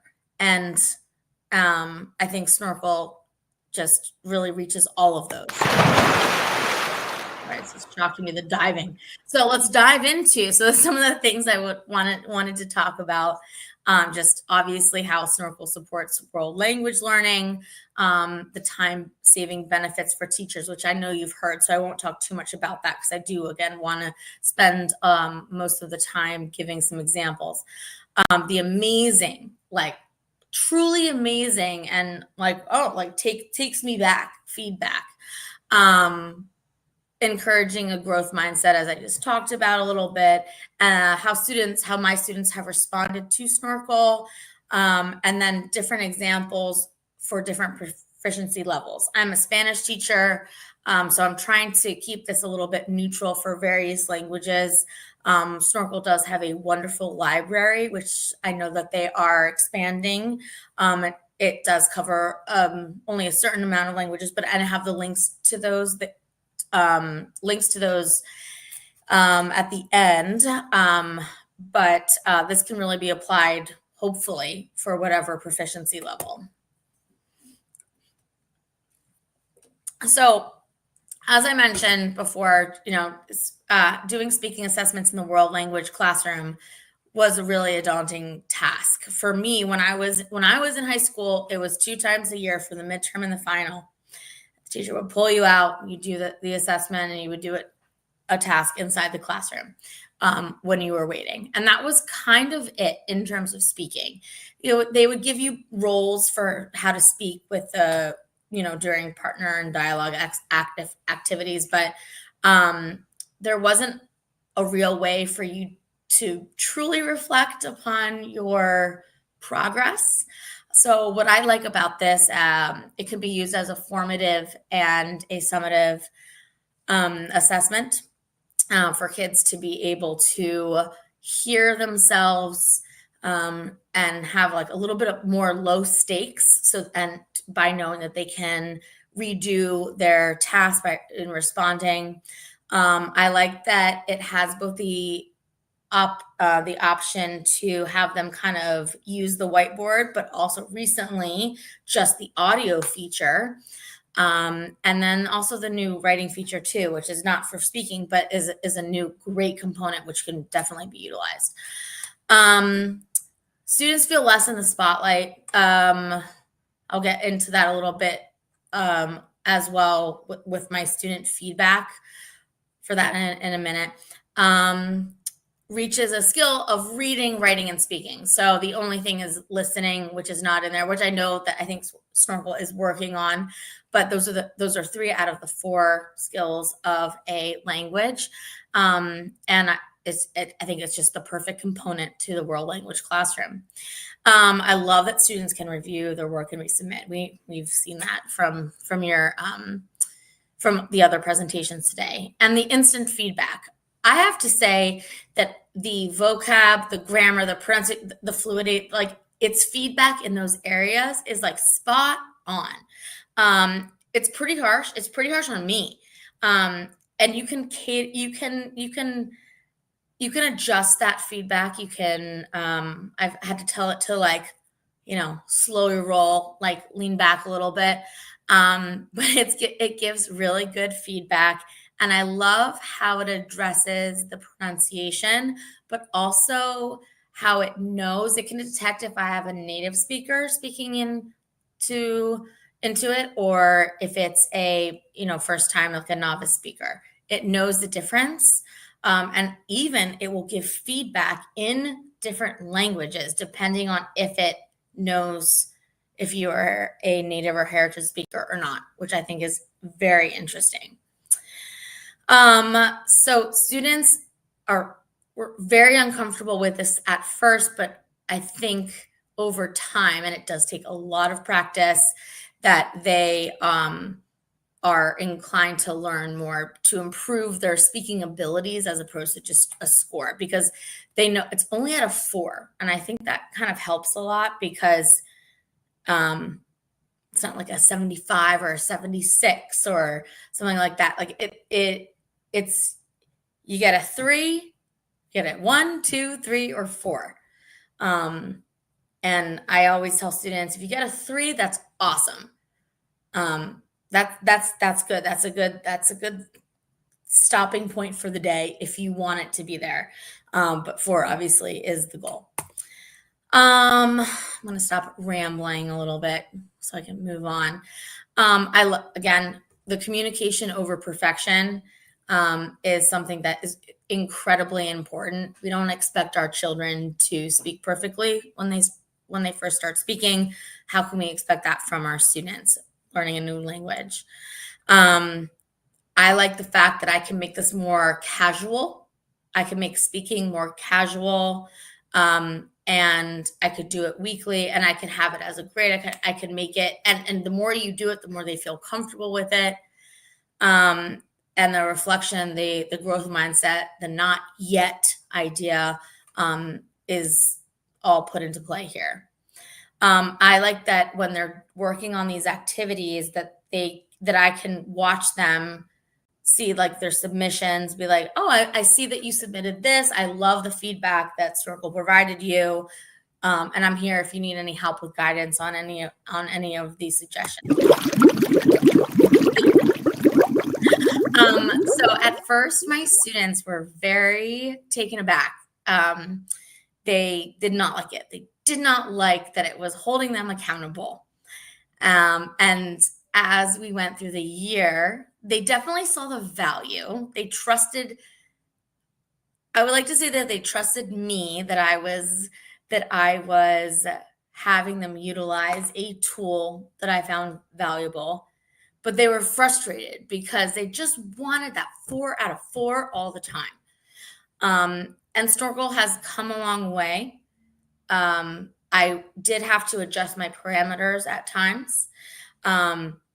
And they were frustrated because they just wanted the best score and then to be done with it, to like push it off to the side and like, I'm done. But they did over time, I would say like the majority of students over time really saw the value of it. They did appreciate it. Even they were like, yeah, okay, fine. Like they liked it because they knew it was good. But they were like, it was like a sibling that they were just like, fine. I know you're okay, but you're giving me a hard time. So I think that they also appreciated the authenticity of the different activities, the creativity aspect of it, and the different ways that they could utilize it. So just some examples of different things that you could do. I started out in my Spanish ones with spelling words. So I gave them a word, or I gave them a set of words, and they would have to spell out those words. Or you could even do something even simpler where they had to put their name on the screen and then spell it. Introduce themselves to a pen pal. So instead of just writing a letter on paper or like an email that would never go anywhere, you could have them speak, like do an audio message, and you could have that, and then you could continue to like go places with that if you actually had pen pals and you want to do something with that. To describe themselves. Physical traits, personality, or describe a picture. You could do so much with that. Like I'm thinking of like a Where's Waldo picture where you have people like doing a million different things. You could describe what people are, you could ask them to describe what people are wearing, what they are currently doing. You could use grammar with that, with the present progressive in Spanish as an example. You could talk about what people might do. You could have students pack a suitcase That was one of the activities when we were talking about clothing. It's like, you're going on a trip, here are all these different clothing items, and that just kind of like makes it a little bit lighter and fun.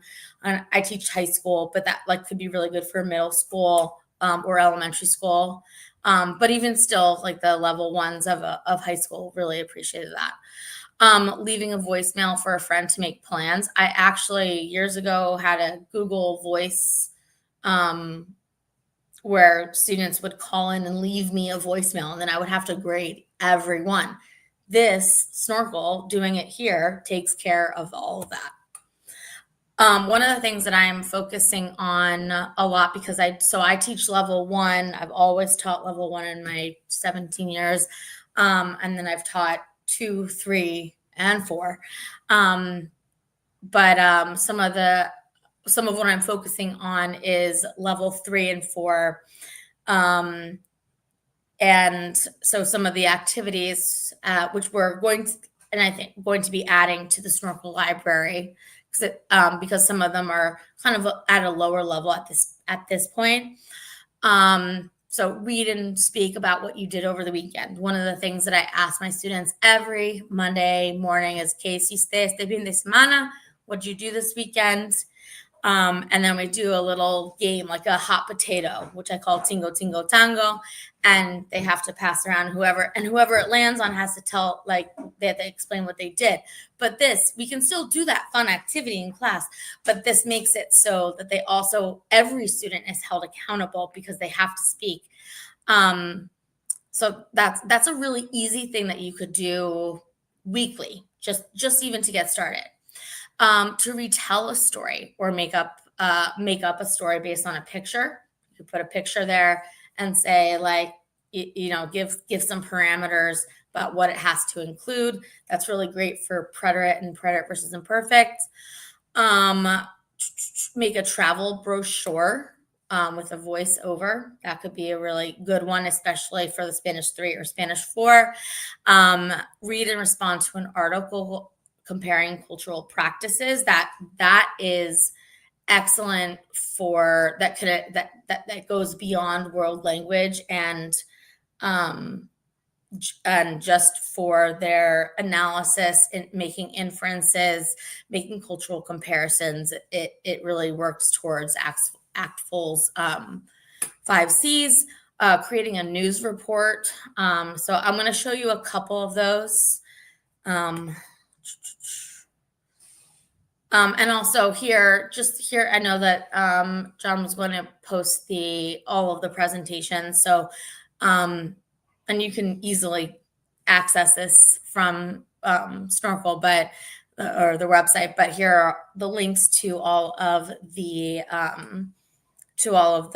libraries, which again I know are being expanded. And if your language is not on here, it's not to say that it won't be there soon. So I want to move on. Some of the things that I'm currently working on and share this tab. Sorry. I want to show some of the different activities, just a couple of the different activities. And I'm going to share my tab. Just one second. Okay.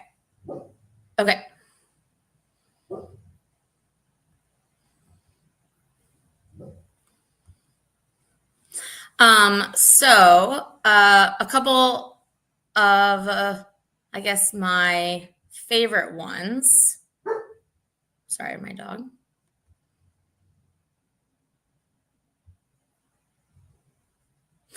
¿Qué has hecho esta semana? What have you done this week? So this could be something similar to what did you do this weekend? But what have you done this week? And this one, you can make audio. I love how they just added the audio only feature. It's always hard with students with language because we know that they can very easily access translators, especially when they're using their devices. so that's kind of a whole new topic, and we all have our ways in which we try and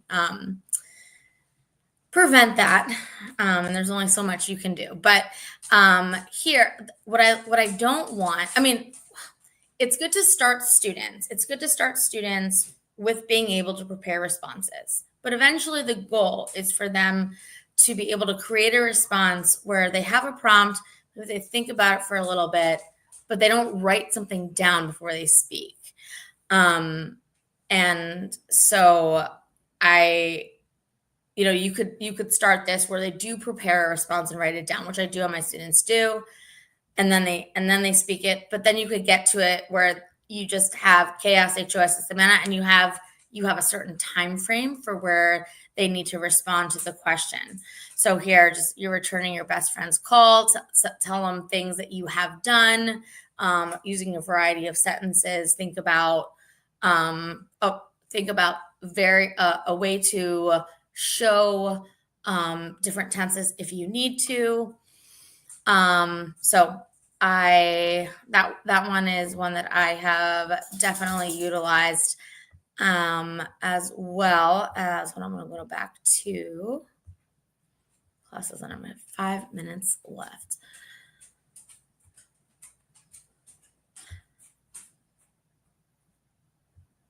And then I'll show you an example. Oh, sorry, I wanted.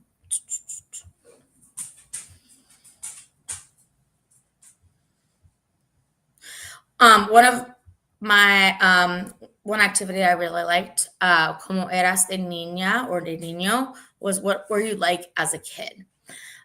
This one is in Spanish using the preterite versus imperfect, mostly here the imperfect tense, and talking about what you were like. It's involving more description, and there are some guiding questions to this one. I have an example. I want to show you an example answer. This was one that my example answer. I got a 3 out of 4 on when I was doing it in front of the kids. When I was doing it, and I was trying to do it in a way where it was what they were able to, what they were capable of. Sorry, I'm trying to, 1 second. Maybe I'll choose a different one because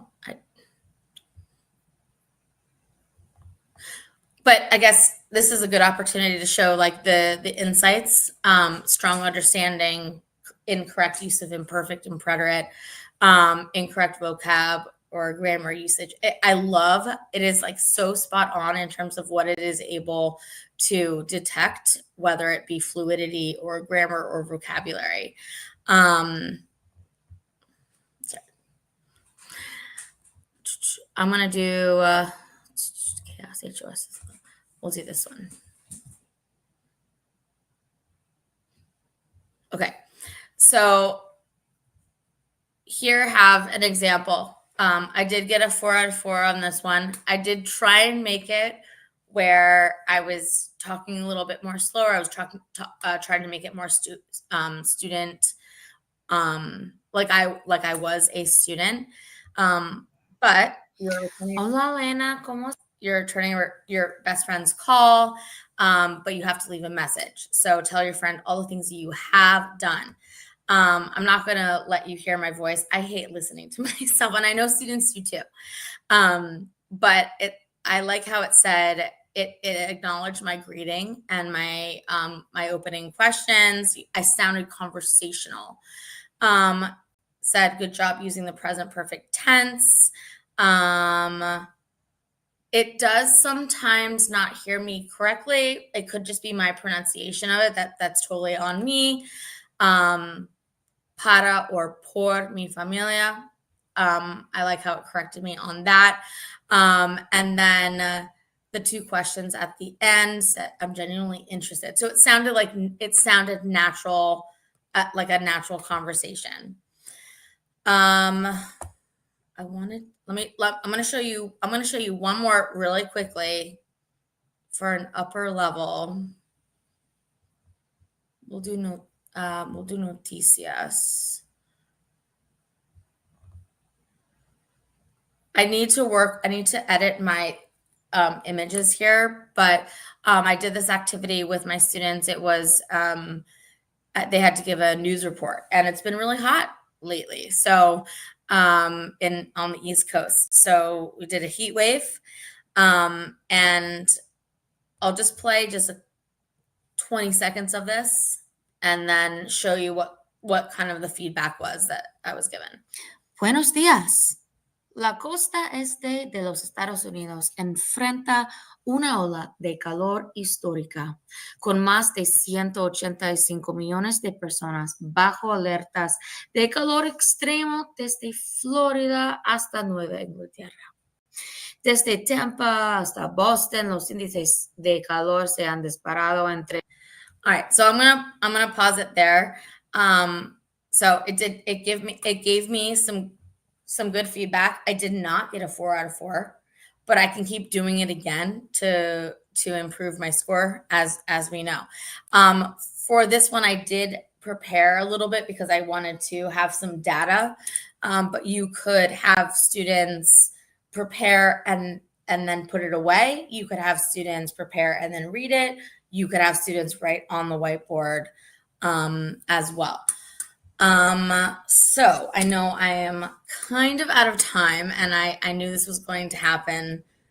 Hold on, I want to say, so to share this tab instead. But if you have any questions or comments, I'm happy to connect.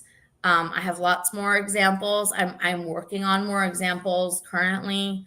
And again, snorkels are something I'm really excited to get into. I brought my son's goggles, and then I felt like a dork, so I didn't. Oh my gosh. Rachel, we could have been twins this whole time. I was like, no, I can't do it. So fun. Huge thank you. I just wrote down some of the things as you were sharing them here, just like the diversity of different types of activities you've had students do in Snorkel, describing a picture, how they pack a suitcase, leaving a voicemail. I think I was on the call early on. I was showing Snorkel to a world language teacher, and they opened it up and they started saying a or be, say, like they were doing the ABCs. And I was like, you can do that, but you can also do some really more interesting, complex sorts of things that otherwise, conversations, things that you wouldn't otherwise be able to do or capture without that flexibility. Yeah, I love that, you can go from the alphabet to then, I also just created a writing prompt because that's kind of a new feature. And just writing about like a cultural practice. You could ask students to explain. That was one thing I wanted to mention. You can ask students to explain a grammar topic to a student where they could do it in both Spanish and English. Yeah. And that would be a wonderful way to incorporate Snorkel. I love it. I don't know if I'm just going to flash a few of these pieces of feedback that were coming in. I don't know if you got a chance to see these before. I'll put them on the bottom of the screen there. But I think people are really appreciative of what you shared here. And I'm really grateful too. Thanks so much, Rachel. Yeah, thank you. I'll add one other note just specific to world languages, because I think it's helpful context, is on world language activities and on reading fluency activities. Snorkel, someone asked in the chat here a question about like what AI tools do we use under the hood? We actually use special different AI tools on world language and on reading fluency because we want to actually analyze that audio file in a way that allows us to give feedback on things like pronunciation and intonation, which might be really distracting on like a math or a science activity. And so we're really intentional about how we structure that and make sure that we can give the best feedback possible. And of course, the AI is getting better and better with that all the time too, which is really exciting too. So it's fantastic. Like, I love it. It's like, oh, thank you. Like it gives better feedback than I could ever give. And the feedback and full transparency here, like the feedback that we were giving in world languages last August truthfully had a long ways to go. And then I think it was around December, January, where we were able to, there were some new tools and we were able to make some major updates, and it just has gotten better and better since then. So it's been a lot of fun to progress in. Thanks, Rachel. Really appreciate it. And thanks for being here for World Snorkel Day. Thank you. All right. Super excited here to dive into math, which is one of my favorite subjects. I mean, I'll be honest with you. I was a math teacher for 10 years. Math is my favorite subject. Really excited to be able to introduce Megan Mitchell here in just a moment. I know I just saw a message here. Maybe we've got a few technical things, but hopefully we'll get it working. And then right after Megan, we've got Eric Kurtz up to round out the day. If you're just joining us here, diving in for math, really excited to have you. If you've been with us all day, grateful for you to join us. Megan, are we good here? If I add you to the screen, do you want to test it out?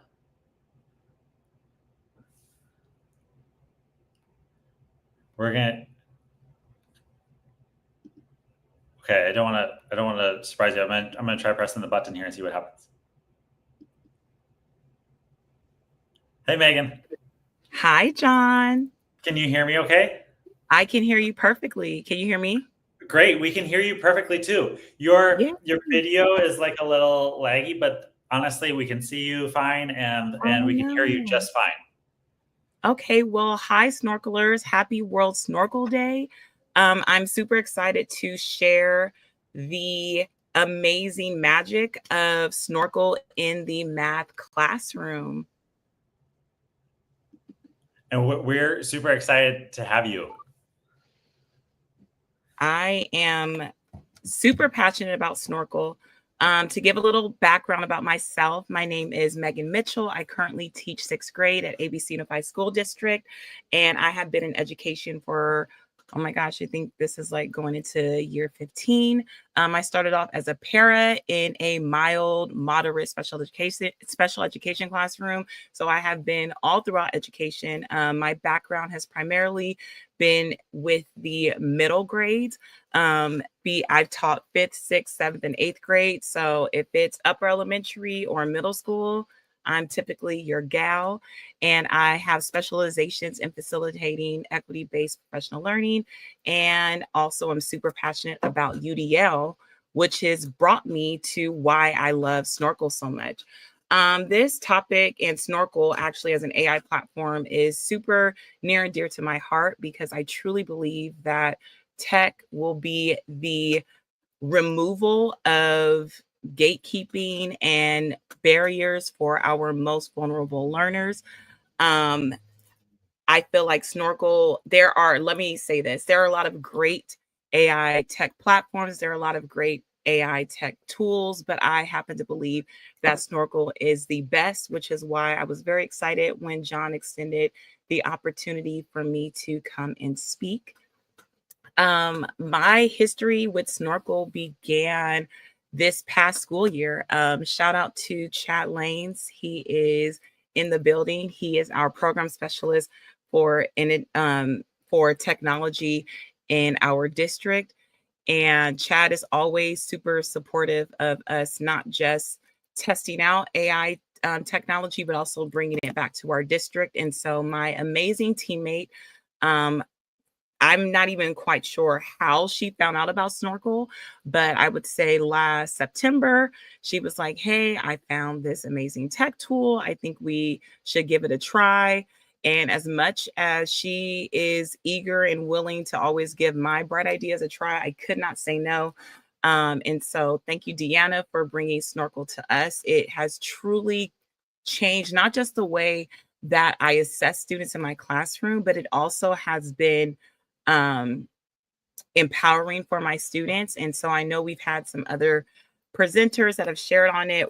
Something that Hannah mentioned in her session was when she was talking about her students felt smart, they felt happy, but most of all, and most importantly, that they felt safe because Snorkel never gives up on them. And I think as educators, we always want our students to know that we never give up on them, but it is nice to have Snorkel also provide that extra support in building out their self-efficacy and increasing their capacity. So, in true teacher fashion, by the end of the session, I'm hoping that you will be able to explain how Snorkel removes learning barriers through voice, drawing, and multilingual support that's already embedded into the platform.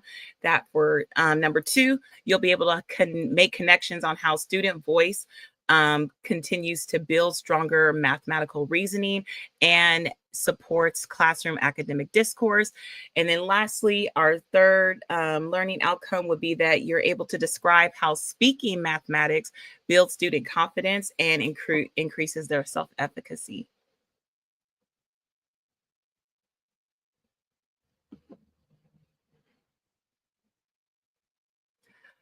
So before we dive in, I want you to just take 20 seconds to think. As educators, how often do we really, truly know what our students are thinking when we assign them a problem, when we are explaining a new concept? How often are you able to say, I know exactly what you're thinking. I know how you got from the question or the constructive response to your justification and articulation of your understanding? Right? If you're like me, even as I was writing this question, I was thinking about not often. Sometimes we're able to kind of discern how students are feeling or what they're thinking by their facial expressions, but that still doesn't let us know the most important thing when it comes to supporting our learners, which is not what they don't know, but building upon what they do know. And so I really want to focus today about how voice in the math classroom or using voice in the math classroom helps to bridge that gap.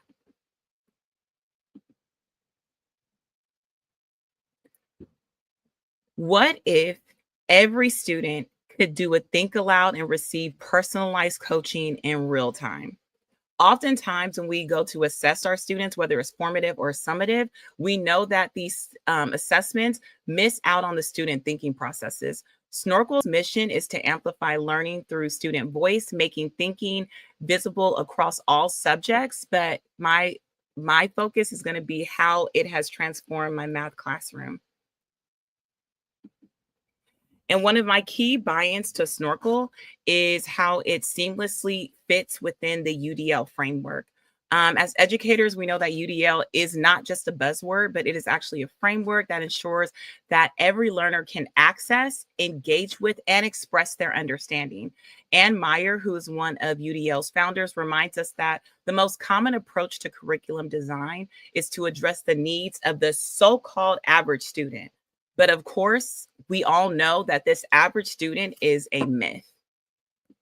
I was in DC last week for a conference, and one of the speakers, Cornelius Minor, was making, he was, oh my gosh, lost my train of thought.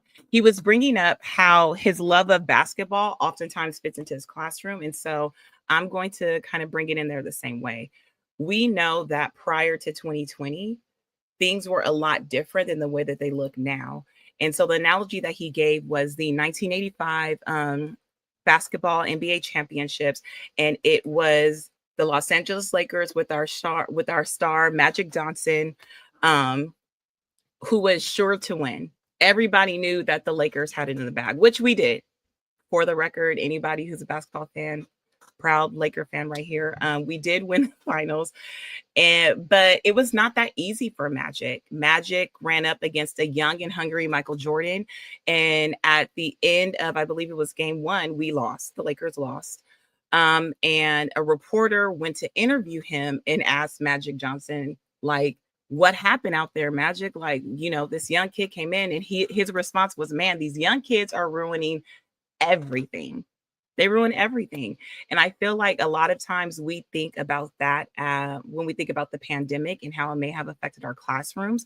But I'm here to tell you that just like Magic learned that MJ was not just going to change and transform the game, but he was going to be what's best for the game. What we are seeing now and how we are learning to now better support our learners is going to change education for the best. Universal design for learning alignment within Snorkel is that it provides us with a multiple means of everything. We have multiple means of representation, we have multiple means of engagement, and we also have multiple means of actions and expressions. Personal testimony for myself.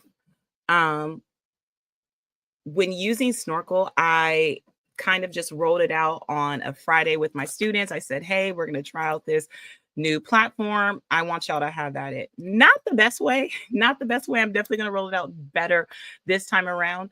But one of the things that I immediately recognized was seeing my students not just see what their score was, but as they were getting the feedback, they were coming up to me. They were, hey, Mrs. Mitchell, can I resubmit? Can I re-record? And I said, absolutely. And so I have a student who was only our second, it was only their second year at our school. And 5th grade was not the best transition for our little scholar. Definitely had difficulty finding their place at our school, struggled with, just the adjustments of brand new school. I'm coming in as a 5th grader and different culture, different city, different everything. And so as I was watching them, kept trying. And I was like, okay, it's not giving up yet. And so eventually we moved from a 1 out of 4 to a 2 out of 4 and gave up on that 2, or not, let me not say gave up, but stopped at that 2 out of 4 that first time. But what I was able to do was look at the feedback that AI gave, sat down with the student and was like, hey, why don't you try this, this, and this? Student asked, Mrs. Mitchell, can I retry this again? I said, I can't give you the same problem, but I give you a different problem. Ended that day with the student getting a 3 out of 4. For the remainder of the school year, I was able to see how this student was able to focus on mathematical practice 1, 3, and 6, showing and making sense of problems and persevering through them through problem solving, was able to construct viable arguments and critique the reasoning of others, and ultimately was able to attend to precision. That was not something that I was able to bring out of this student, but with my use of Snorkel as a tool and a strategy in my classroom, I was able to see this student go from not finding their place to then begging for Snorkels anytime I said that we had an assessment. I'm hoping that it will show my screen because I actually wanted to give a little bit of an example of how Snorkel was used in my own classroom. And so you'll see in my library when it comes up that I have a ton of Snorkels in room 404. Snorkel became not just our formative assessment, but our selected, like, students. I always try to provide multiple means of assessing them, but Snorkel was always the most popular and the one that students felt the most successful when completing. But I also watched their confidence build as students who felt like, I don't get math, math is not my jam, math is not my friend, to being like, hey, math may not be my friend, but at least I feel like I have a strong understanding of it, or at least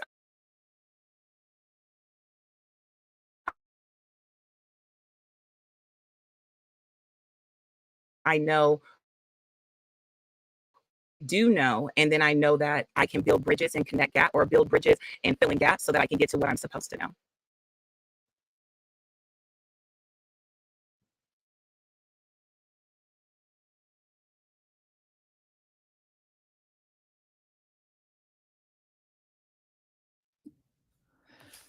Megan, we So might. I'm not sure. We just temporarily lost your audio. Can you hear me okay?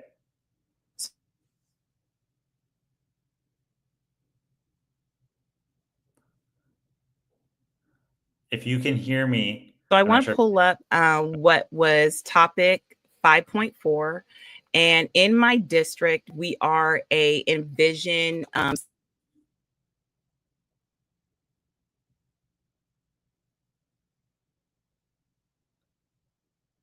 Sawdust school. And so I took not one of the Sawdust problems, but I actually went on to IXL did a screenshot of one of the problems and then put that on a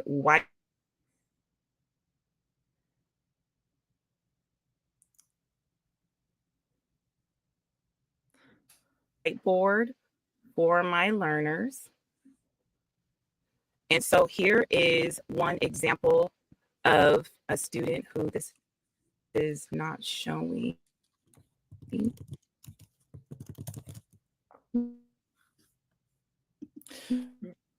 Megan, can you hear me? It's supposed to be hiding the names. Hold on.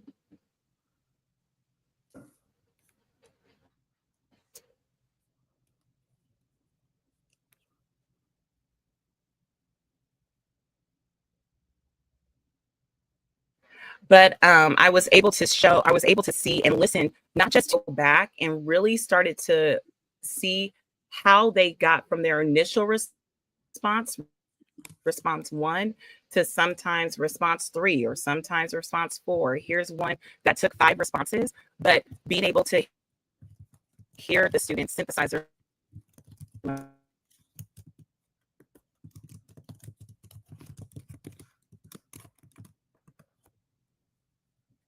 being able to evaluate it, being able to read the feedback from the Snorkel coach or from the AI, and then adjust their thinking or adjust how they articulated their understanding, pays in dividends. And it's something that I myself, again, maybe in a small group, may be able to get from a couple of students every now and then. But honestly, Snorkel's able to do that for me without changing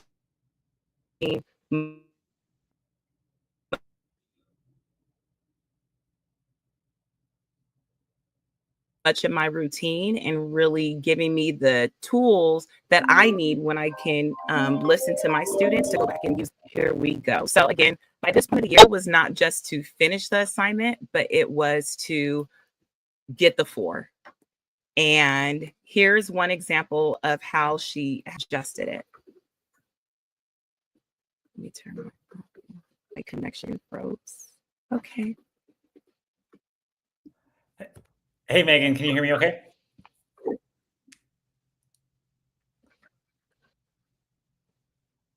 Not sure if there was a disconnect with the sound, but the 6 miles in 10 minutes at a constant speed, and explain, able to hear what the student said. But I do want to focus that the answer was correct, but gave the target, like, great job. Not hear me.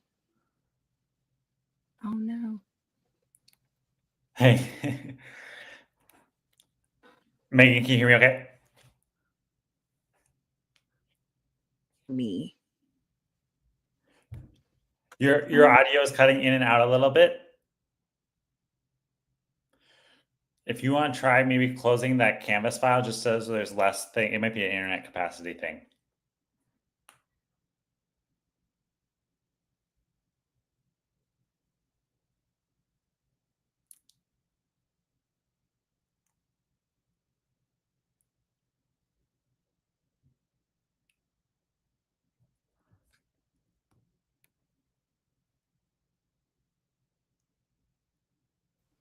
Oh no.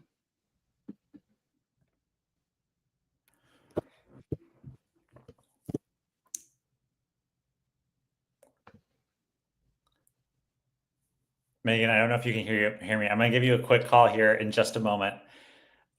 You all, I'm really sorry if you're joining us here. John, can you hear me? Yeah. Now? I'm gonna. I can hear you a little bit better.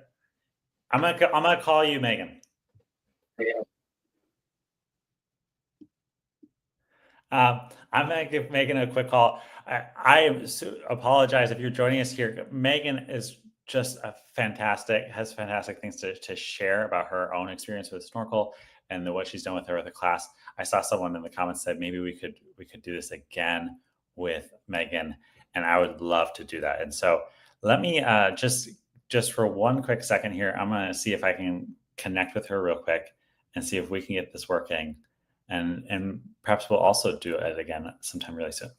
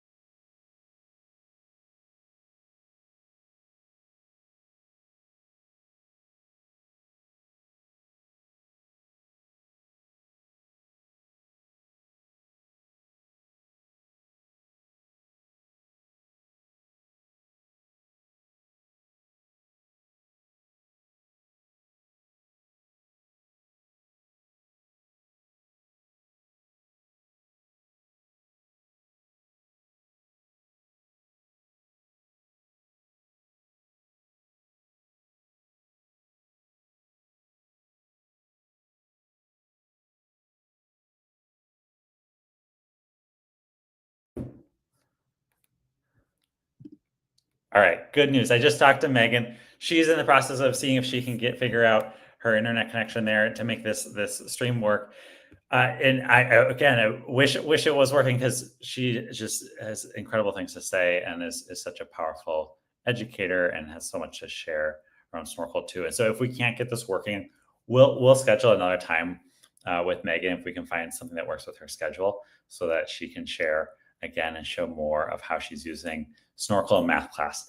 I think one of the beautiful things, just from talking to her, I know she set a really high bar with her students this year around Snorkel and math class. And she actually asked them, she said, like, you got to get a 3 or a 4. But she sort of set a culture in her classroom where getting a 4 was the norm. And it was really cool to see.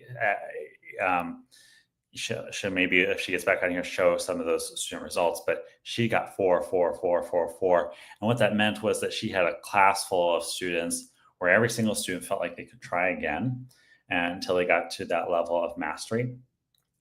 And every single student was getting not just the answer, but actually a really rich at bat explaining their mathematical thinking and that deeper conceptual understanding.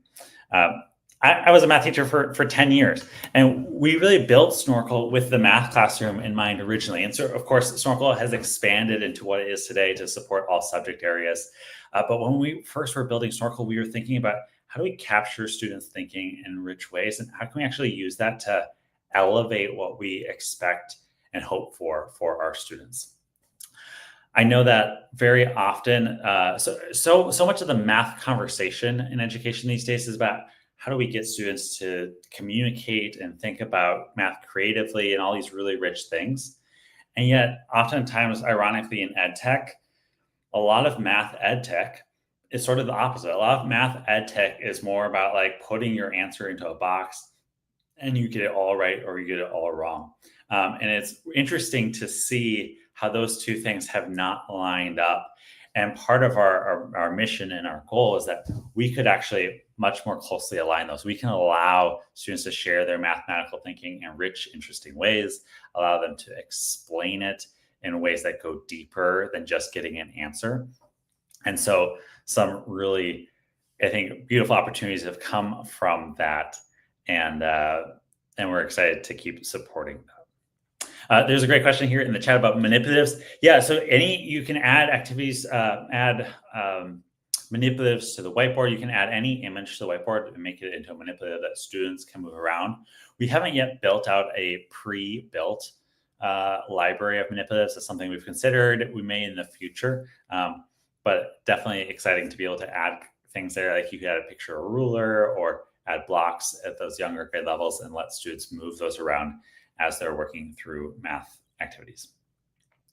I think one of the other things that is really important to how we approach math at Snorkel is because we're making math about communication and creativity, we're just giving these really rich options to get students talking more.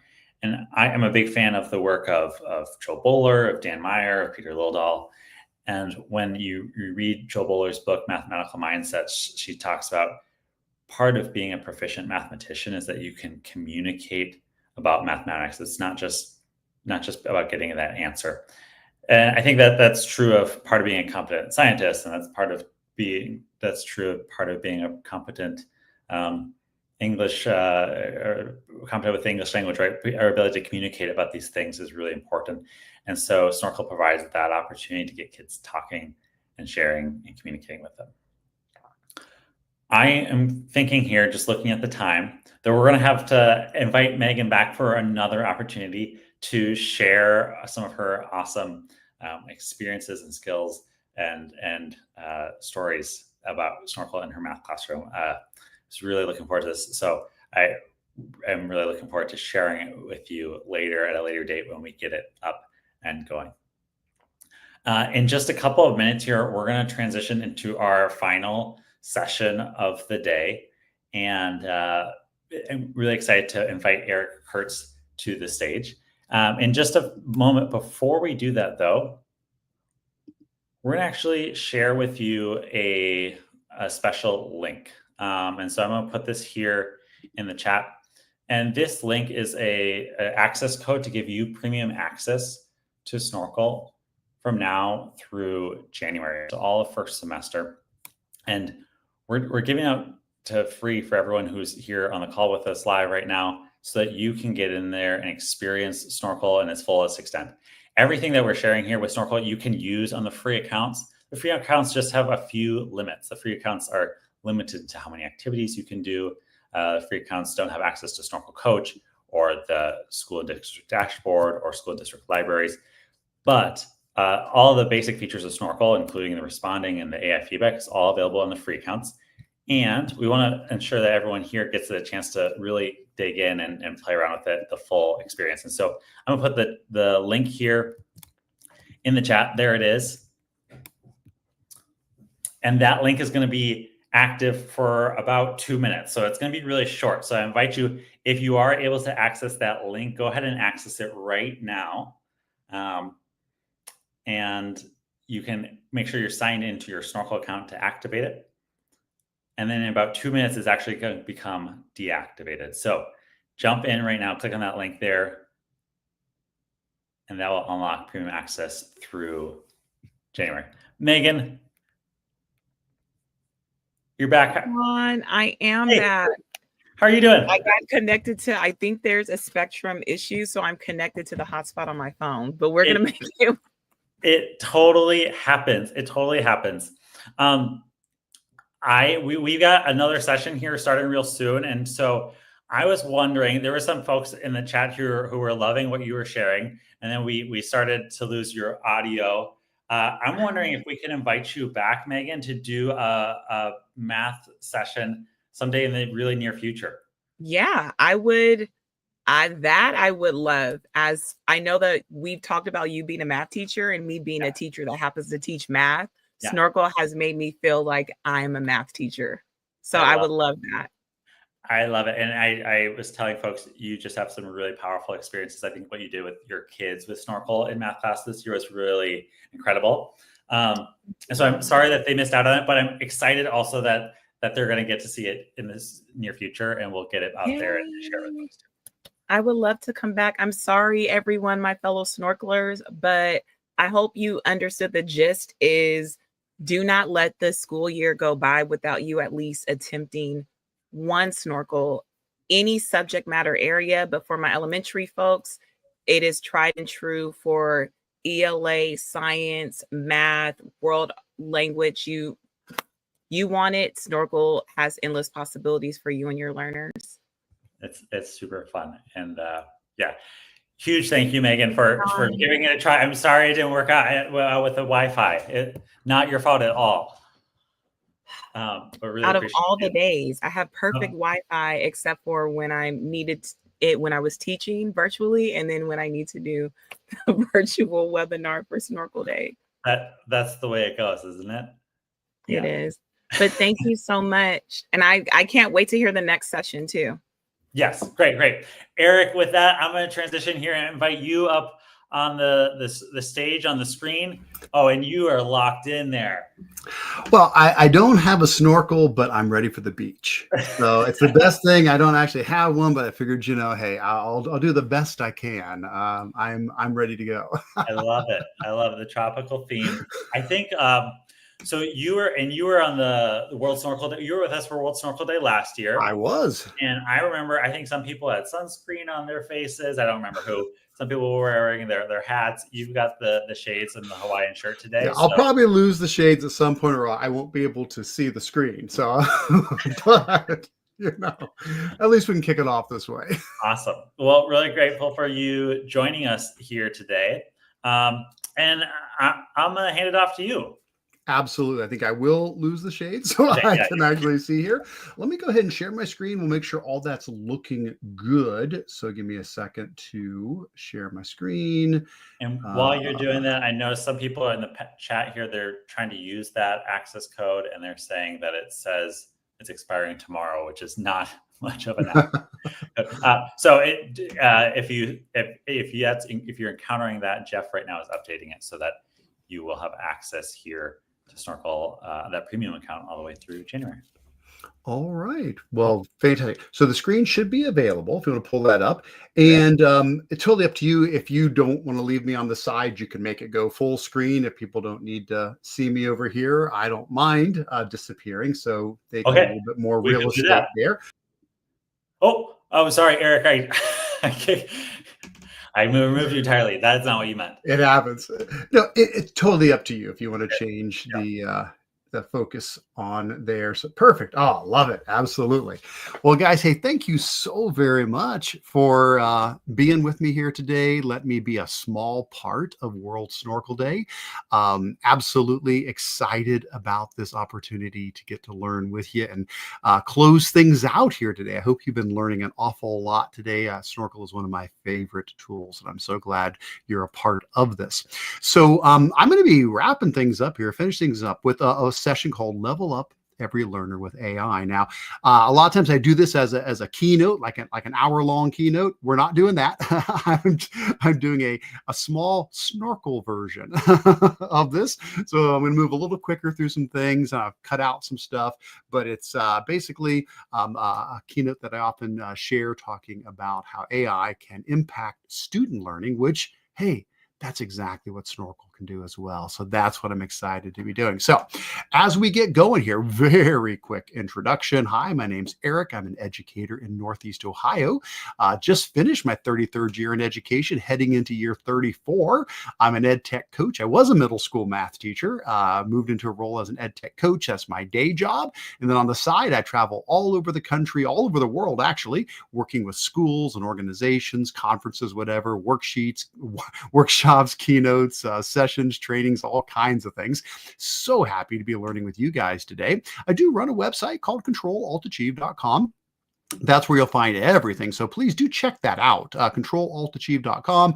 That's where all of my resources are, my training videos, my projects, news updates, just so many resources there. I do have a tab on the site that's entirely about AI. So if you head to the AI tab, you'll find all of the training sessions I do, tons of recorded videos, all totally freely available for you to watch, all the blog posts I've done on AI, tools I've highlighted, such as Snorkel, of course, and so much more. So there's a whole AI page there, as well as just so many other things. Got my newsletter, my webinars, all kinds of stuff there. So please do check out controlaltachieve.com when you get some time. Outside of all the ed techy things, I'm also a proud grandpa. Always love to give a shout out to the grandkids. Then all of my hobbies and interests, board gaming and crossword puzzles and all kinds of stuff like that. So a little bit about that side of me as well. I would absolutely love to keep learning with you after today. So please do stay in touch. You can use the bit.ly link you see here, but honestly, it just takes you to the Connect page on my Control Alt Achieve site. If you head over there, there's a little Connect tab on the far right, and there's just loads of ways to stay in touch. Social media, YouTube, newsletter, whatever. You find the option that works best for you. And as I mentioned also, yes, I've also got all of my AI resources. These links get you to that exact same page I mentioned earlier. It's the little AI tab, but you can use like bit.ly/Eric-AI as well to get there. All right, so that's the intro. That's me, and that's all the good stuff that's out there. Please take advantage of all those things. They're all freely available to use any way that you would like. So level up every learner with AI. Let's get into it. So the first thing I'm going to start off with is, hey, a little confession. I'm a nerd, and I don't say that in a negative way. I wear it proudly. I'm a nerd. I've been one my whole life. You might have picked up on that a little bit when I was going through my introduction, listing some of my favorite things that I like. You probably noticed that I mentioned that I like board games. Absolutely. This is actually a picture from my office here, where I have a lot of my board games and some shelves. This is not even the whole group of them, but yeah. So I love board games. You say, well, Eric, that's not that nerd. nerdy. A lot of people like board games. That's not terribly nerdy. Well, yeah, I also design board games. So here's one I've been working on called Supernova that I've been working on for the last couple of years. I've got it to a spot where I've been doing some play testing with it. So yeah, I'm that kind of nerdy. But I'm also nerdy when it comes to like technology. I don't know. Should I share these pictures? Yeah, this is me back in junior high. So I'm on the left and my friend Scott's on the right. And yes, I was a junior high student selected to attend computer camp. So that is how I spent my summer of my eighth grade year there, heading off to computer camp. But hey, you know what? I put those skills to good use, and I went on in high school to be part of our computer team, and we won a prize at the local computer competition. And then I went further with that to take my computer skills and start writing programs, including one that won me a science fair competition. So yeah, a lot of nerdiness there. And of course, a lot of that culminated, of course, my love of all things Google and technology and things like that. But it's not just technology. I'm also a nerd when it comes to like science fiction and fantasy. Yes, I do have a door that I painted blue and made look like a TARDIS because I'm a big Doctor Who fan. So yes. And then recently I was at a conference where the theme was steampunk. And so we all got to dress up in steampunk. And guess what? I didn't have to buy those steampunk goggles. Yeah, I already had them. I'm like, oh yeah, I'll just grab the goggles I've already got, And again, sometimes I wonder, why do I show the pictures I show? Yes. Yeah. So here's me in a chainmail coif. So yeah, the only thing that helps me feel a little bit better is my equally nerdy son-in-law made that chainmail coif. So he's nerdy as well. But with all of those nerdy things, I would say probably one of the most defining things about me that makes me a nerd is my love of video games. I have loved video games my entire life. Now, I'm an old dude, so for me, that meant the Atari 2600 when I was growing up, Space Invaders and Yar's Revenge and Adventure and Pitfall and things like that. I've always been a video game fan my whole life. Now, take a moment. I'd love to hear what you guys have loved as video games, so feel free to throw in the chat what is or was one of your favorite video games. Now, when it comes to me, I've loved a lot of games, but there's kind of a through line, a thing that connects a lot of the games I've really enjoyed, and that is games that allow you to level up. And when I think about that, there's lots of such games out there where you're playing along, and as long as you collect enough treasure or defeat enough enemies or travel far enough, you reach a new level. You get to level up your character, and usually when that happens, there's some sort of fanfare. So, for example, here is a quick little clip from Animal Crossing. When you move up a level, here's what it sounds like.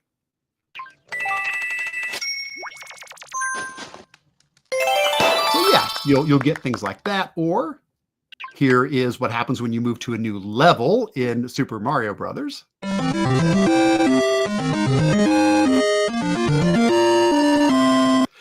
Or probably one of the best known level up games would be Pokemon. Yeah, so here's some Game Boy Color when your Charizard gets to level 100. Awesome. Now, all of those are fantastic, but for me, the game that really pulled me in when it came to leveling up was World of Warcraft. Now, I don't know if we've got any WoW fans here, but oh my gosh, I can't even imagine the number of hours, days, let's be honest, weeks that I spent playing this game over the years. And I would grind and defeat enemies and complete quests and stuff like that, all to hear this sound. Yes, I absolutely love it. I got to listen to it again. It's so good. Here we go.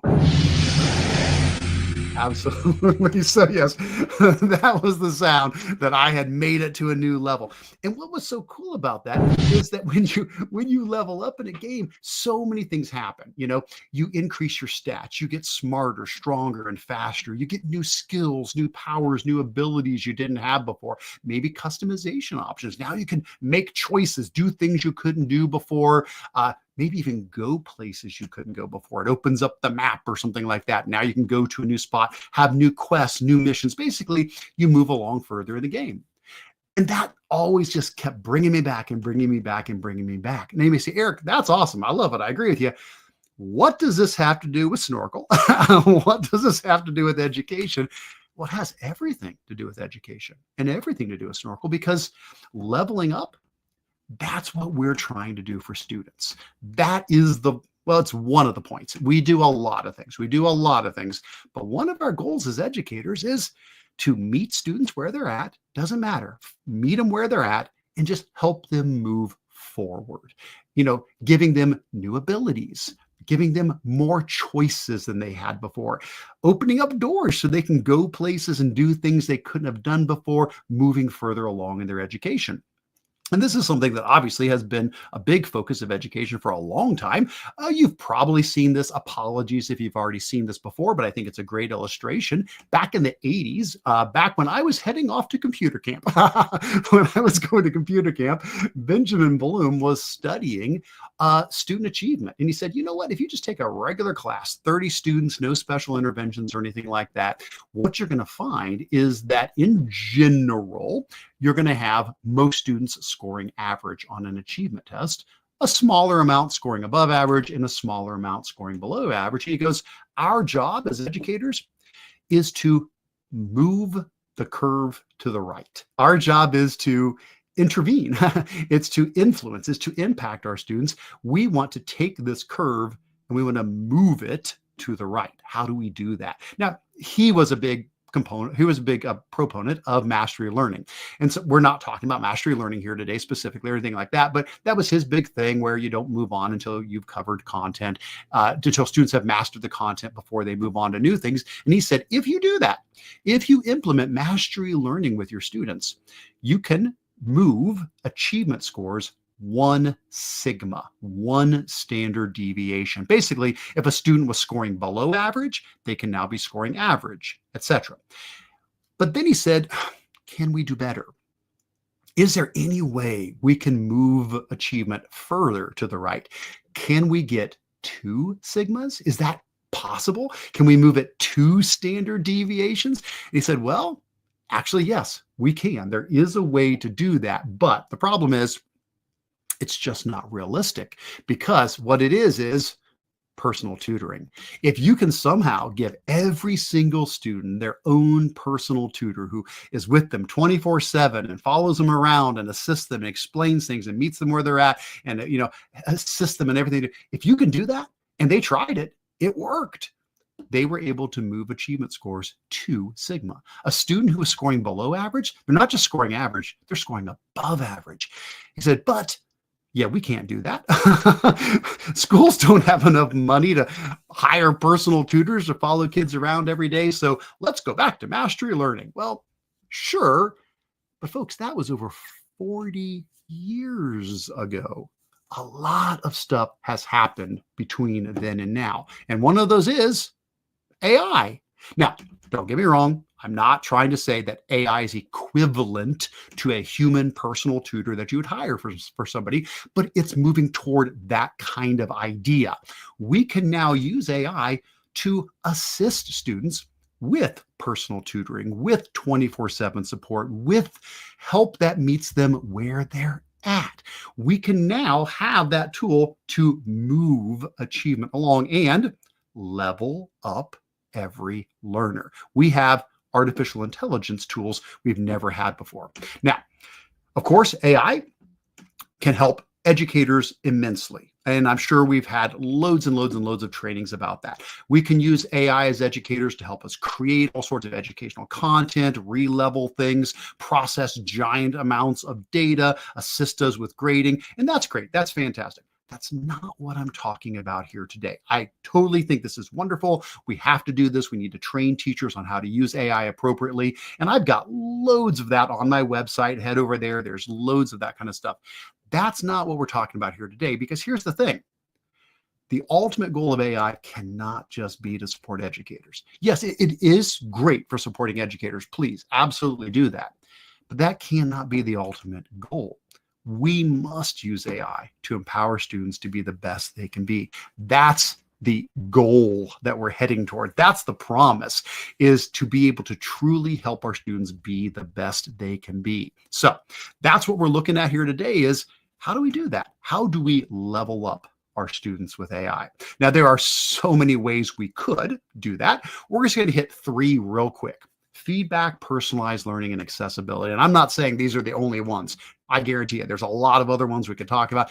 I just picked a couple quick ones that we could look at here about how can we use AI specifically, how can we use Snorkel to level up our students in these ways. So that's what we're doing. We're going to dive into feedback, personalized learning, and accessibility. All right, let's jump on in. So feedback is the first way we're going to try to level up our kids. Well, let's start with where we're at. Let's start with level 1. Where are we today before, we take our Squirtle and level it up, so we do, hey, listen, we do our best. We try. We are doing a really awesome job. Every educator everywhere is doing an amazing job, but we do face limitations as it has been. So at level 1, yeah, sometimes feedback is delayed. We want to grade things. Maybe they don't get it back till the next day or maybe the next week. Who knows how long it might take.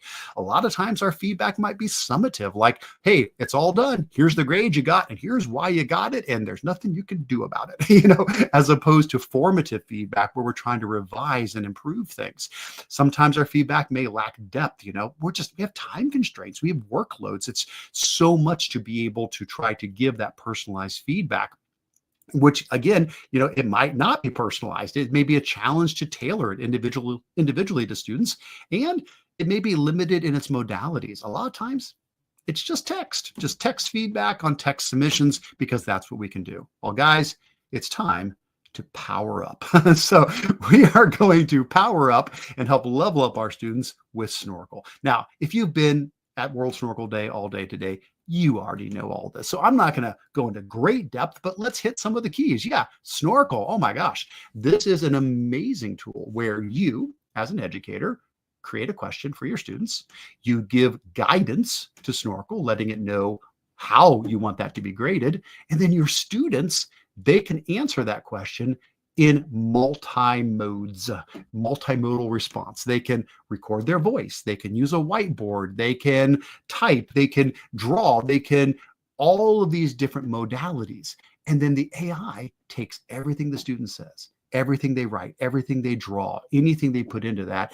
And the AI processes that and gives them immediate feedback to help them understand what they knew, what they didn't know, if they got something wrong, where they need to work to improve that. And of course, it tells you, the teacher, as well. So again, I'm not going to go into great depth on this. I'm sure you've seen it many times, but just so we all do know. So for example, here is Snorkel. So what I'm saying is, as a teacher, the idea is I go in and I create an assignment. Here's a very simple one I made. And apologies, this is probably an incredibly simple example. It's probably not anywhere as in-depth as I would like to show off, but it's going to be fine. So here's one on second class levers where I said, hey, you know what? I want my students to be able to do the whole thing. Speak, type, draw, anything they need. I want you to draw an example of a second class lever, explain what it is, and then label the different parts, say what is the fulcrum, what is the load, where is the effort applied. And so I went in and said, you know what? That's a science question for middle school. I want the AI to help grade that. So I tell Snorkel, hey, here's what I'm looking for. This is the example of the kind of thing. Maybe it's a wheelbarrow, a nutcracker, or a bottle opener. They need to explain all these things. And I basically set that problem up. I also went into my settings and said, you know what? If the student is struggling, we can also have them use the Snorkel coach. They can chat with the Snorkel coach to get additional assistance. It's not going to do their work for them, but it's going to help them. And so basically, that's the problem I created. And then a student is going to come along, and when they go in, they can go in to start this response. And yeah, absolutely. They can now literally draw on the screen. They can speak. It can record their voice. If they need help, they can come over here and click on the Snorkel coach, and they can ask for help. It's not going to do the work for them, but it'll walk them through. It'll help explain some things or ask them leading questions. Well, like if I said, what is the fulcrum? Maybe I'm confused about that. Well, okay, Snorkel is going to look at the screen. It can tell exactly what's on the screen here and realize that's the problem I'm working on. And let's see if it can, assist me. That's a great question. What do you think a fulcrum does in a lever? So, it's going to try to, help me work through that, meet me where I'm at, and coach me along. And then when the time comes, I will not actually take the time to do the whole recording now. Obviously, we're trying to save time here, but I would hit record, and there we go. It would record me. I would speak. I would draw. I would explain all of that. And when I'm all done, what happens is, of course, it collects all those responses. It says, okay, these students got it right. These students didn't get it right. And so if I've got 125 students, I could have all of them go to Snorkel, record their answer, and Snorkel's going to say, hey, Eric, these 110 got it right. These 15 got it wrong. Those are the ones I need to play back now. Now, I'm not going to play these right now, but I would click on them. I could listen to the entire thing. I could hear everything that the student recorded. I could watch them as they, draw out their diagrams, as they answer the question. And it allows me to see who struggled and what they struggled with. There's even an Insights tab where it breaks down what are the most common issues there. So I know that's very quick. I would like to give much more time to it, but that's the idea. With Snorkel, we can now level up feedback. We go from level 1 to level 2. I think that's a Blastoise, maybe. I'm not too good on my Pokemon. I feel bad, but basically instant feedback. Now students are getting feedback right away. It's telling them, here's what you got right. Here's what you got wrong. It's giving them instant feedback, and it's formative because here's the thing. They can resubmit. After it tells them, hey, that's not quite right, they can try again. The student is in the loop on that. It's also guided. I was able to tell Snorkel exactly what I wanted in the final answer, so I was providing guidance in that. It's also personalized. It's specific to that student and their work, and it's multimodal. We're processing text, images, voice. It's able to handle all of that. Now, if that's all Snorkel did, that'd be great. But no, it does so many other things. Oh, I still need to have this slide. Sorry, I was going to skip over this one. When a student uses AI feedback, it is super effective. There we go. Excellent. Fantastic. All right. Now, I could go into other things like personalized learning and, accessibility. And I could go into great depth. All I'm going to say is, yeah, Snorkel checks these boxes as well. We're going to jump straight to level 2 here. Like I told you, this is a slightly abbreviated version of the normal session. But yeah, with level 2 of personalized learning, the idea is these are AI tools that are available anytime, so a student can interact with it when it works for them.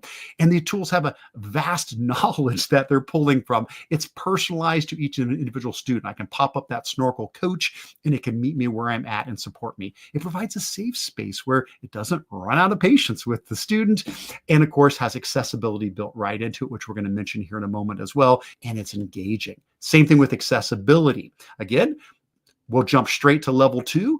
We get advanced tools that are integrated right into the product that handle multimedia. I know I didn't play an example there, but the Snorkel coach will actually, it can read everything aloud to the student as well. But the whole thing is processing, images, audio, voice with realistic sounding voices that are real time. So all of this is fantastic. These are wonderful ways to be able to level up all learners. We can provide accessibility support. We can provide personalized learning that meets them where they're at. We can provide personalized feedback for students. And I think we would all be sitting here saying, I like this. This is good. That is a positive thing. But I also know sometimes we say, but what does that mean for me? If the AI can, help tutor a student, and the AI can provide feedback, and the AI can meet them where they're at, and the AI can provide accessibility, and the AI can do all of these things, are we heading into a future where it's going to take my place? Are we looking at AI replacing us? Absolutely not. I just want to get ahead of that and make sure that none of us are thinking that way. Here's the idea, folks. AI is not here to do your job. AI is here to help you do your job better. Snorkel is not here to replace you. Snorkel is here to augment you, to support you, to help you be the best teacher you can possibly be. So for example, if your worries about AI make you think of the Terminator, no, that's not what we want. We're not talking about the Terminator. We're talking about Iron Man. Let's compare these two, what we're talking about here. In the Terminator, no, it's just the AI all by itself. In Iron Man, there's a human in there, and that's you. You're the teacher in there that's being augmented by the AI. So Tony Stark has Jarvis that he can talk to as an AI assistant, and he's got this amazing suit that gives him abilities he doesn't have otherwise. That's the vision that we're going for here, that AI is our assistant. We want AI to help us like Iron Man, not be a Terminator situation there. But that might mean some differences. That may mean, yeah, folks, it may look a little bit different. In the age of AI, we may focus on more things. We might focus more on designing learning experiences. We may be focusing on customizing content to help differentiate learning for our students. We might move more toward facilitating and coaching rather than just instructing. You know what? Leveraging data. How about that? All the things that Snorkel is collecting for us, taking that information so that we can inform our instruction better. And you know what? That might mean working in smaller groups with their specific needs and their specific interests. Now that we know who needs that support. Ultimately, though, it means increasing human connection. We're going to know more about our students. We're going to understand them better, what they know, what they don't know, where they're struggling, where they need help. And then we can pull them aside. We can work with them individually, and we can increase that human connection. Now, we're down to the last minute, so I'm going to skip a couple of slides here at the end. I apologize, but I'm going to pull it to my final last couple of comments here, which is, I was going to ask you to think about, what teachers have made a difference in your life and why and all of that. We're going to skip over that real quick. And basically what I'm going to say is that with a tool like Snorkel, and so many wonderful AI tools, it can support you. It can come alongside you, help you be the best teacher you can be so that you can help level up your students, so that you can connect to your students better, inspire them, challenge them, stretch them, believe in them, and ultimately level up every learner. All right. Well, hey, I am so glad that I got to hang out with you guys for even just a little bit here today, and hopefully share some encouraging ideas about how AI is here to support us, but ultimately to help every one of our students be the best that they can be. And thanks to Snorkel for being a piece of that puzzle. Eric, huge thanks to you for sharing all that, and I love all the sound effects and the nerdiness of it. Oh yeah, that was a lot of fun. It was a great way to wrap up an awesome day. I think there's some people who have been on this call for the last 6 hours with us, and just big shout out to all of them.